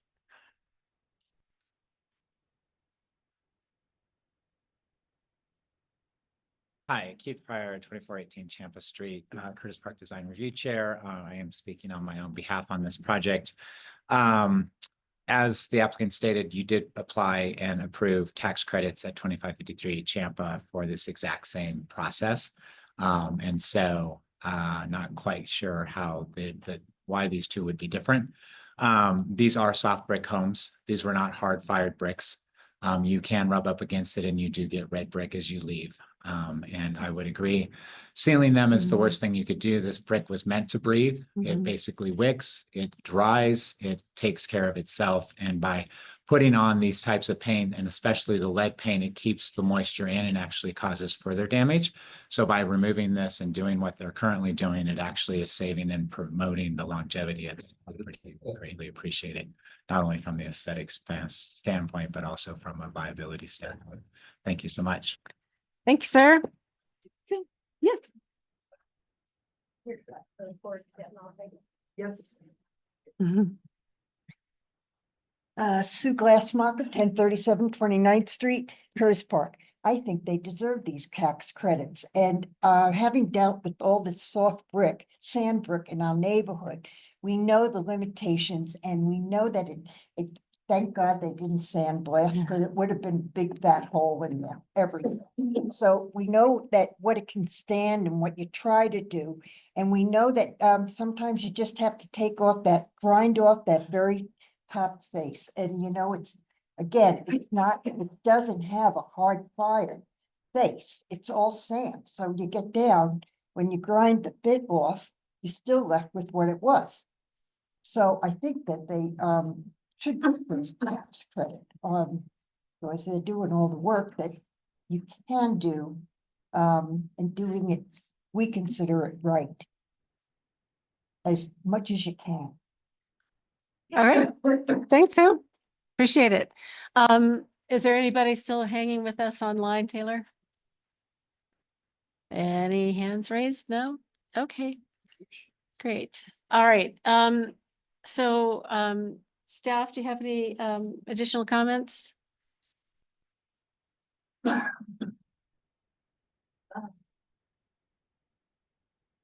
going to turn off the thing, but the difference between this one and 2535, I think is Champa, is that the fire skin on that house appeared to have been sandblasted previously and was very much removed, and staff don't feel that that's the case here. That's the difference.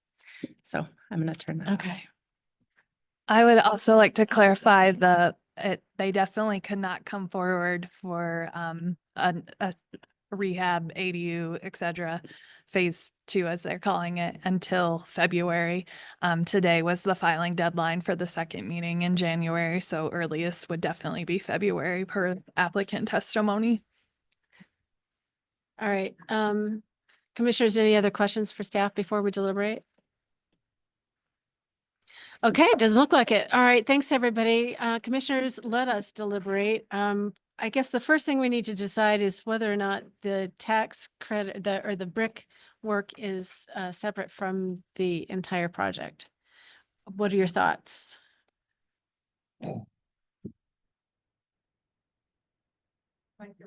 Inside, outside. I don't know why I think the brickwork should be separated. It has a beginning and an end and is not contingent on anything going on inside. And therefore it can be treated, I think it can be treated separately. And so I was just concerned that in the application or the staff report, they would have to collect all of the removed paint and effluent and safely dispose of it. Is that impossible, or would that not mitigate the lead? Instead, they propose to use a grit sander. So according to what's written here, there is a way that the chemicals may remove the paint. Have I got this wrong, or is there a statement here? It says they would have to collect all of the removed paint and effluent and safely dispose of it. Is that impossible? I can answer that. Yeah. Yes, that's impossible. Okay. Say. I mean, to collect all 100% of that airborne particles, I think would be Okay. impossible. Great. From my experience. Thank you. Anybody else over there with a comment? Yeah. Okay. Welcome. Thank you. Okay. Yeah, I know the staff was concerned about, I'm sorry. Yeah, I think we should decide whether or not it's a separate project before we go. Okay. Sorry. Yeah, that's okay. Yeah, I mean, I think they can be differentiated. That's my opinion.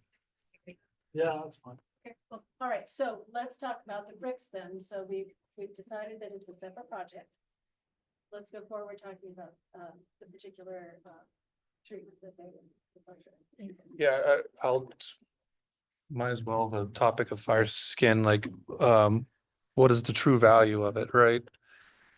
I don't know, it's debatable. I've heard many different opinions on if it's really a weather protectant, and I would agree that these kind of mass masonry buildings are meant to breathe and are kind of living things. And that, in my opinion, that the fire skin isn't all that valuable. If the mortar is maintained, if the building in general is maintained well, and the brick should do just fine for many more years. Thank you, Chris. Gentlemen? No, I agree. All right. Okay, then, no, you're fine. We will need a motion then, so it will not be the suggested motion. It sounds like you all are looking toward approving the application. Is that correct? Then we'll need to go ahead and make a motion to approve the application. Oh, thank you. And Brittany has a recommendation. I would just, since you are differentiating from what is recommended, check the standards that are referenced, make sure those are the Secretary of the Interior Standards. correct. So 2, 5, 7, and 9. Yeah, do we? going 5 and 6. Thanks, Jen. So it's 5 and 6.